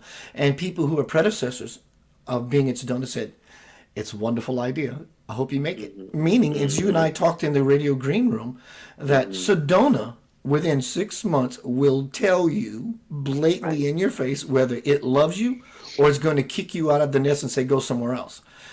Has that been your experience as to why New York City is nothing compared to Sedona in regards of, I hear the energy there is so powerful, Francisco, that it Right. literally blows rocks around on the ground until they become little round balls.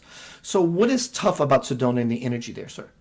Well, what it is that, Sedona is a mirror because it's all organic nature. So I went from one empire state to the other. I mean, at least this empire is organic with skyscrapers of rocks and root chakra energy, right? However, New York City is fake. Everything is aluminum and it's like the metal failure. I mean, look at all the metals. I mean, energy travel through metal. So it's just not a decharge place. New York City is more of an illusion, attachment, consciousness grid matrices. So New York City is like a chip of a computer. You just have to plug into whatever you want and you become a program. When it comes to Sedona, it's the opposite of New York City. It's complete totality of polarity. And therefore then you have actually, nature. And what does nature do? You can't really get attached to a tree. I mean, are you going to become addicted to rocks? I mean, you can, right? But those are healthy attachments, I would say, then if you want to be in nature. So, of course, there's nothing to do here because there's no bar. There is no dive bar. There's a dive bar also. But, I mean, right, there is less distraction, less noise, and more within time. And therefore, what Sedona does is that the opposite of you is being shown, which is you without nothing outside of yourself. Versus New York City, where you could just run out of your house, take the ARC train to Manhattan, and just have a drink and ignore your issues at home, right? I mean, here you could go across the street and look at a tree, or you could go by home and get real. You know what? That actually sounds, and I said I wouldn't talk about this unless it had a point. It actually sounds like the Rona. There's no bar. You're by your. In other words, we are in a make-do Sedona, Arizona, and for you, it's times two. Right. So, I mean, with this Rona thing came, I'm like, oh, this is wonderful. I mean, I have no issue with this because I've been here anyways, my house all day. So I have no issue being without some reason. But we're seeing people's true colors come out right now because of the contrast of reality that is everyone is being brought back home. And now the wise people do things, the wise are coming out. And therefore, maybe that's not why you should have done that, because now you don't want to deal with the responsibility that bears, right? So we have a lot of this mirror in Sedona. And yes, I would agree. I think that it's so high energy here that people are operating at a lower frequency within their matrices. And therefore, of course, the contrast is too great for them to feel good here because it's all just nature. So there is no distractions, and distractions are very easy for us to run to, and therefore ignore the elephant in the room, right? So it's kind of very easy to do that, but here no, you can't really run from here. How old are you, bro? I'm 35. What prompted you to go to Sedona? Was it a dream, just an inclination, or someone said, "Hey, you should go"? What happened? A friend of mine, which, no friend anymore because people get so easily triggered nowadays, right? That she was doing a video from Mitchell Bridge, which is a suicide bridge. People come to Sedona with the hope that they go to heaven. And when the victim savior template does not fulfill, that's when they go to Mitchell and they jump off. They think that there's a portal down there and people just commit suicide because Jesus didn't come save them or the spaceship didn't come and beam them up to higher realms, right? So people come here, of course, with the wrong expectation. And it's not just the light workers, it's anyone. Mitchell Bridge is known for suicides because it dives down thousands of feet into a creek. I mean, we're up in the mountains here, so you just jump and you're out. This girl was doing a video there. She did it over. She said, I'm going to sleep at Mitchell Bridge because I want to see what's about this place. There is a lot of calling here to die, right?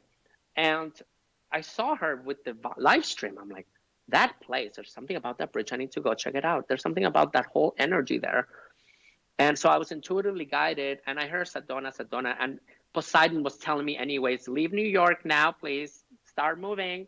Poseidon was already telling me, go, go, go. And of course, then I left, and I was like, oh, I'm moving to Shasta maybe, whatever. I don't care. I guess I need to go west because I was at Shasta the prior year. And then, of course, I come, I just needed to come here, and I came here, and I landed at nighttime in Flagstaff, so you can't really see anything. And then, of course, Sedona is a dark city because they honor the dark sky so people can see the Milky Way. And of course, the next day I woke up at my friend's house and I went outside and I was in tears. I was in tears because the beauty of it was purging the toxic being that I was. I was having so much toxicity in my being that the contrast of beauty was so great that I started purging, instant purging. I can't believe this is like I'm in Mars. Where am I? What is this place? This is beautiful. So I said, I need to stay here, I think. So I was staying with my friends. I was working. I didn't know how this was going to go down. I just went with my backpack and a suitcase and my lives and my stuff. So I just kept working. I kept saving. Money came in like crazy. I found an apartment, the first one here, and I was blessed and I got it. And I had 2 homes then. I had this and New York still. I'm packed. I was in Sedona for 4 months before I went back to New York to get my things. I said, I need to go back to New York to retrieve my fractal. Otherwise, I'm just kind of like just running away. So anyways, long story short, I went to New York City. Everything is so much. I said, I can't take this. And when you come to Sedona, you have like a 3 to 4 day window to come back. There's this energy here. Once you're out, it's very hard to get back here. And I knew that. I said, I need to get back to Sedona quick. Otherwise, we're going to stay in New York comfortable and not go back. I told the guy at the building, I said, guys, I'll give you like $200. I'm just taking my crystals, my cards, my copper pyramid, and I leave you guys. Can you guys just throw it out? I'm collapsing my whole life now. I don't want this carpet. I don't want this couch. I don't want to see that knickknack. I don't care because this is all karma that I'm not willing to bring here. Of course, I move into a 3-bedroom condo. It's empty. And it's just me and my suitcase now. And of course, I'm live, and I just tell people. Are you there alone? Are you there alone, my brother? Alone. And my friend, of course, Alex helped me though. She was like a stepping stone. She gave me a bedroom for a month, but then I found my own place, right? Dude, I want to acknowledge you, and I'll let you continue, because when I went to India in 2000, the holy man came to me in a dream and said, come to India. And I said, how will I get there? He said, don't worry about it. 2 weeks later, I get a round trip, first class ticket, and I go to India. Yeah, right. And so all that being said, I know what it was like for 2 weeks for me to go, okay, I've never done this. He said, come. He's going to pay for it. He's going to take care of the ticket. And I went. And I thought it was beautiful. And I had all trust to go for 2 weeks to another world. Mm-hmm. Mm-hmm. But right. You, alone, like I did, I went 2 weeks. You braved the mountain even further. You made a serious life choice to say, goodbye, Big Apple. Goodbye, city life. Green Acres is my life. And so you jetted, and you're there by yourself, and you found a greater capacity of yourself. How are you touching other people? Meaning becoming a part of a community. I understand all that's happening, but or are you just seriously focused on just being you in this beautiful paradise called Sedona? Right. So I'm just, I'm being myself now. I really don't have a plan. I have a plan also. My plan is on my subconscious, and I'm not concerned of how this plan will unfold because my subconscious is my higher self, and I'm just allowing for me to be. I'm really not have any plans. I just know I'm expanding and it's happening, ING, and therefore anything else is an insecurity, not trusting myself, shame and guilt, doubt, all this stuff that really destroys our creation powers, right? We got to trust what we're doing is working. Otherwise, we're kind of fried. I mean, if you can't trust yourself, and people can't trust themselves, right? And I totally get it, but there's nothing else. If you can't trust yourself, there's nothing else. Nothing will save your ass. Nothing. Because then we seek things to attach ourselves to do the trusting for us. Can you please trust for me? Am I doing the right thing? Trust for me. Well, nobody can trust for you, but you trusting you, right? And people do that. Can you do the trust? So that's when we go into relationships, because I need to hide behind muscle man, six-pack Joe. Great. But he's not going to trust for you, and therefore that's why you don't trust yourself, right? You know, so Francisco, in my recent presentations, I've used this, you know me, I'm a nut like you. And people like nuts. I like peanuts, I like walnuts. But my point is, when I did my last presentations, we can liken what you just said to, what's the Carrie Underwood song, Jesus Take the Wheel? And we're driving from Florida to Seattle. Jesus is like, dear Lord, I'm tired of driving. Somebody else drive for a while. He's done. He's going to go take a nap in the back seat. So it's time that we step up to the game, to the plate, and take what, we have to, every once in a while, take a pop on the chin. Right. And that's the thing. I mean, we're way too hard on ourselves. I mean, first of all, this whole thing, battle against good and evil, when the Bible is talking about the lamb, they're talking about innocence. The children will be innocent and they'll be judged based on innocence, meaning that you judge yourself. And if you have guilt and shame and insecurities and negative polarity fractals within your fractality, you will be going to your own hell, because that's negative, and negativity negates itself from existence. The Lamb is calling. The Lamb is calling, and the Lamb has called. And people are being warned. And we're saying here, innocence, return to innocence. And until we return to innocence, we will not be in harmony, because we are seeking, we are judging the other half of the yang, and we are shaming the yang, the negative, the innocent. People don't know why they know, and people don't know why they don't know why. So it is very important right now for us to make peace with our shadow before it makes peace with us. Right? And therefore, we need to just be aware of this stuff, because there's so much guilt and shame out there for people being innocent. It's innocent to seek attention if you have abandonment issues. It's not bad, it's necessary. But if I tell you that you're an attention seeker, you tell me, no, I'm not. Yes, you are, but that's okay to be. That's the point. Bring the shadow to the light, right? So I just posted, when you saw me go away, if you ever back on my show and you ever see me busy, just keep talking. I love it. Yeah. I went to YouTube and I found the song Return to Innocence. And so it's posted in the room.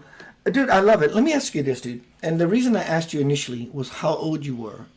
Is what the fuck happened to you? What said, Javier, you chose a contract, to sign a contract before you were born, as to why we're now reminding you of that contract. Right. And we're using this particular means to ignite you. What was that for you? If it's not so personal that we talked about fine. being vulnerable. What ignited you, sir? So what happened was that I was unaware. I don't believe in God. I don't believe in angels. I'm a corporate person working for white glove carriers, legacy carriers, Emirates Airlines, Lufthansa, German Airlines, British Airways, Delta Airlines, all my life. And I was just the kind of person, don't come and talk to me about God. I don't really care. Prove it. And then I was registered Republican. I'm like, well, I'm just going to vote Republican, because, right? And that was just my kind of consciousness mentality. Of course, I lost everything due to every time me going back to the same cycles, the same timelines, me trying to do what everybody else was doing was not working.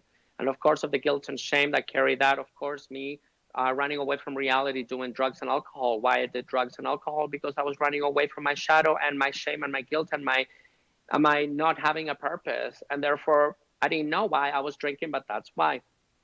So much of this happened that in New York City, I lost everything once again. And my mother said to me, you can come to Boston. It's time for you to come home, I think, and just be here. I said, no, I'm not going back home. Are you crazy? I'm not going to go back home. Oh, we'll pay you an apartment. We'll buy you a car. No, terrible idea. Terrible idea. This is enabling my being even further to hell. Nope. We're going homeless right now. So I'm just, thanks, Mom. I appreciate it, but I'm going to take the streets now, I think, because it's time for me to scrape rock bottom and see what the hell is really going on here. So my mom was like, okay. I'm like, thanks, Mom. I love you, but we're going homeless. So I went homeless in New York City. I went to a homeless shelter in Utica Avenue and St. Paul Street. St. Paul, which is all Brooklyn Heights, which is, an interesting area of diversion and, whatever.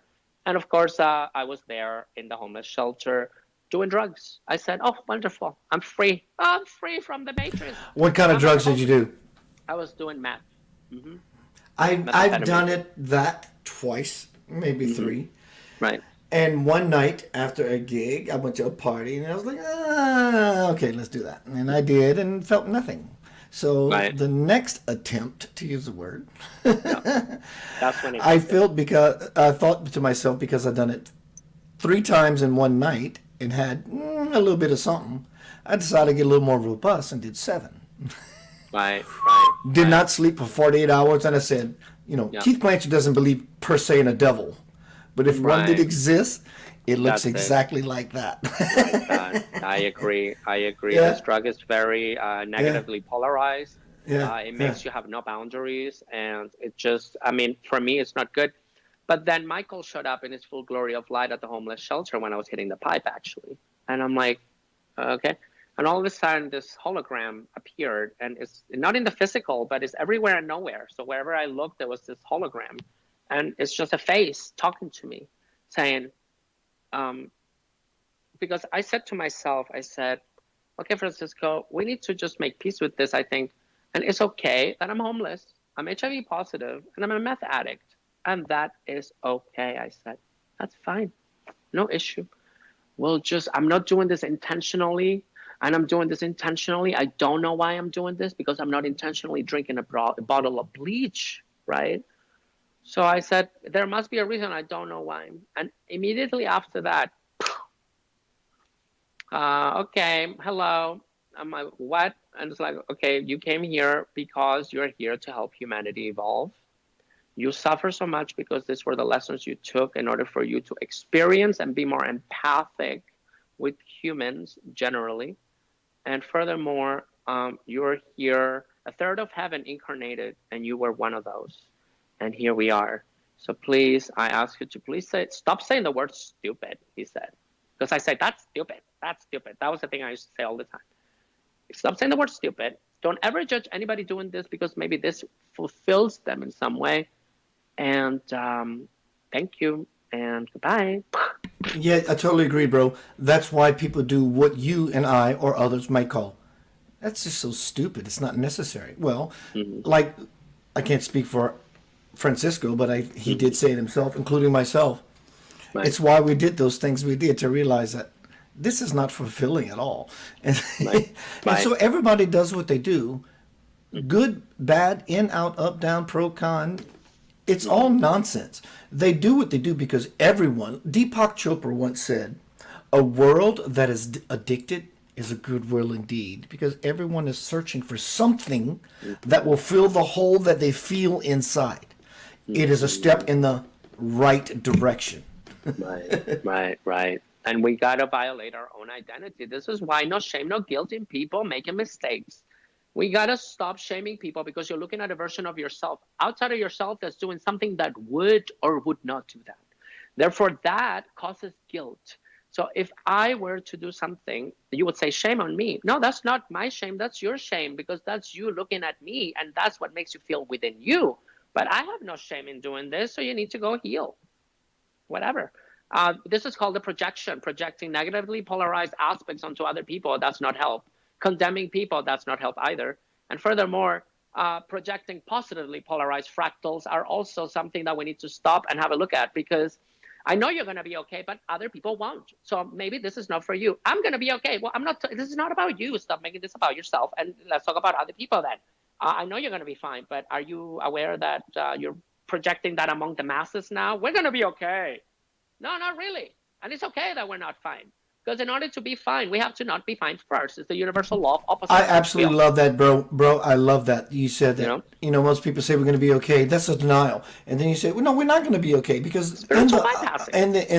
Exactly. And in the understanding that we're not going to be okay. We're not going to sit back and let the Rona or the this or the that or whatever it is just to govern our lives. I think it's the most beautiful thing that's happening, because that very misery that we claim that we're in is the most beautiful thing that is happening to our Divine Mother. She gets to breathe again.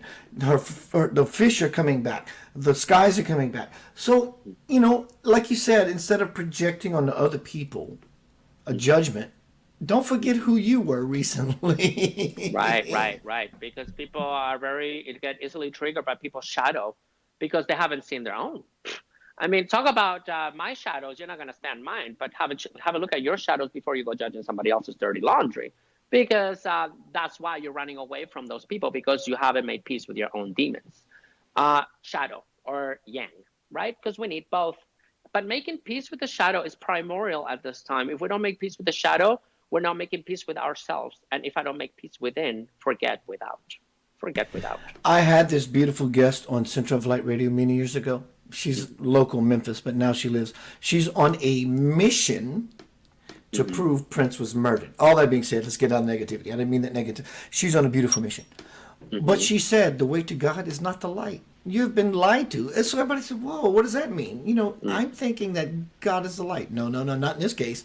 The aspects of your life that are already illumined, God has seated himself itself within us already. So when we move to the dark, then when we expand through it, then the aspects of our life that have no joy, God simply becomes present. So we're not trying to find God through the light because it's already present. We're trying to find the aspects of ourselves, like you said, that are not healed, projecting on other people, sticking our nose in their business because we don't want to look at ourselves. And so basically the point is, she has said that if you want to truly become illumined, look at the parts of you that are not. Right. Totality. Totality is the available polarity in the local experience of existence, and we become very one-sided issue when we only look at the light. Oh, no demons here, no yang. Well, actually yang also, because that's harmony, yin and yang. Without that, and notice the yin and the yang symbol, the polarity, the inversions. The black has white, and the white has black in it. So this is a 0-point portal, 0-point template that allows us to remain in a neutral point. Biased perspectives are polarized stance perspectives, one-sided issue. And they're very biased because if she said it, it's fine, but now she said it, it's not. But it's the same information. So this is bias, and bias is out. A neutral point perspective is in. You can be as the 0-point template. The 0-point template is me template. I can't blame somebody else for me being. So duality templates are out, and 0-point templates are in now. And you're right. I think that we have to make peace with the demon. People are looking at demons. Oh, the shadow, that person is full of demons. Well, of course they are. Have you seen yours lately, though? This is when you make peace with yours. You won't, other people's demons won't bother you, other shadows or negative aspects. But because you can't stand that aspect with that person, you can't stand it within you because you're running away from your own aspect that person is embracing. So who needs healing? It's you. Everyone, Keith Anthony Blanchard is Center of Light Radio. Tonight, my guest is the sexy human soul we know as Francisco. Thanks for watching that one. Yeah, exactly. Everyone, if you are here on Facebook or YouTube, either way, find me, subscribe, hang out with me. I'm all about some redonkulous fun tomorrow night on Center of Light Radio. I'm going to have Dr. Michelle Piper Motherella. And we're going to be talking about spiritual warfare. I don't really, I love the idea. I understand the battle, but there is no battle. Suppose you're in a room of absolute darkness, and all you have to simply do is strike a match. And the darkness itself becomes illuminated. But I understand Dr. Michelle, and what she means by that. There is, quote, a battle. And it's not really a battle of dark and light. Because if you think there is a battle of dark and light, you're living in the duality. But there is a third component. That third component is the Christ being reborn, the phoenix rising, the lotus flower blossoming. But I understand as to why I was cool with the idea. But the point is, there is something that lies between the good and the bad. And it's you. That is being that is infinite, that has never been, you have never been born. You have never been born. You're here now, and you will never end. When we understand that, we realize that this script that we keep playing out is just choosing between two polarities. Actually, you don't have to choose. You don't do anything. You can sit back as an observer so powerfully and so profoundly that you watch. And when you finally insert yourself, you can make the greatest bang for your smallest buck to have the greatest effect, not only for yourself, but for everyone around you. But actually, let me ask you this, Francisco, would you say that it's true, no matter what, you cannot escape selfishness? You cannot escape selfishness because even in my unselfishness, in somewhat regard, I'm being selfish. But tonight we are speaking about gratitude. Mm-hmm. I have learned, my friend, that in simply allowing myself to be selfish through what I call selflessness, mm-hmm. I'm truly filling myself up with a reservoir that I have no choice but to spill it out to other people in a state of grace of absolute gratitude. Does it feel somewhat like that for you, my friend? Right. So see, there we go again. You made peace with the fact that being selfish is neither good or bad, it's necessary. There you go. You transcend the aspect and you are grateful and you have innocence in the endeavor of surviving, which is no shame in being selfish, right? But there's so much guilt and shame in people being selfish, because shame on you for being selfish. Well, of course. I mean, is it all service to self frequency with another service polarity? Well, am I going to be selfish like greed and I'm not going to share my knowledge and I'm going to use you as a battery? Well, that is a negatively polarized fractal. However, I need to serve me to serve you, but I'm going to tell you everything I'm doing, maybe not everything, because some things are meant to be secret, and I've learned that through my journey where I'm talking too much. And yeah, that's sacred. angels That's are like, sacred stuff. Yeah. quiet. Otherwise, we have no defenses, no boundaries. So they're telling me what to say, what not to say anymore, because I used to give it all away, and they're like, no. So yes, selfishness is, I think we have to transcend the word selfish. Selfish. It has a negative connotation, like the word ignorance and judgment. And I think we need to just kind of make peace with this word selfish. It's necessary. I think people have guilt for choosing themselves because they feel guilty for service to them, and they love everyone, but they don't love themselves.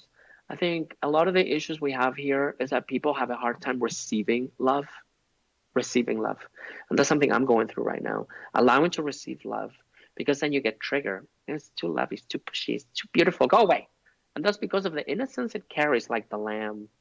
When I was in the United Kingdom in Stonehenge, I saw a lamb, a baby lamb. And instantly I started crying again because it's so innocent. It's so cute.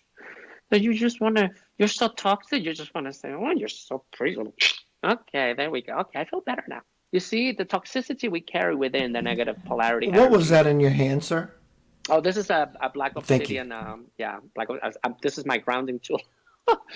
Right? So that's what happens, right? When we see something too cute, because it's so innocent and we need that. So the trigger is the inversion of the aspect needed, meaning that if I get triggered by somebody that's seeking attention, maybe you need to seek attention also, because you are triggered by their ability to have no guilt in the endeavor of being found or being themselves, and therefore people get jealous and they project the shame they feel, because if they did that, they will feel that, and maybe that's what they need to do. They need to be more uncomfortable in their endeavor, in their journey, right?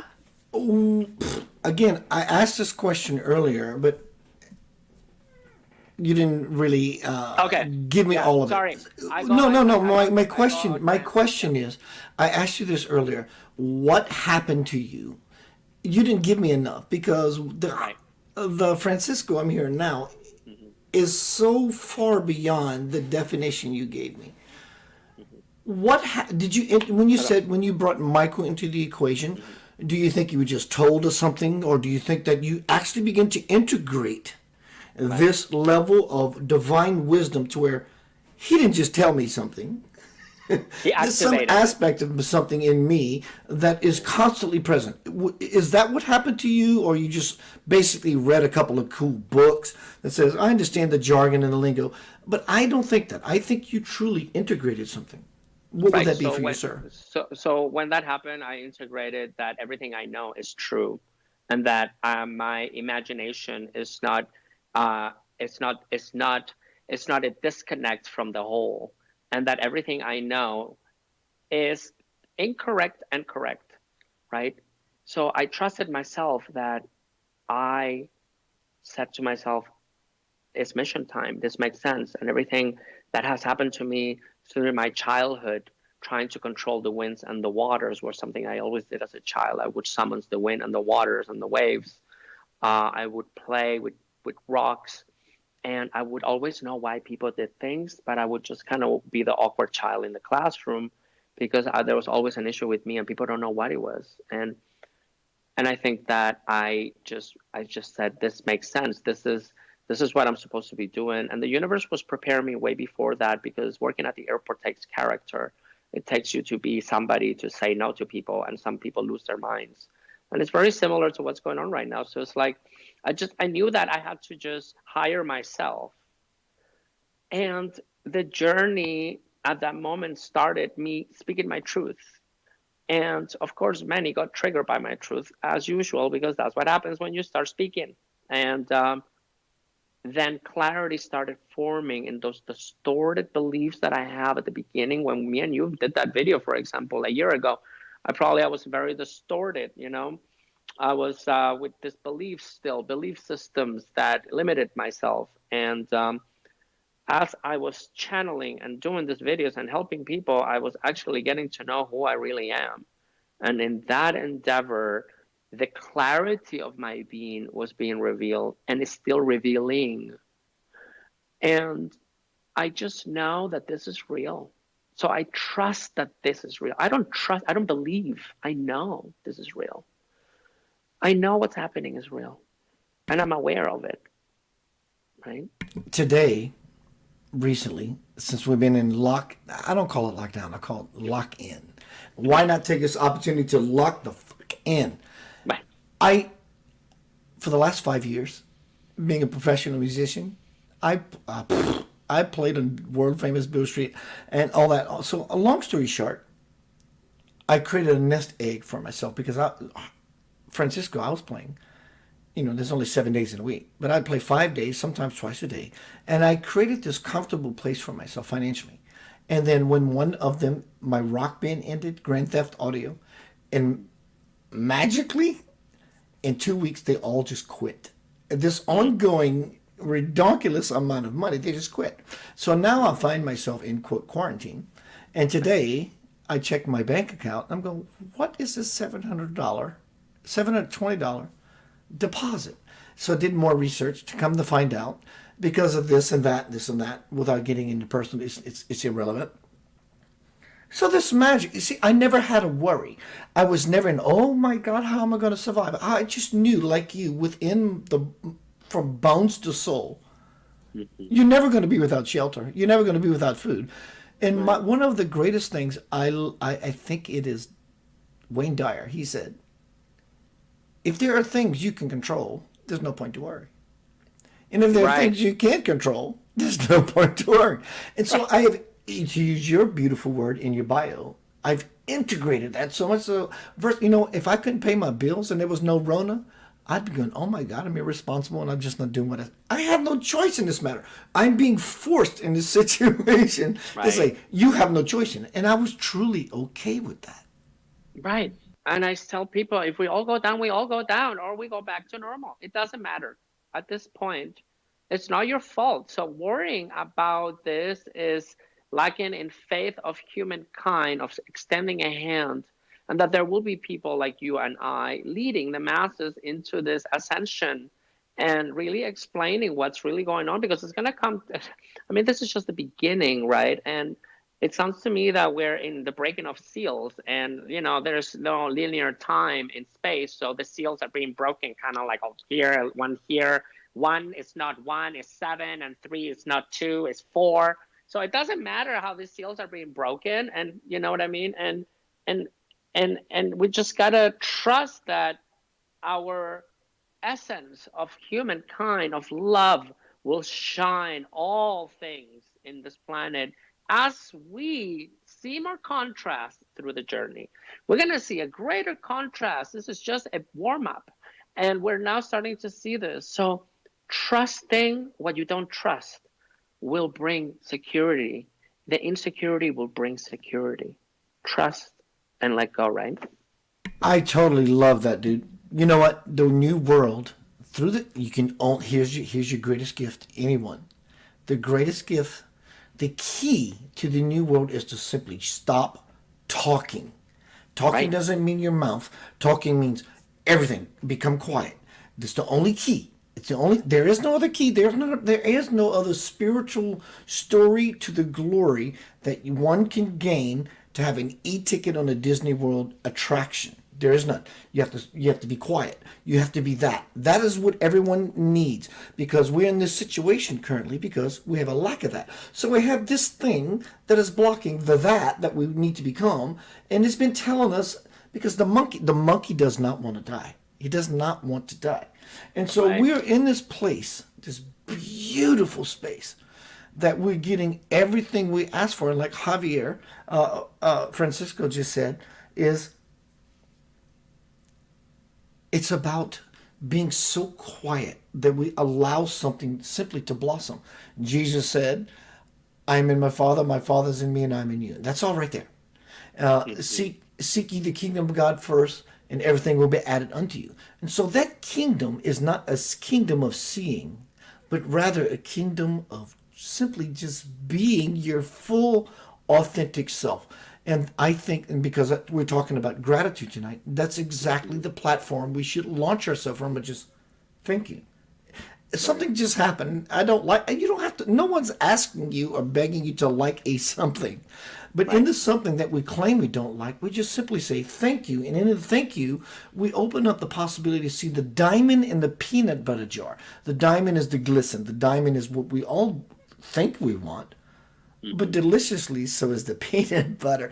So the peanut butter is kind of this metaphor for a fog, Right. and in the just simple thank you, allows us to see the next layer, which be the core, the peanut butter, the diamond, and so forth and so on. So let me ask you, my dear friend, how would you describe gratitude for you? What is gratitude for you? When you wake up in the morning and you plant your feet on the floor till you take your feet off the floor that night, what is gratitude for you, my friend? So I see gratitude really as a portal. It's like a portal back to okay, nothing is missing. We have everything. Everything else is illusionary, and the victim savior template, which doesn't serve. So when I'm grateful, I am humble. I am not in the ego. I'm like, thank you for being on the journey. Thank you for having what I have. And maybe I don't need so much, but rather than feeling guilty for having so much, I'll feel gratitude for it. Gratitude. Oh, I'm such a millionaire. Oh, poor me. Oh, I feel so guilty. People have no food. Feel grateful that you have millions and go help them instead of feeling bad for yourself. This is pity. So gratitude for me is a portal that really brings us back to the raw self of having nothing to have something. And if I'm grateful for my going to sleep, and I'm grateful for my people around me, I am grateful for all the contrasts in my life, and I'm grateful, and I say thank you, devil, shadow, yang, for showing me who I am and making peace with you. And I'm grateful for the lessons. I'm grateful for me having a home. I'm grateful for having people helping me. So gratitude kicks in, right? And then you become very humbled. You become very humbled. It just humbles you down. But we get lost in the me. Hold my hand. You didn't hold my hand. This one, you're supposed to hold my hand over the bridge in Paris. How dare you? Oh, you don't love me. So we're making this about ourselves then, rather than being grateful that you have someone in your life in Paris. But because he didn't hold your hand, of course, now he doesn't love you. So we're making this about ourselves. We're making this about what is lacking, not what is there already. And if we remember what we have, there is no issue. My bro, that is just fucking powerful. And that is the human dynamic. And when we get real with ourselves, as you just did, and when I own up in front of all of you in this moment right here, right now, and any of us, when we say, oh my God, I want this to be about, of course you want it to be about you. You are worthy and you deserve it to be all about you. But when we lose true sight of it being about me at the expense of someone else, Right. it changes the game freaking entirely. So in other words, I don't have to like that this person in my life left. I don't have to like that I like my job, that I love somebody. That's not required. You can have your dislikes of said things, but it requires one to simply regroup and say, wow, I was given the opportunity to have this thing for 5 years. And in that, I'm truly grateful. What happens in this, like you said, humility?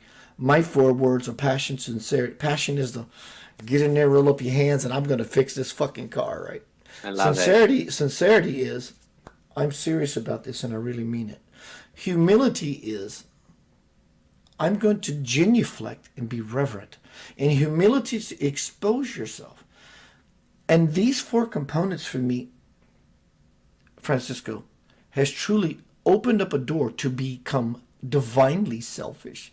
Because now that I have a motivating, governing factor that says, if you act non-selfish, you get everything you want. It's sort of an irony. Is that how it feels to you? Right. It's like the opposite. It's like we think it's because we seek without. I mean, this is a disease, seeking without everything, but it's within. Seeking love outside of yourself, seeking validation outside of yourself, seeking diplomas and decorations and badges for your ego is like catching a fart in a wind with a plastic bag, of course, right? Let me know when you catch that fart inside the bag and close and make sure that it doesn't go out. It's an illusion. Let me know when you catch love in a bag through running through the fields with the sheep. And this is what we're doing. We're trying to catch it in a bag. But where is it? It's within. So let's stop looking without and let's go within. And right. And the whole thing then changes because then I'm not chasing something. Then I'm attracting something. And I like that word that you said. It was a serenity. No, it was something with an S. Seriousness is I am devoted. Sincerity. Mm-hmm. And thank you for bringing that because that's an act. See, those aspects are coming to me as I need them because I'm not really looking at books and what I need to be being. I am being as I go, right? So I like that because it's devotion to self and others, but first to self, then to others. Service to self frequency with the service to other polarity is what we want. Service to self polarity with the service to self frequency, service to others frequency is the inversion of service to self totality. So it really just comes to, I'm going to eat, sleep, not make this about me, but make it about you. But of course, because I'm sitting here, many will think that I have a huge ego and that I think I'm better than others. Some will think that, but that's true to them, but it's not necessarily true. So with that said, what do? We just give the lessons away because I am you. So the inferiority complex aspect tells me that you are superior to others first. That's why you feel inferior by people's beings. So when people say you think you're better than others, it's actually, well, you get triggered by something about that person because it threatens. It's projection. It's simply projection. Yeah, I don't want to own this. It's too heavy. I'm gonna just place this on your shoulders. Right. So I find it completely opposite, like what you're talking about, right? Is you're right. It's like, oh, so it's not outside, it's within. So if I am being like a cat, just kind of being, right? And just kind of being okay with doing nothing and then start creating something within, I'll be attracting, not chasing, those things that I need, right? But the issue comes seeking that without. Because then we're looking for others. We hijack people. We hijack people without even realizing why we hijack them. The narcissist hijacks a lady thinking that she loves her, but when in fact the guy needs his socks washed and his underwear put away. So this is just people not taking care of themselves, and therefore the narcissist is hiring a mom without them realizing. And in fact, they need to take care of yourself. So that's the divine feminine they seek without, that they lack within, right? So therefore, that's the issue with this, looking without. We have masculine and feminine within. Balance those two energies. You have a twin energy within, and you'll be attracting, not chasing, attracting something that vibrates at that frequency. But choosing is vital too. Would you say, do you agree with, that we as a people, we look for the parent that we're seeking this, when we in seeking relationship, that we look for the parent that we feel we needed the most. In other words, if a person has not enough mom in their life, they bring mom into their life, which could be a beautiful thing because you love your beautiful mother. But if your mother gave you a lack of what you thought you needed in the relationship that you've created for yourself, you find yourself back into a relationship with pseudo mother, not getting what you wanted early on. Right. Would that be true for you? Right. And then the expectation is not met.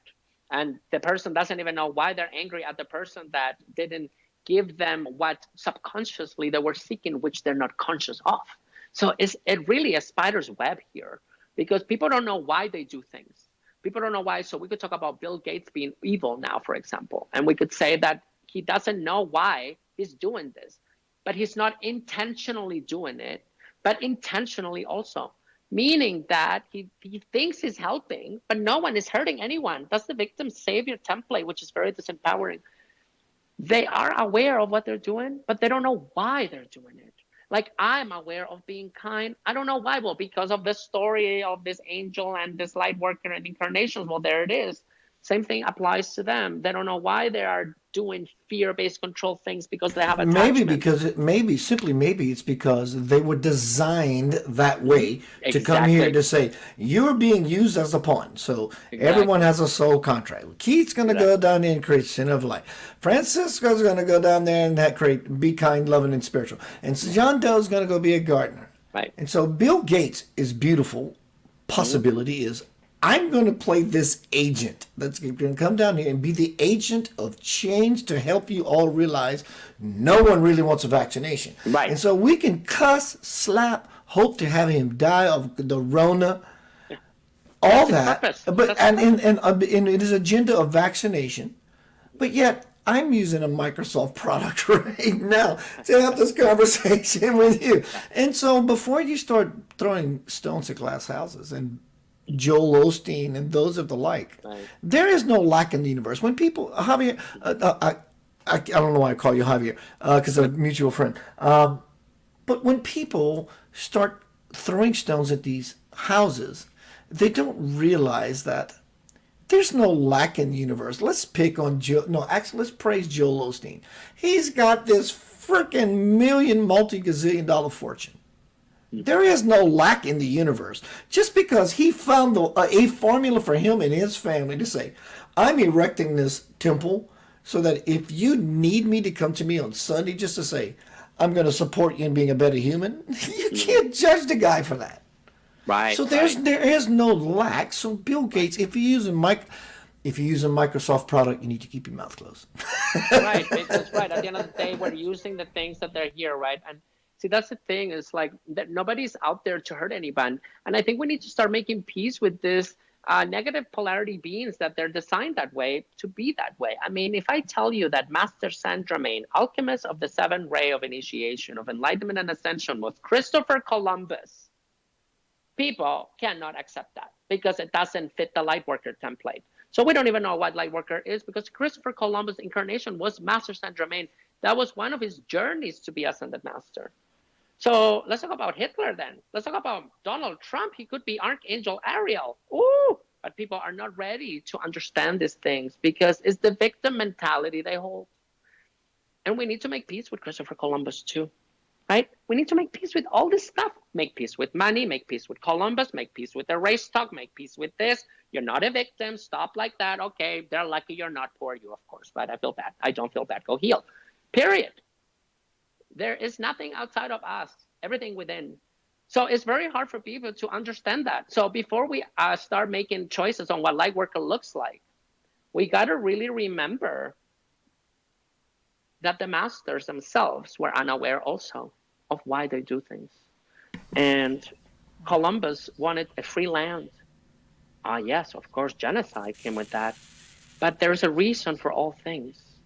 And we need to make peace with that. Because otherwise it's duality all day long. And there we go with them versus us. Never ends. Never ends. When we watch a movie, let's say the new Rocky movie just came out, or whatever the box, what's it called, the blockbuster movie is out, and we go watch the movie, and it moves us because we're looking at this screen of what we call, at least for that 2.5 hours of movie watching, reality. And when Rocky wins, and when the bad guy, but when the movie's over, everybody stands up and this applause, and the people on stage bowing frivolity. You cheer for the villain as well as you do the hero. And so it was a beautiful story. And as I made in one of my memes last night, when you understand the glory versus the story, something else begins to happen. And that something else is an invisible world that you can only see through clarity. Tonight, Center of Light Radio, I'm hanging out with my beautiful brother. This boy is powerful. He is no joke. Francisco Javier. And tonight we're speaking about gratitude. Then we haven't really pegged in on the word gratitude. Everything we're talking about is not a mindset. We're beyond mindset. That world is dead. Take your fingers off of it. Let it go. Because a new thing in you wants to be resurrected. And in order for that rebirth to happen, that old world has to die. It's not coming back. My condolences to you. It ain't coming back. You may have glimpses as you get to watch the final movie of your loved ones passing. Your loved one, the old world, your old mother. It's done. It's done. Lavender Soul song break and come back. Hang out for another maybe 25, 30 minutes, if that's okay with my bro. Let's see. Time for a change. Lavender Soul, my spiritual band. We write albums comprised of members of the Memphis Symphony Orchestra. Though we are locked in, not locked down, we're on postpone. But I just had a wonderful financial turn of events. Thank you, dear Lord. I'm going to be purchasing some software soon and some hardware, and I'm going to do my own album. Don't know what it's going to be called, but that's coming soon. But that being all said, Lavender Soul, a time for a change. What is a time for a change? You have to become the change rather than the change make you become something else. Listen to the lyrics. They're phenomenal. I'll see you shortly. Welcome to Center of Light Radio. My guest is Francisco Javier. Be right back.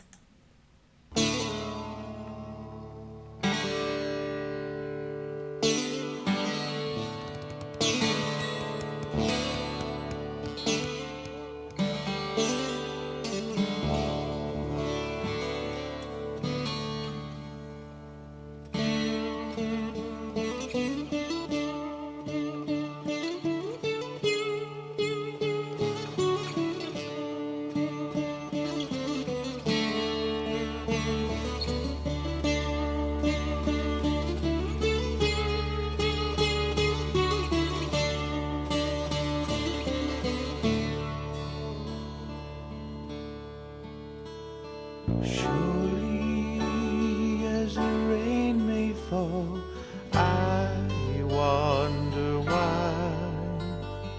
Worried there'll come a time when my world is dry, oh so dry. In the summertime, I won't have no water. It's a little bit harder to take.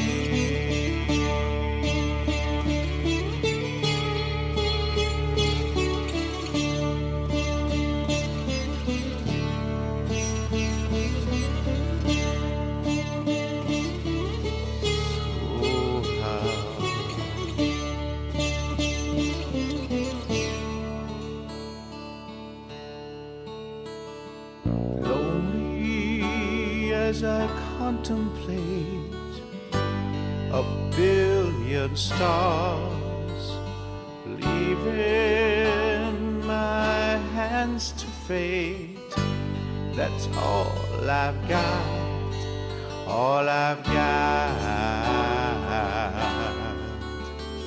In the summertime, I won't have no water. It's a little bit harder to take.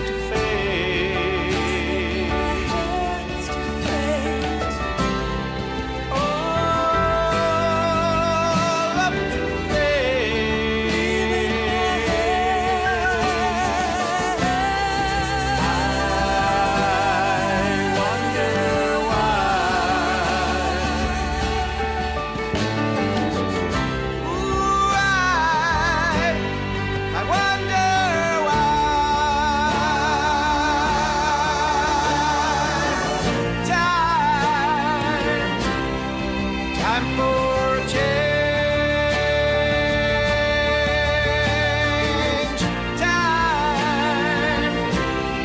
Time for a change.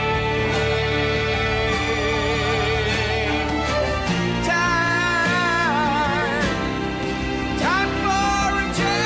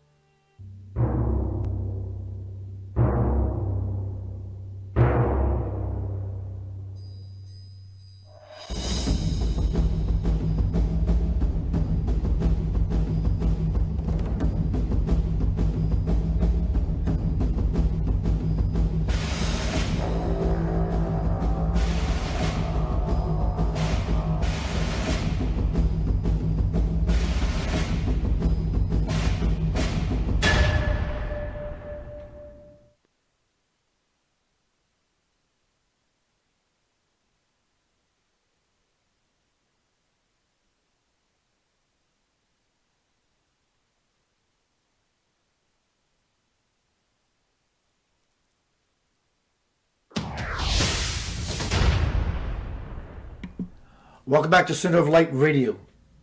Trust me when I tell you, and I'm sure my beautiful, handsome, spanking young man would agree. This is what we all want to become. So why do I want to become that? The reason you want to become that, because this is what you are at your essence. Oh, dear Lord. You didn't just start this kind of redonkulous trouble, did you? 22. Whoa! Right, 2020. There we go. So what this means is, this is your salvation. Jesus is not saying your salvation, though Jesus is, because Jesus is that, and he's saying, follow me. So the point of all this is, this equals liberation. It represents everything of God that is important, that could possibly mean everything. Clarity, spherical, from the core outward. It is absolute clarity. That is the ticket to the new world. Check it out. Isn't that freaking beautiful? So this is truly not only, though it is a particle of what we call God, a manifestation of all that is beautiful, pure, clear. In and of itself, it is God. What is anything that's beautiful cannot be separated from that which is ultimately beautiful. Mm-hmm. So that being beauty and beautiful, I am now clicking and posting in this forum something beautiful, which is my work, links to my pages, my creations, my bestseller, my YouTube channel. Please subscribe. Javier, I keep calling you Javier. I don't know. Maybe that's who you are to me, bro. Please forgive me if that. Nope, I don't want it to trigger you, which I know it don't. So everyone, my Broham sandwich in the green room earlier, we were talking about maybe doing readings, but I'll go wherever you want to go, but not readings, but you said more of a Q&A. So while I keep talking some nonsense, everyone get your question. Keep it short, clear, just to the point of something you want to ask my phenomenal guest tonight, Francisco Javier. You can find him on the links I posted just a little bit ago. I will do it again while he addresses your question. If you have something you want to ask him, keep it short. Do that now. Keep it short. Yeah. Keith, it's funny if I may add. It's Please. just wonderful that you bring this. Oh, my light went down. Hold on. Oop. My light disappeared. Hold on. There we go. Because you are the light. It's funny you talk about the sphere, because I got this download and we all forgot about sacred geometry sphere. We all love triangle, pyramids, lines, all this stuff because it's very masculine energy. Masculine energy is north, Phalanx. south, east, west. And this is feminine energy. You could call this a sphere. This is sacred geometry. And we forget to integrate sacred geometry sphere into our patterns of geometry. And sphere is very powerful sacred geometry because it touches all sides of space, right? And of course, a pyramid would too, right? But when this spins, then it just throws energy all over, like Pluto retrograde yesterday. Pluto retrograde, right? So thank you for talking about the sphere, because that is something we forgot about sacred geometry. Masculine is north-south and feminine is circular. And we need this circular motion to kind of nurture the masculine north-south. But if it's all lines, it's very not nurturing also, right? I love that. I love that you put the duality into a balance. So I would love to expound on that, my friend, and create a new dialogue, a new direction. It's great to be a master of duality, but who is this master of this masculine and feminine? And something else begins to happen. We can call it the Holy Spirit. We can call it the birth of the Christ, the phoenix rising, the blossoming of the lotus flower. So beyond just these two things, the masculine and the feminine, there is something else. And to me, that would be the androgynous creator, the one that is fragmented itself from the apex of the pyramid of life all the way down, and then we have the pyramid that is inverted, and they interlap. We call it the Star of David, which creates the pinnacle. The pinnacle would be a good word, even though it's not a pinnacle. It's a pinnacle of heaven and earth. And so the question I often offer up is, if we look at the life of Jesus, be it metaphorical or real, because we don't know what happened in the neighborhood last night. That was 20,000 years ago. But all that being said, even if it's a metaphor, it is beautiful beyond measure. Because if we look at the idea of the Christed one, Christ is not Jesus. Christ is not Jesus. Jesus, over the course of his life, became the Christ. So saying that Christ is Jesus is putting this divine energy into a box. So the Jesus became that which is connected to the all. So in this Christ level of being, there is not a duality. There is this space of complete wholeness. Would you say that's the door that's open for all of us right now? In other words, it's time to become the it. Right. So you're right. The Christ consciousness is the difference between seeing green and I am green. The 144,000 gigahertz frequency is the difference between I am or I see myself outside of myself, right? It's like the Christ consciousness is being the nerve versus seeing the nerve. It's being that within all things, right? And it's a universal consciousness. So you're right. Jesus was just, I'm Christ, you're Christ. We're all Christ. We're all anointed. Christ means Christos. And Christos is actually a Greek word or a Greek word. Anointed. Anointed, that's right. That's right. Anointed, Christos. I mean, this is what this means. And we got lost with the Christ as Jesus, but Jesus is not the only Christ. We're all Christ. So the word Christos, if it's from Greek, it existed before Jesus ever came around. So. Oh, yeah. Because, I mean, you have the Elohims, the council of the Elohims back then with the Greek gods, right? You have Kronos and Rhea and Poseidon, Athena. So you already have the Elohims already here. So I like to call that the Alpha Omega divine polarity, the beginning and the end of all things. The beginning, the Alpha and the Omega divine polarity is the master consciousness that holds the totality of all things. So the fractal is the fractality of the Alpha Omega divine polarity. That is delicious. I want to pose a question to you from my audience. But what is delicious about what you said is, in the beginning was the Word was with God, and the Word was God. Okay, so we also know that, or heard, or in doctrine, that God is the beginning and the end. So if you have God as the beginning, which is a dot, you have God, which is the Alpha and the Omega, which is another dot. So you have God here and God here. What if you draw a line between the 2 points? What does that make everything in the middle? And somehow we got lost in the conundrum, not out of blame, not out of shame, out of game and blaming anybody else. We got out of lost in the community. innocence. Out of innocence. Out of innocence. That's right. Exactly right. Innocence, because we don't know better until we do. Till we do. From the chat room, my friend, my broham sandwich, Link Newman says, Francisco, do you have any pets? Which is a phenomenal question. I don't have pets, and the reason why is because I kept having them and they kept escaping. And I feel that I had a little bird, and this little bird was just a messenger, a little Sonny Connor, a parrot in New York, and I had a parrot. I had cats, but I'm traveling, I'm going here, I'm going there, and I feel like, having pets right now for me, if I'm alone and single, is kind of, it's a diversion more for me more. But yeah, animals are important because they're souls, right? So I agree. I would love to have animals. I mean, eventually I want to have a cat. Call it yin and yang. I love cats. I love cats. From the chat room. So I'm getting the feeling that people are going to start turning over, just to let you know, my bro, some ideas or questions. So we may have a few to get to. I'm good for another, how long are you good for? Another 15, 20 minutes maybe? Yeah, I'm good. Yeah, let's go. Yeah. From the chat room, Kim Belladini said, how do you think our souls get into our bodies once we've been conceived? Okay. At what point? Okay. So it depends. It depends to each individual when you're ready to pack your bags from heaven and go live your life. I mean, the soul lounge is very anxious for a body, and here comes the angel who wants a body. Ah, me. And everyone is eager to live the non-contrast reality, which is very boring. Very boring up there. We're very, very bored up there. So then, of course, we have the, when the soul comes, is when the soul is ready. There are many people called conscious walk-ins, and conscious walk-ins are people that become conscious of their reality when they are in the experience.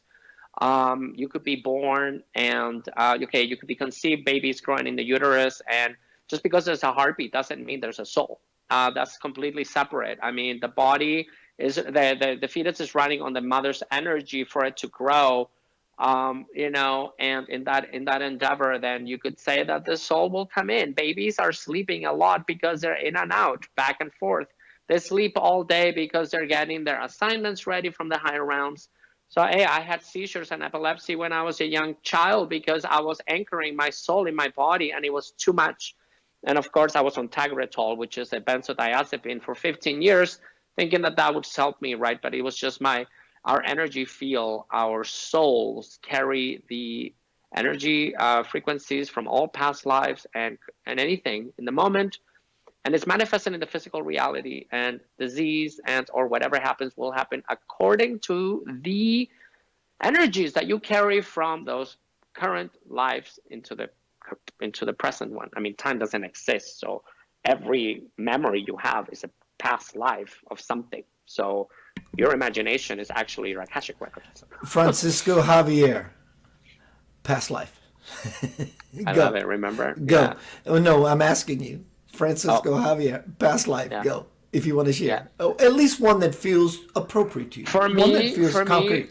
Okay, so there's a lot of things going around with Atlantis right now, and one past life that is coming to me is Atlantis. I was left behind by my parents, Poseidon, Athena, and they just left me there, and I was very upset, and I'm healing that because I am angry because my parents left me, and I don't care what was going on.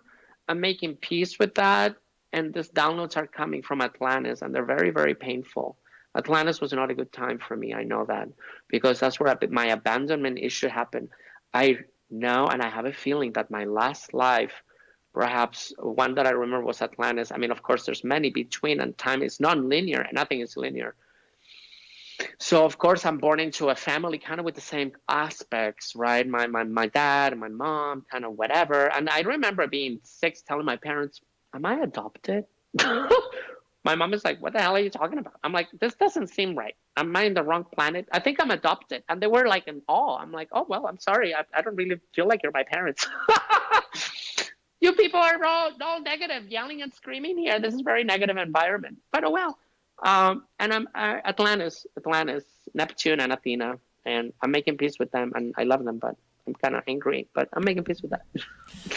I want to say hi to my friend Bo, soul brother. Hey Bo, what's happening down under? Hi, Bo. How are you? Bo James, I love you, love brother. it. Love, I know. yeah, that's Bo. Yeah, love me some Bo. Christina says,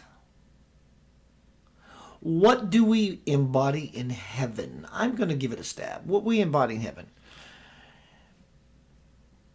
What don't you embody in heaven?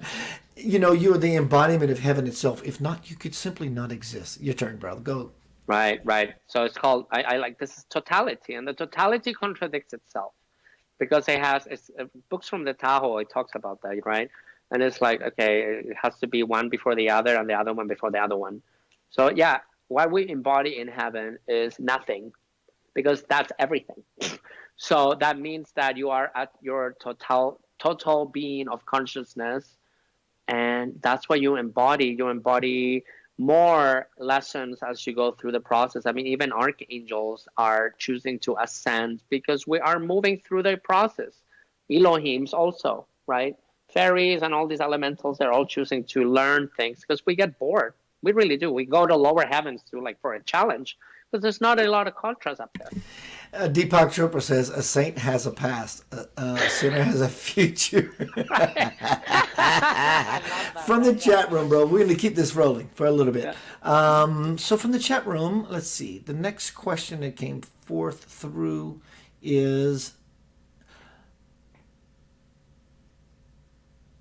how do we confirm our past lives? I will give you a stab. I give a stab at this, and then I'm going to turn it over to the master. How do we confirm our past lives? I will give you an absolute truth that I know that is the absolute truth. Now, it may change for you, but I'll give you my nugget. I'll share my sandwich with you. is how do you confirm a past life? If you look at my body, look at this body, you'll see there's Oriental insignias, ideas all over it. Buddha, my son's name, kanji. In fact, this is the name of Anya or Inya, depending on how you pronounce it, the Gaelic artist. The last song on the Shep and Moon album, which is called Simiont. I didn't know that. I just knew that when I was in Hawaii, Francisco. When this whole thing started for me, I would be on the ocean, meditating, and that song changed my fucking life. It did. So I had it tattooed in kanji, because you didn't want English letters on your arm. Right. It's like a commercial. And so, exactly. And so the one above it is the sign for music. The sign for music. So all that, I've been attracted to martial arts and the architecture and the food. Oh my God. And so my point of the question that was posed by Jamila Jafari, how do we confirm past lives? It's what you bring over. Your loves, your hates, your joys, your mates, your earlies, your lates. It's a reminder. So to own up to what I asked you, what was a past life for you? When I was in Hawaii in 1992, I got paid to play music in Hawaii for 2 months. And so we made our way toward this particular day, towards the Arizona Memorial, which was the battleship that sunk. Oh my God! When I looked into the water and saw the oil come up, the bass player, who happens to be the bass player for the band Starship, I had to go sit down and lean against the wall. He goes, dude, you okay? I said, I'm not sure. He said, what's up? What's happening? I saw a past life memory of me being a kamikaze. As to why this came so back to me, I had to literally sit on my derriere and grab some air. Wow. Right. There you go. So how would you suggest someone validates to themselves the question my friend posed, which is, how do we confirm our past lives? Well, I think that, we have to pay attention to how many times things come to us. Like fire freaks me out. I'm terrified. I feel like I am I leave the oven on? Am I got the candle? Am I going to burn my house? And it's like, I have this fear of just my house. I'm going to come back and it's going to be on fire. And I'm like, stop thinking that, Francisco, you're going to manifest it. Now, it came so many times. And I'm like, this must have been a past life thing that I die in a fire or I started arson. Who knows? So maybe this is, I wish not for nothing to burn around here, right? But the contracts we make are the contracts we make, right? So fire is one of them. Fear of agoraphobia, when you're afraid of tall objects or being too vulnerable in open space, is an indication of a past life. It's something that has nothing to do with the current reality. And this fear and trigger comes out of nowhere. This is when we have to go within and say, okay, this must be a past life thing. And there's nothing to do, guys. It's just to observe. It's just look at what's being shown you and you just kind of, oh, wow, okay, wonderful. It's just like we're closing it up here and this is what happened to you and these are the details. Have a nice day. Thank you for playing. Goodbye. And it's just, right? We're just closing up the universe. We're going home. So would you say it's a time to stop being butthurt and taking things so personal? Would that be just a general way of saying, just chill the frick out? From the chat room, the question has been posed by the Kim the Lineage again. So if anyone else, welcome to Center of Light Radio. My name is Keith Anthony Blanchard. Yanava. You see that under this beautiful, handsome guy's face, right? What is Yanava? Ya is your ancient, not script. It's your ancient, it actually is your script. It's your divine script. Ya, John. The John that lives in everyone, the Yah, the earliest primordial name, the Yah, the heart, the will, God, power. Na is the mind when used in balance, so your mind is not using you as a slave. Va is the backbone that says, like Francisco said earlier, I am so confident I have this erection, and you can take that word how you choose, in me. I have this level of confidence. Nothing else exists but me. So for the question that Kim posed, let's see. Why would we choose to come here and be abused or be the abuser or be a victim of a third world to inflict pain on another person or animal? It just doesn't sit comfortable with me. I think it's gorgeous. It doesn't sit comfortable with you. Now that you look at this thing that has your compassion, your heart, and your divine attention, that says, this doesn't sit right with me. Right. That sits right with me. So what it is, basically, Kim, and I want to turn this over to Francisco, which is, it's awesome. Because you're finding your compass, which is, this is not congruent with what I call reality. Amazing. But what happens next, beyond the I don't feel good with this, is the part of you that feels good with anything, as we've been talking about, is when things don't look right, it does not mean the diamond in the peanut butter jar is not trying to say, do you see me shine? To you, my bro. How does that feel to you? Right. So to answer your question is, right, why? What kind of God does this? Why would God make us suffer? Blah, blah, blah. But God has nothing to do with our choices, with our free will choices. God has nothing to do with the choices we make on an everyday basis. And everything and all things are brought to you by us unawarely or awarely also, both. So inflict pain and all this stuff, yeah, because we're unaware. I'm sure you have inflicted pain at some point to someone and then you chose better next time. The same thing is happening to a collective level. No, sir, I have never inflicted pain on anyone. Right. I mean, that would be total, like, kind of really, okay.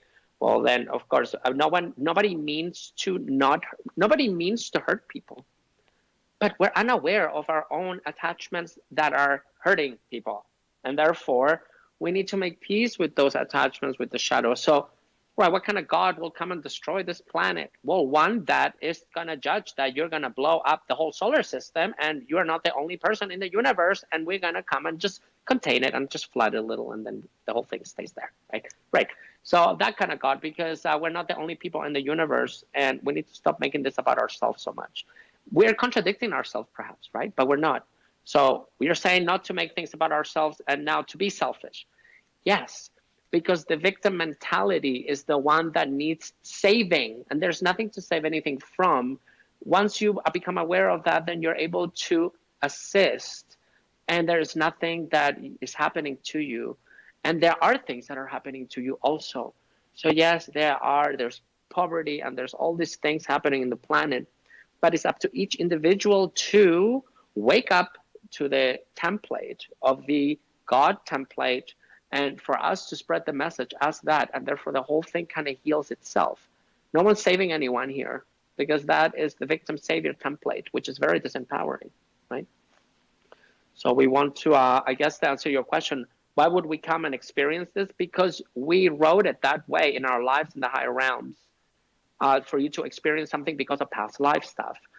And in addition, it's like babies. I mean, people have babies and they think they're so cute, and they are cute, but you have a total stranger in your home now because you don't know who that person is. Or no, it's they buy, my child is mighty than the other child. Well, but you probably have a serial killer. That's a very important point, and I understand the beauty in it. In other words, my neighbors a month ago had their first child. And they're gloating and boasting about it, and they're biased. And I get it. And that's cool, and they should be. And then you have yours. And then this muscle and might comes along. Yeah, but let me show you my pictures of my child, right? And it's beautiful. And it's even, strangely, even in its arrogance and its egoism, if you back up enough to see that this is all just a play unfolding of divine energy, that everyone is trying to find themselves, even in your own fucking bullshit nonsense, it simply becomes a play of something just simply beautiful. And it's recognizing that in the play of our own nonsense, and that it's beautiful, we actually begin to touch something of ourselves that is beyond, so far beyond anything we ever thought possible. In other words, I'm okay not with only allowing people to be themselves. I'm okay with allowing myself to be ridiculous and unconscious. And in allowing the self to be unconscious, we actually gain consciousness. Yeah? Right. Because you're just in alignment. You're in Dharma. And therefore, all of a sudden, it's like you're on autopilot. And your subconscious is connected to all matter. So that means that, so that's when like, oh, am I doing it right? Oh, balance. How do you find balance? Do you find balance by really listening to your body and your mind? And when it's a chore, maybe we shouldn't do it. And when it becomes not a chore, you can engage. Trust yourself that if you take tomorrow off, that you will work the next day, but don't go into the paradigm of, oh no, I'm being lazy. No, because then that's not balance. So all of a sudden, you're just kind of in this law, the universal law of rhythm, right? The rhythm law, right? Once you're in that rhythm with the universal law of rhythm, you are just dancing with everything, and you're in harmony in totality. That's when the Starbucks is ready, your green lights are on, and the coffee and the driver, boop, boop, open, close, ding, ding, everything just happens. Parking space at Christmas. Right. It's like a sync. It's like you're in alignment, and everything is yes. Because the universe never says no. So it's just the victim. So the universe never says no. The only no's we get are reflections of our own ideas about how we think about ourselves. Well, the no's we get from the universe is the opposite. So the universe will always show us the opposite of what we're trying to manifest. In order for me to go to the supermarket, I have to not go first to find my way to the supermarket. In order for me to be rich, I'm going to be very poor to find my way to wealth. In order for me to be in love with someone, the universe is going to show me the opposite of loving someone, which is loving me. To find that, I needed to love myself. So the opposite.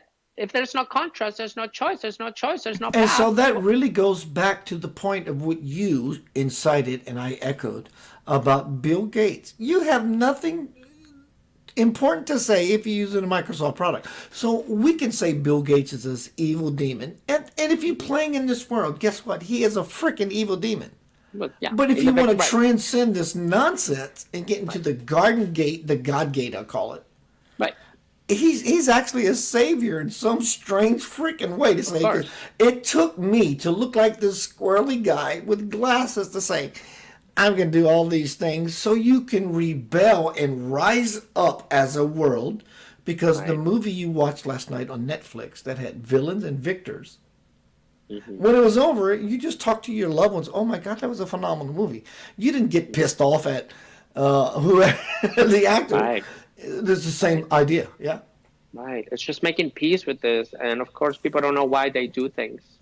Nobody's hurting anyone intentionally and unintentionally also, meaning that we hurt people without us being aware. The same thing is happening. This is called unintended consequences of not making peace with the shadows of humanity itself. And of course, you have manipulation of negative polarized entities that have free will to violate yours. So that's it. It's just all right. I'm keeping going to it simple. interrupt you on purpose. Most of my guests don't realize. I think you do. I interrupt because I love extracting information. When me being me, you being you, we just constantly outpour. And then for me, watching you in your light, you said something that I know my audience go, oh, I need some more than information because that's what they want. So that's why I interrupt. So when you say these entities, let's just play in the garden of, let's call a spade. Let's call it what it is. What do you think is happening in the dynamic of the duality? We're here trying to be awesome people. And here's these things happening, not out of blame, shame, or game, or playing victim. Out of free But will. what is the dynamic of this interchange that on some level we agreed with these Bill Gates, quote, others? What is this agreement? How do we serve each other? Right. So, we have, everything is polarity, right? Everything has a yin and yang. It's just that in this layer of experience, in the 3D experience, you're going to have beings, and also lower densities, you will have beings with free will, such as extraterrestrial species that have free will to violate your free will. So we have Gaia, a planet that was hijacked by these entities, and we didn't choose upon ourselves in the higher realms to say, oh, look at Gaia is in trouble. That's bad. Let's go take that off. Imagine we just take it off without anything. We just took away the lesson for Gaia to know what darkness or negative looks like on her for her to choose next time to do better. So we took a lesson away. So Gaia then said, help me remove this garbage off me because I have had it. I'm ready to go on. And then we came and assisted the endeavor. This is the superiority complex aspect with a negative polarity fractal, creating a negative polarity experience. If I sit here as the almighty shaman and I will decide that what you're doing is bad, well, then I take the lesson away for you to choose something. And therefore, when you ask me, I'll be there. But until then, I'll see you then. And so there are lower vibrational beings that have free will, and they're very limited to, they are designed as yang. We here are in this duality battle between ourselves. This is a fight against the self. So yes, those beings hijacked something because they can. And with that hijacking comes the people being hijacked also. Whatever tears are told by those beings, they will be distributed and programmed because of free will. Now we have a contrast, of course, because the planet is raising vibration. Gaia wants this off. Here we are. I am not here to violate your will because that's a free will violation. And that is why we're here. So I'm singing a song as a choice, And if you like the song, tune in and find out that you can sing too. Otherwise, no one's forcing anyone to do anything. And also, something is forcing, because I like to say it's either by will or by force.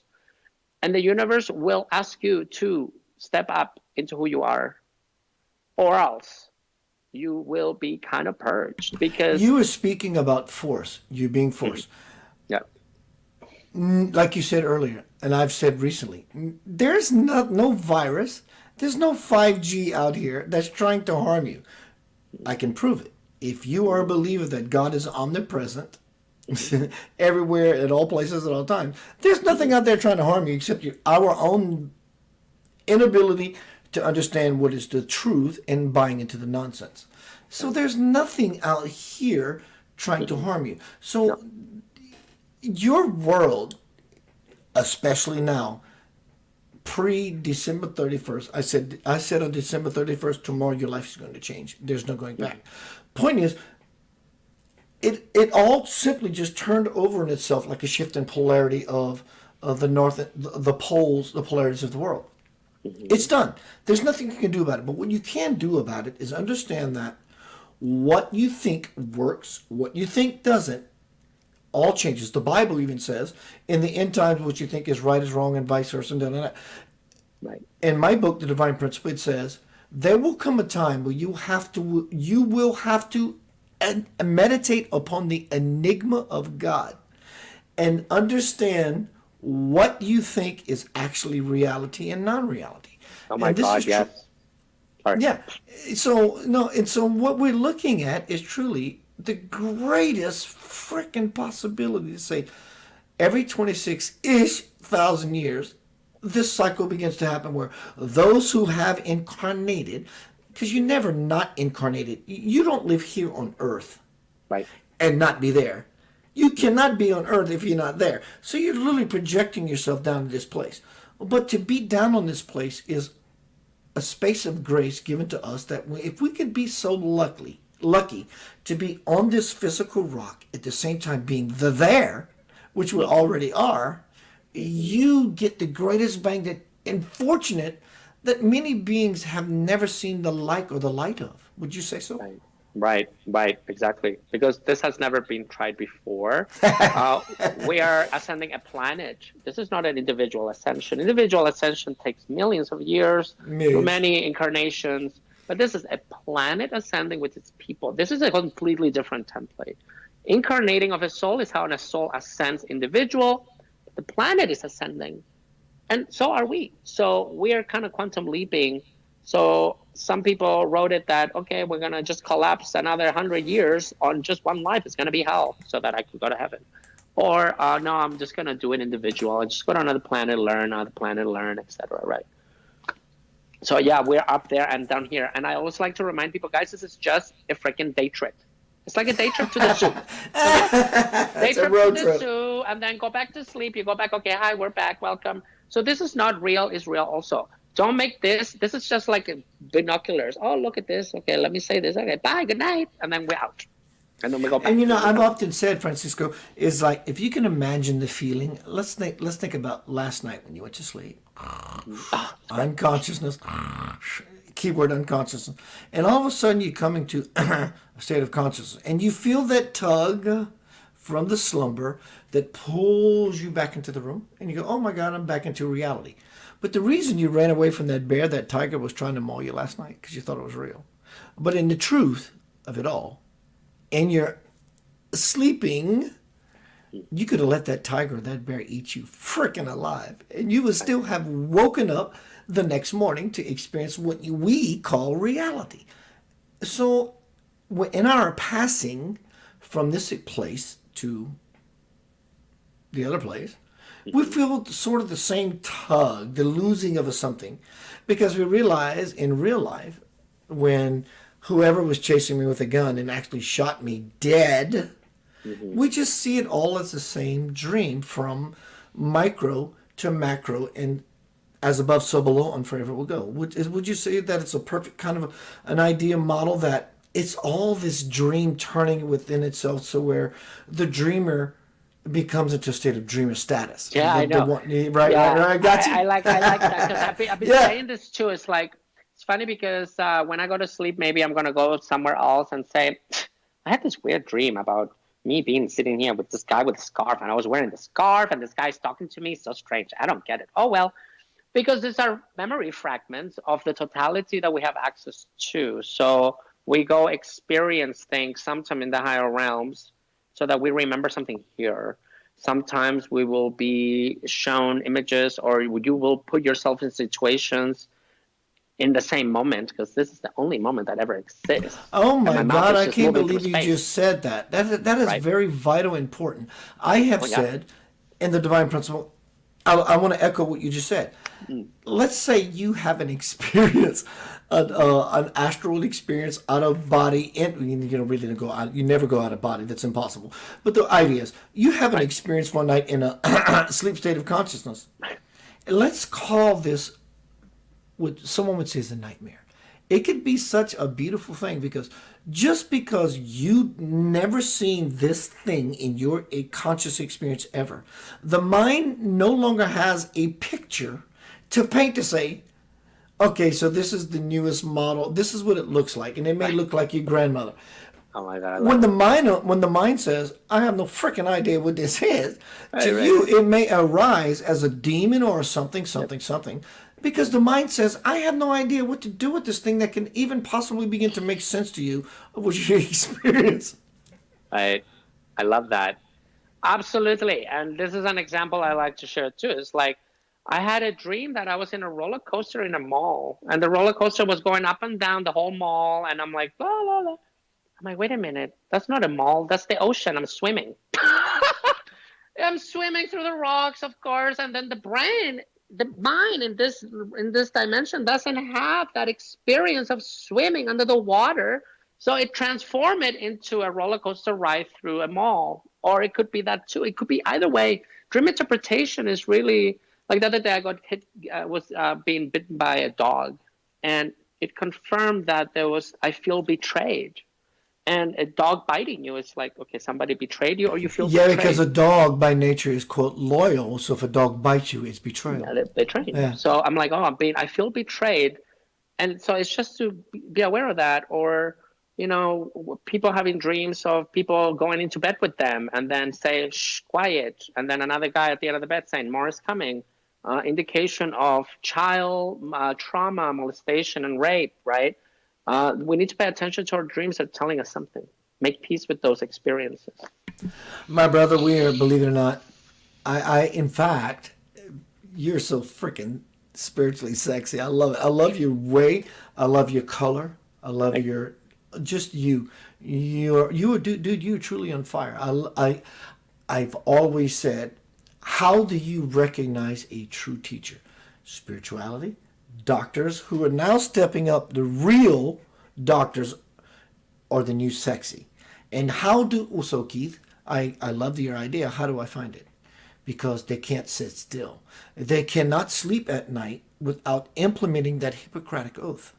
When people are on fire and they have to talk to you and they move and they use hands, I see that and it's become so magical and powerful.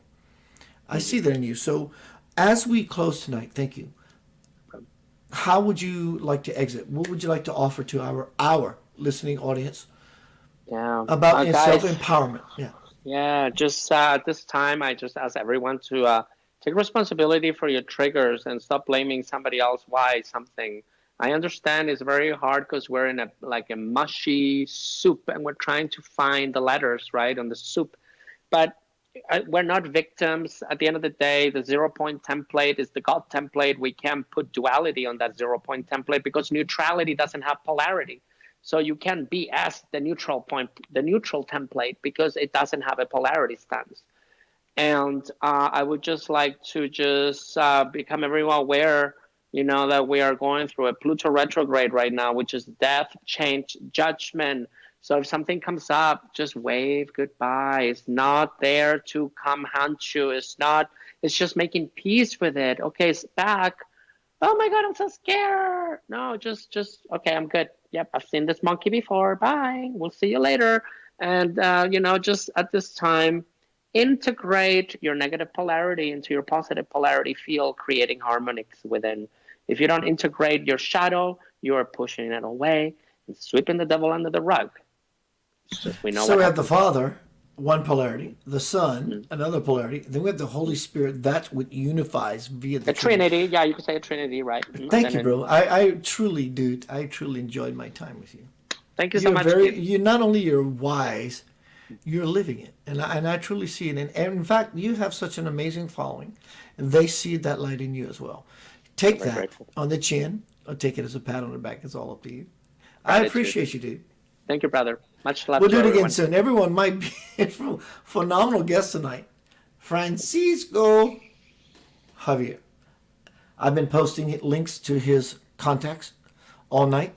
My name is Keith Anthony Blanchard. You can find me at facebook.com/Keith Anthony Blanchard. You can find me on YouTube at youtube.com/Center of Light Radio. You can find me on the internet at centeroflightradio.com. My name is Keith Anthony Blanchard. As I said, Yanava, Ya heart, Na, mind, discernment, awareness. Va is taking action. Getting out of the nonsense. As my bro, Francisco, we've been talking about tonight. What is reality? It's not that what you think it is. If you think that you have a reality besetting you, maybe just step back from that. And then something else will reveal itself. And that something else looks none other than you. You are the greatest possibility. There is nothing else. And until we integrate that, you integrate that, nothing else will ever happen. You are loved beyond measure.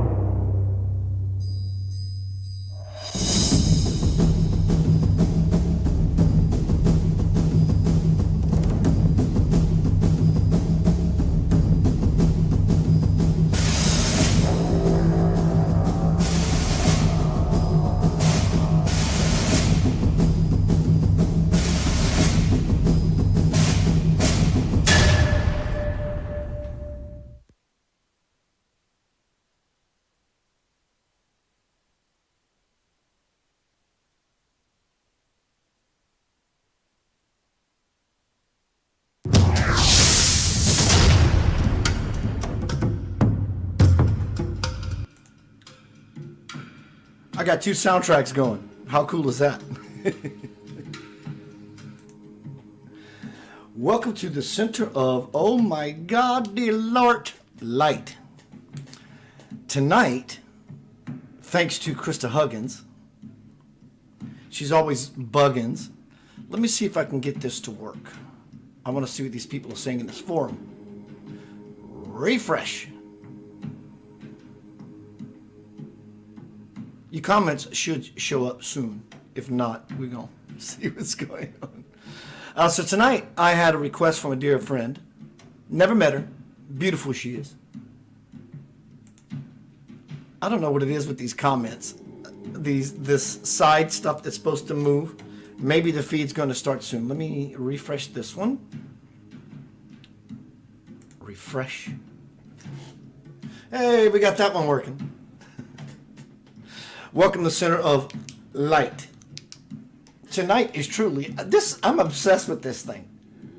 Tonight is truly about this. Being clear. Tonight's title is Center of Light, thanks to Crystal Huggins. I said I need a title for tonight. She says, Keith, I need some tribe. Some tribe Yana Va'ij. So it's Center of Light, rise up. Hope. What is hope? Wow. We all know what hope is. But I want to get into the energy of what, at least for me, it's beautiful possibility and what it absolutely is. Center of Light, rise up, hope.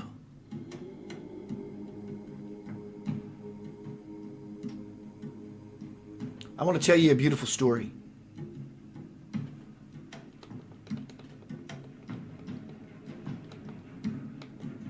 I want to tell you a beautiful possibility, a beautiful idea about a future event, which is right now. And it's called hope.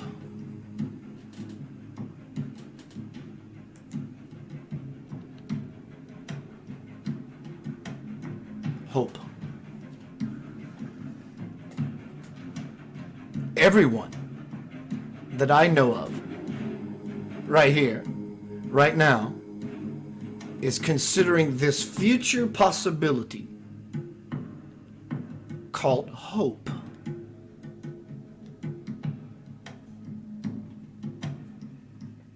I hope you understand. Hello, Terry LaBeouf. Hello, Indigo White. What's up, Bo? Bo, let's you and I talk. Let's get raw. Let's do a FaceTime. Let's get raw. You're a good soul, Bo. Demi. Hi, Demi. Demi. Trudy. Debbie. Gail. Steve Stone. Carolyn. Oh, it's not Carolyn Renando. It's Carolyn Osborne. Johansson Dunaway. Hello, Carolyn Osborne, Johansson Dunaway. Y'all give me a moment. I'm in my fun energy. So I'm going to copy and paste this. And I'm going to go find Carolyn Dunaway Johansson. Person. Osborne Johansson Dunaway. And I'm going to see if we're friends. If we're not friends, we are friends. Hello, dear. I remember you. Well, hello. Tonight we're speaking about Center of Light Hope. Robert, my Broham Sandwich is here. Broham Sandwich. Oh, Carolyn Renando is here. Hello, Carolyn.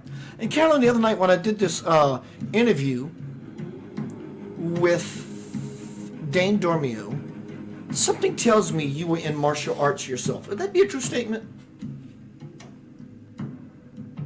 Krista Huggins, Link, my dog. Oh. All right, so tonight we're speaking about Center of Light, Rise Up, Hope. Hope, it's a beautiful possibility. Not only is it a beautiful possibility, it's here. Because here and now, we're all hoping for something. That's great. Beautiful word, beautiful story. It's a story we have not lived yet. Hope is always about the future. It's not about the past. I don't hope my past would change. Right now in this moment, I hope, well, in this moment, if you hope, in this moment, you're not the hope itself, because you're hoping for something. So it may be the next future moment, but hoping implies a wanting of something to validate to me, us, that I get what I want. Be it a car. I hope I get that car. I hope they approve me. I hope my ex-partner comes back. I hope. It's a beautiful thing. In the words of Andy, great fucking movie, The Shawshank Redemption, he says, hope is a good thing, maybe the best of things, and no good thing ever dies. And Morgan Freeman's character says, I find I am so excited, like we all are. We can't wait to get out and hug some necks and kiss some faces.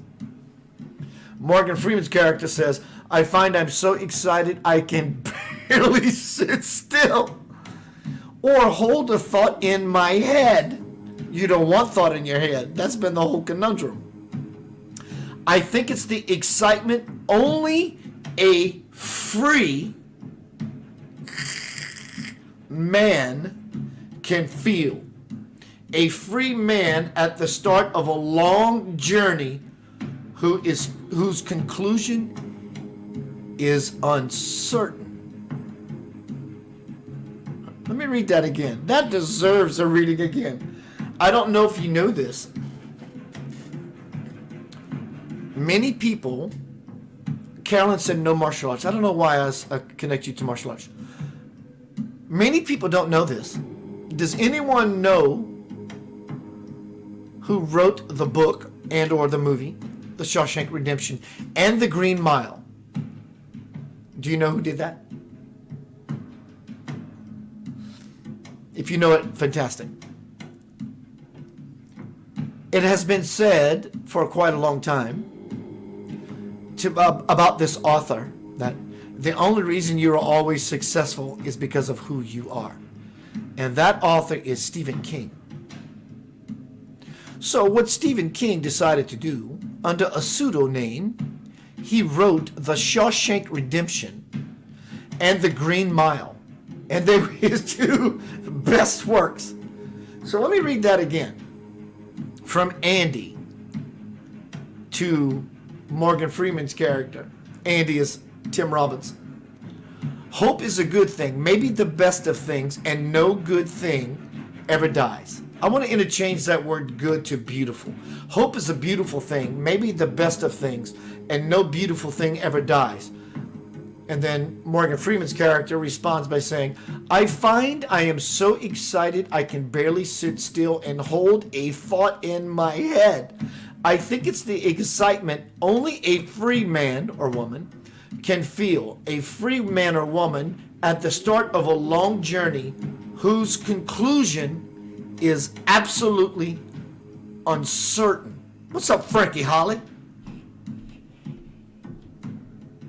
Actually, I'm selling this chair. You want it? It's yours. It squeaks. I'm going to get me a no-wheel chair. They don't squeak. That's tomorrow. So thank you for sharing, Rebecca, Renee.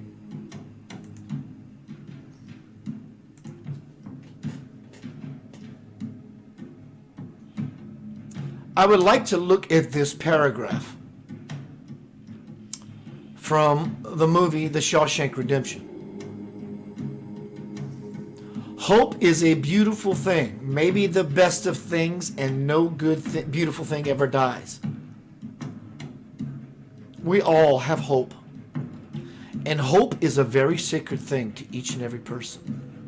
It is beyond sacred. In fact, the only word that comes close to hope in the English dictionary is beautiful. Frankie, I'll contact me tomorrow. I'll contact you, or let's make contact. I'll sell you a chair. And a whole bunch of other bullshit. And by the way, I got some oceanfront property in Arizona. Oh, now I understand what he's talking about. Frankie Holly and I have this ongoing joke, or maybe he's not, maybe he's serious, maybe he wants this chair. But we have this ongoing joke between us that no one knows about, which is one room, many people. Whatever, Frankie knows what I'm talking about. So hope is a beautiful thing, and a beautiful thing can never die.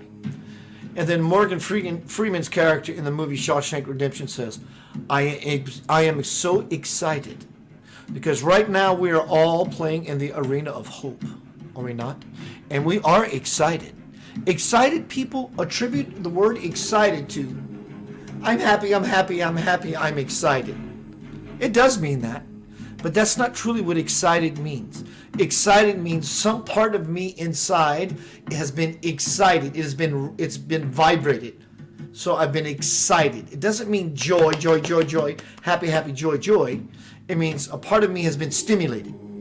Well, Frankie says he is serious, but the joke still applies. I have two of them. I have one that's less than 6 months old. It just makes a little noise. And it's fine, but it's not fine for me when I do my presentations because it goes like bed springs. So we have been excited, speaking of bed springs. We've been excited because we have been in bed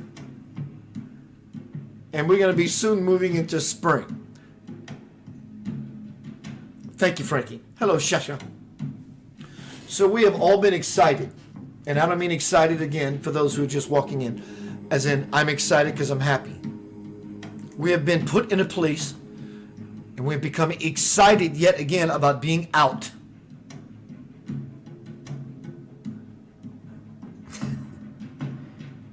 You are not sick. You are not diseased.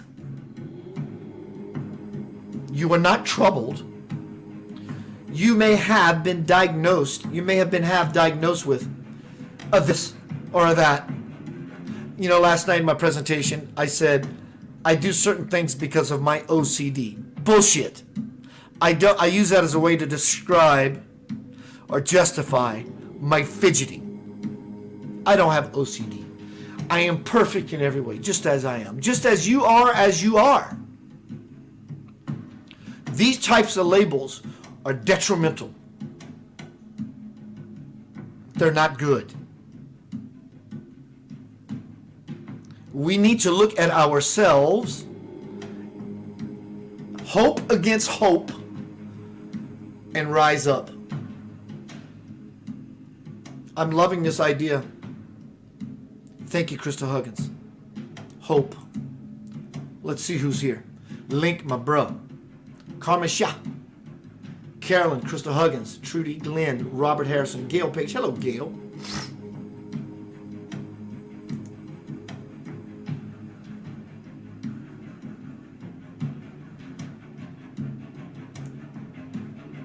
I am working on my presentations for the cave. I got 2 copyright slaps. None on YouTube, on Facebook. Nothing against Facebook. I like me some Mark Zuckerberg to a degree. And I understand it's for protection of the artists who've created something. But I have the license and I sent it to it, so it's being in review. So it's going to come back positive. I hope. And if not, I will rise up. The world is rising up.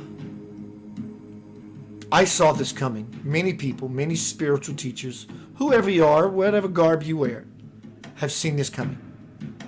I don't think to the level we saw this coming that we could see. We only hoped it would happen. That it's going to happen this fast. It's exponentiating. The other day, 4, was it 4? 1 or 4, I don't remember the number, whatever, billion people meditated, and the Schumann resonance, the Earth's magnetic vibration, shows not only a spike, but it shows a white chart, meaning we've elevated. We have risen up. People are beginning to rise up. Like in my presentation the other night, America is not better than anybody else, but America is the head, or soon will be, the head of the world. Not because we're better, because every body part is required for the entire global body to survive, to live. You don't have a kidney, you die. You don't have a liver, you die. You don't have lungs, you die. It just so happens that America is going to lead the way as far as being the head. India is definitely the heart. But America is rising up. The sleeping giant is becoming awakened. All these doctors, these good doctors, there's many good doctors, but I'm not that they're better than the others that are speaking out, awakening, arising. But the ones who are in the media mainstream, not mainstream media, but the ones who are illumined and awakened in the media mainstream right now, has my attention, because they're bucking the current against the system. That sounds like conspiracy theory. Take it how you want. Those people who have nothing to lose, everything to lose and nothing to gain. Dr. Shiva, many of them, many, he's one of them. These people are in the inside. And they're rising up. They had enough. The Hippocratic Oath. They can't sleep well at night. Sleep, no longer time for sleep. It's time to wake up and rise, awake and unite. And these people are coming, not out individually, but now they're creating podcasts and videos collectively saying, whatever the ridiculousness that is happening out there is not true. To some degree, there is truth in it, but it's been convoluted. So we have a pandemic. You take the dim